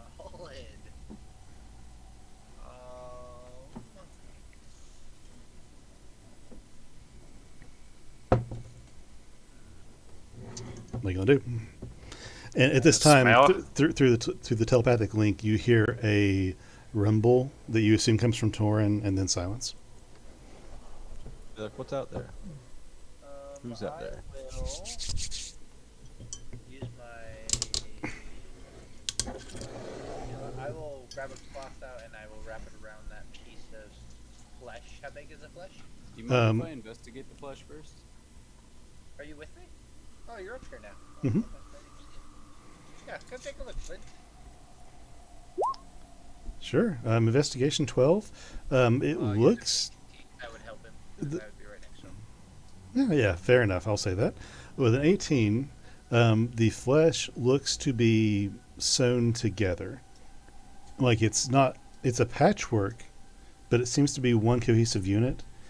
And you'd recognize this, Flint, similar to the creature you fought in the arena in Sunder. Who is it, a mask? Bitch. This guy's been behind everything. Wonder why I was behind I wonder why I was behind a magical wall. You know why, Flint? Why I would be behind a magical wall? I don't know. I mean, it's kind of weird. Pretty okay. Well, you mind if I grab it and put it, keep it with us? Why don't I just real quick take a little gander here. Flint just starts sucking on the skin. It tastes salty. It's a where the heck did my sheet go? Oh, there it is. It's a sort of protection magic. I forget the word for it. Maybe abjuration, whatever. But it's a protective magic that's imbued into whatever this is. What if I decide to waste another spell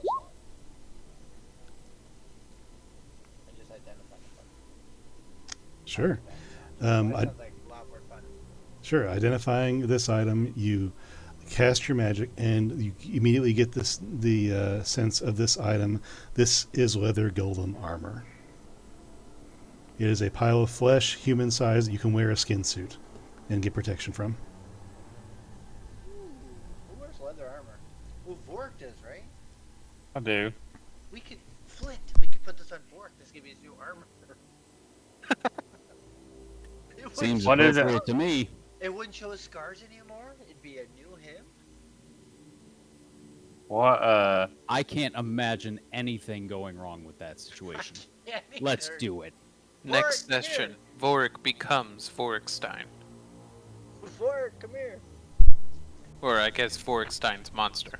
Put this armor on. It's leather armor. Adam, thank you very much. We're going up the ladder. Okay, so Pell's going up the ladder? Yeah. Okay. This is magical armor. You should wear it. Vork. Okay, so But they're looking at the skin suit. Pell's going up the ladder, and let's take a quick 2-minute pee break right here before we continue wrap up this session. Oh. Shit's gonna hit the fan. yeah, it seems like it. Seems like we could have stayed hidden, but somebody went upstairs. Oh, I I don't care about Kinda- the skin suit. Going up the stairs. yeah, I'm kind of moving actually towards Pell. I love Where's you our guys, boy? but fuck y'all. I'm We'll down. run out and kick It his is leg, one bro. Skin that I really want Vork to wear. I'm trying to see if I can get it for So whose skin is this? It's magical skin. Huh? It's magical. Oh, this skin is Gucci. Magical skin. So you put it on. It's a suit, so you put it on, and then it gives you a bonus magic protection. It's like having extra magical armor on that gives you more protection from being hurt from other creatures. I identified it. It is what I say. I'm not lying. Oh, it was what? What'd you say? I was too busy being mesmerized by the skin. How about You close have your such beautiful skin, and you How about can't close your fully eyes and appreciate it and from me the and Flint will put it inside. on you, and Yeah. then you won't see the scars anymore. And you'll be whole again. Is it like fresh skin? Yeah. like skin. And then, Or- as a party trick, you can take a page from Flint's book and then burst out of your skin, and that'll really turn some heads. Orc wants to look at it. Well, when the DM gets back, you can look at Yeah. I'm gonna examine it and figure out what I want to do with it. it. I just did the most powerful viewing point. You just matched a skin suit to a zombie. Or to Vork. Our Zombie friend. Vorik. Okay, I am back. So, we're all here? Check out. Yeah. Vork Aw, wants man. to check out the armor/skin. I missed the pee break while I was listening to them. Why don't you go do what you I have gotta a do? jar. Oh, there you go. So what is this skin? I have a pickle jar. I'll just put it back. Can I But see if I can pull it up? Yes, I identified it. I want to see what kind of loveliness he can get. It's not in the compendium. Nope. Okay, so I'll just do this. And well, there that is, complete with my Amazon ad. Ooh, nice. You're on. Any spell effect that would alter You know, resistance a person's fighting Amazon ads don't really tell you a whole lot about them.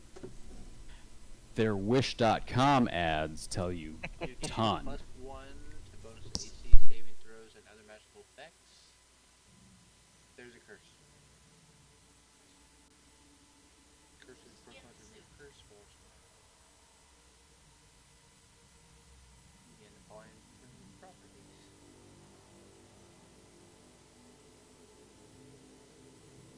Okay, so what is everybody doing at this exact moment? Pell said he's going up the ladder. I just want to establish what everybody else is doing. Yeah, I'm going to follow Pell because Sari sounded a little shook up. I mean, I don't have Lasari in my head, so I Okay, fair enough. Last season.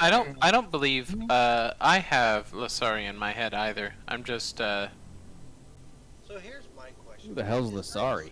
Who decides to wear the armor and I remove the curse, would he still get the benefits or would it ruin everything? Well, I believe. Well, let me see if I even know. I mean, technically, I wouldn't have to tell you that it's cursed, but I chose to. If you wanted to remove the curse, then... Oh yes, I do have the spell for curse. What's that? I do have it active too. What spell? Remove curse? Okay. If I had to, but I'm just saying. Yeah. what? I would say that... Spells. Yeah, Dude, I would say the curse is This is standalone. a ridiculous spell kit, man. Yeah, I would allow that this curse is standalone. If you remove the curse, and the other items would stay in effect. Okay. Yeah. So I'll let him know that if he puts it on, he gets, looks like there's one of the benefits. It's very magical. It'll protect you. Might have a downside, but I can get rid of the downside potentially. And you'd still have the greatness from it. What do you think? Okay. Ooh, he said So- potentially. So we're going to flash upstairs to the cabin. I would almost And- try to cheat this if it would let me cheat this. Okay. Leave my armor on and then put the skin suit over my armor. Now hit me. I'm wearing armor twice. I'm wearing skin, armor, skin, and put more armor on. It's like the worst lasagna. You can always take more layers off. God. That's so funny. The person that kills him's like, gross, it's like a Russian nesting doll. Yeah, they're just like, what the fuck is this thing? Good lord. Okay, so Pell, Ugbor, and Flint first crest the ladder back into the house, and you walk into the house. Nothing seems different here.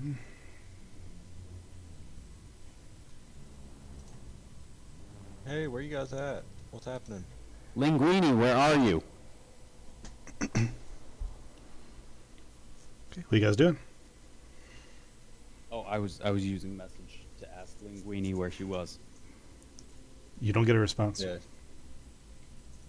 Oh shoot. Well, let's get out of here. Okay. Hang on a minute. Who all's in the group chat right now? Us, Lasera, and Vort.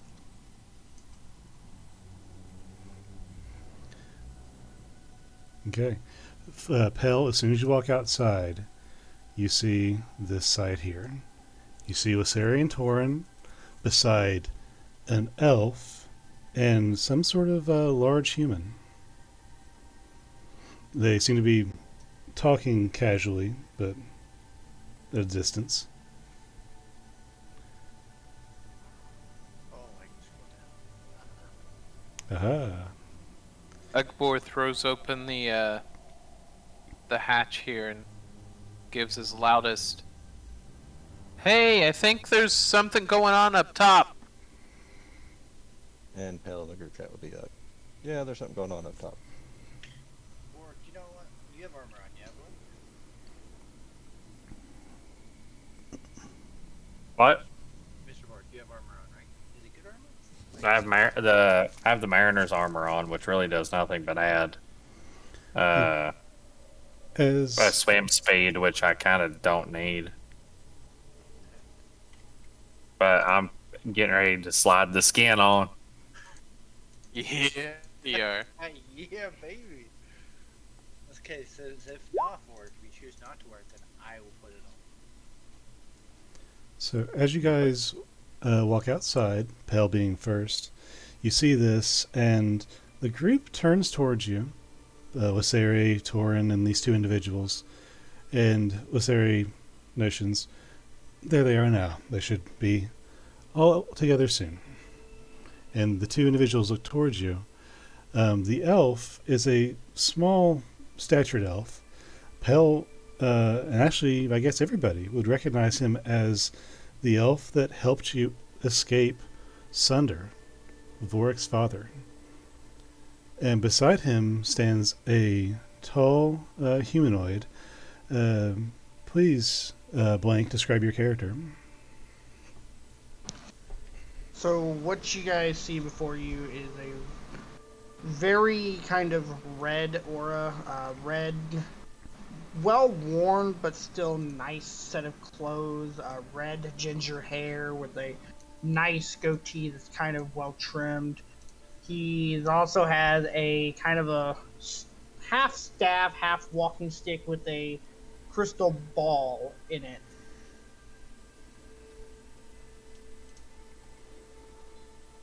And at this time,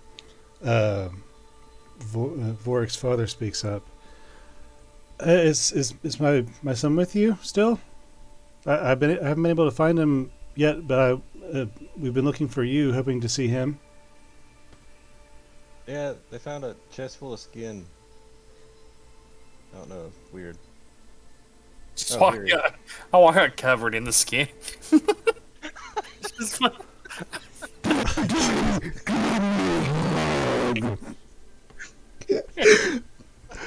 Dang it. You see, God dang it.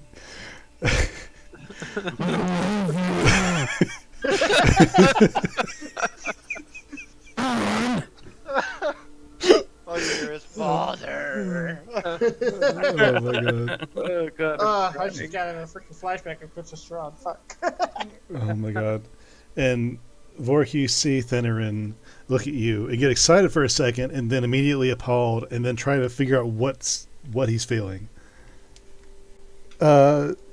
Son? Oh, it's just armor. Calm down. Are you alright? And Thenerin begins to approach Vorik. I don't know him. No, you don't. Probably not. Yeah, so there's some things you should know about your kid. He probably doesn't remember you. He probably looks a little bit different. He's been dead. So, have fun. He's dead. Have fun. You all seem to have a lot to talk about. I'm gonna go grab an egg from downstairs. Jeremiel, can you roll me an Arcana check? Well, I'll say Arcana or Religion, please.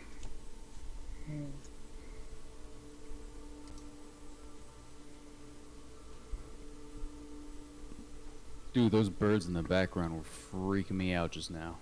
Which one? Arcana or Religion, either way. Of course, none of them are much good look. Oh, that was so close. That was dirty. Okay, 4. No, you can tell something is obviously off with him. He looks like he's very wounded, but not. He looks very off from normal humanity. But you can't put your finger on exactly what's going on. But doesn't he have? He has the new skin armor on, so would he look different? Well, that's probably why he only detects that something's off and not that something is really bad wrong. Yeah. It's not really. It's not really of what he looks like. It's more of like his actual curse thingy majigger bobber that I was trying to get my character to know a little bit based off my background. So I'm glad that you came back, by the way, buddy. I know. I thought you. I was supposed to come in. I was supposed to come in last week, but you fuckers took too long. Here's son. I brought you your favorite fire.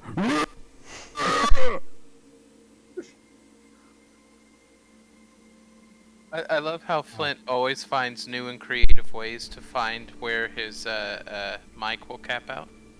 I'm sorry. I need to work on my. Listen, it works out great for moments like that, though. Thenerin approaches Ugbor. I'm sorry, it approaches Vorth very cautiously. Son, are you okay? You look like you've seen the worst of it. And he just waits. Hale's gonna like put a hand on Vorik and be like, I think he's your dad. We like met him one time. Well, I don't know. We just met him once. That's what he said. Ooh, I got you, fam. I can actually vouch to Vorik that this is indeed his father, because I have the Wanderer background trait, and I would remember him.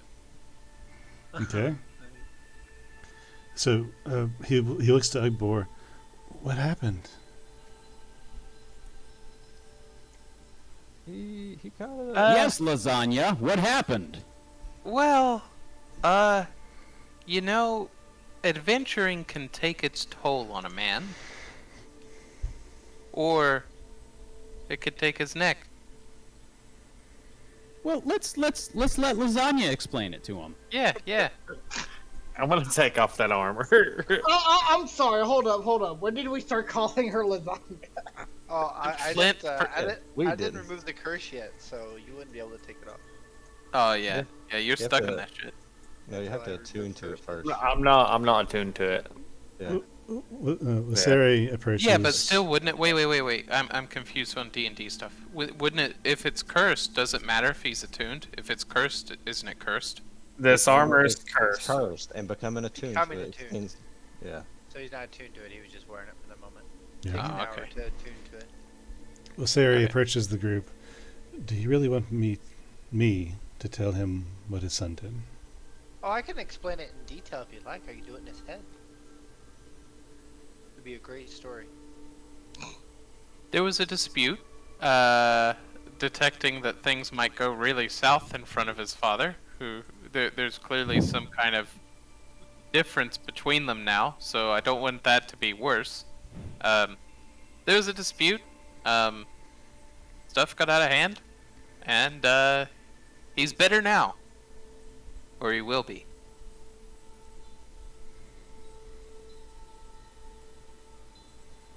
Yes, it might be best to leave it at that.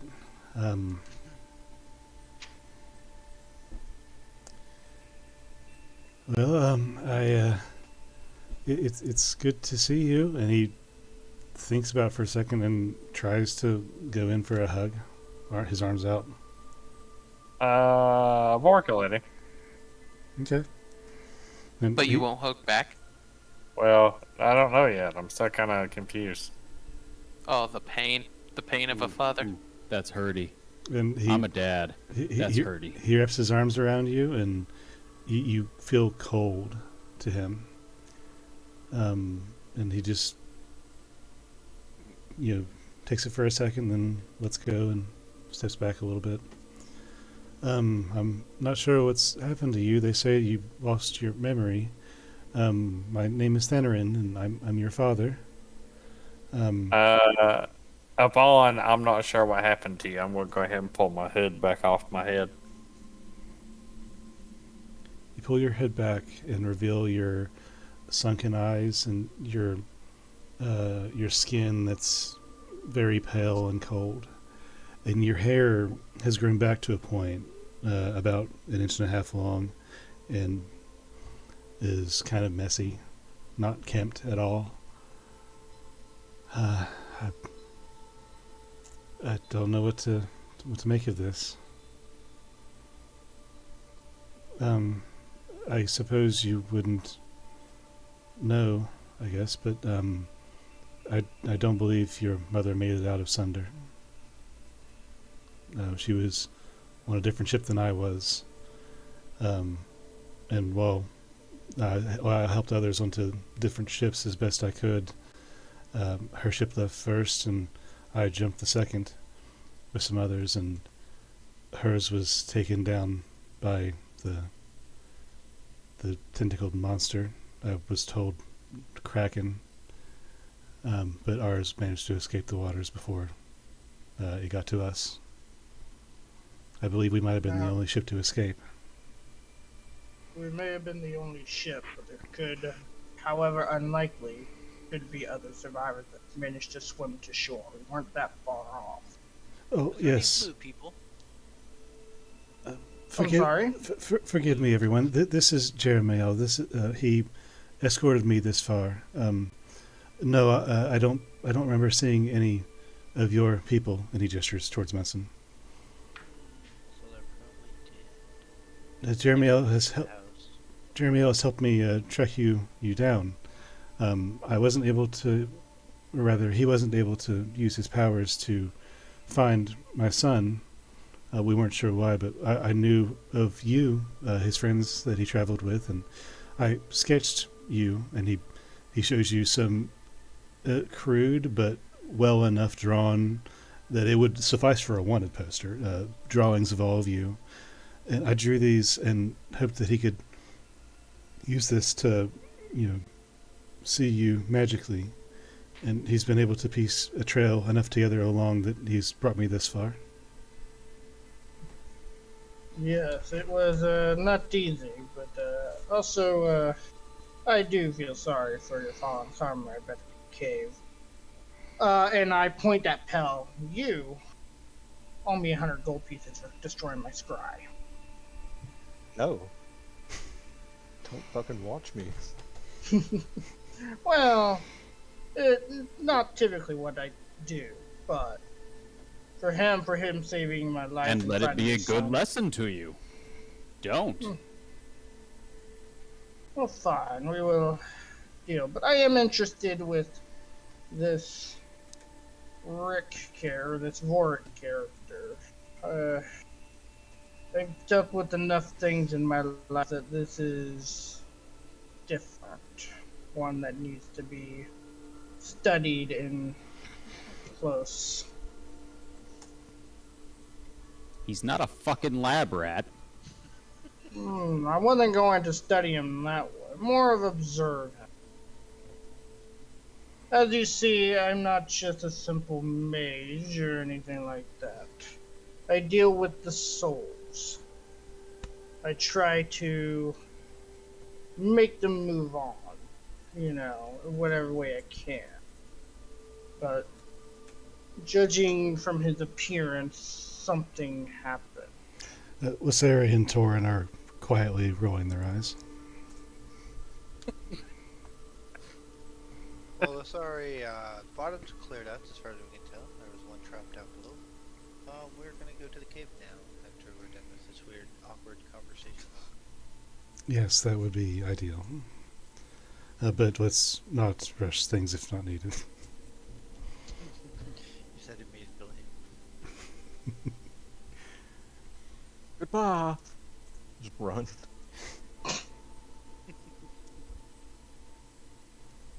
And we'll say... Before we do, can Mhm. I run downstairs and get that egg? Yes, you absolutely had can. it in your bag. Or did Yeah, you but I put took it on out and put pot? it by the candle. Oh yeah, you lit a candle, didn't you? Keep it toasty. Very good. So Flint, having gone downstairs and retrieved the egg, coming back up while the rest of the group processes all of this information, the newcomers that have come to you, and what their stories may mean. I will tell Lysara in her head that she can burn the house down. Very good. She nods in your direction and walks over towards the house, surveying the area, looking to you guys and measuring the ground and seeing what space she has to work with. And she, after establishing herself,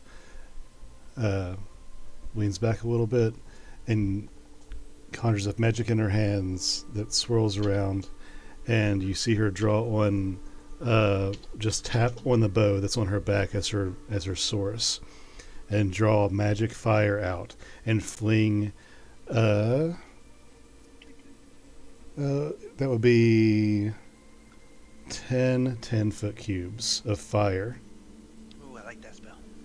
And as she flings fire towards the house almost explodes in an inferno that begins to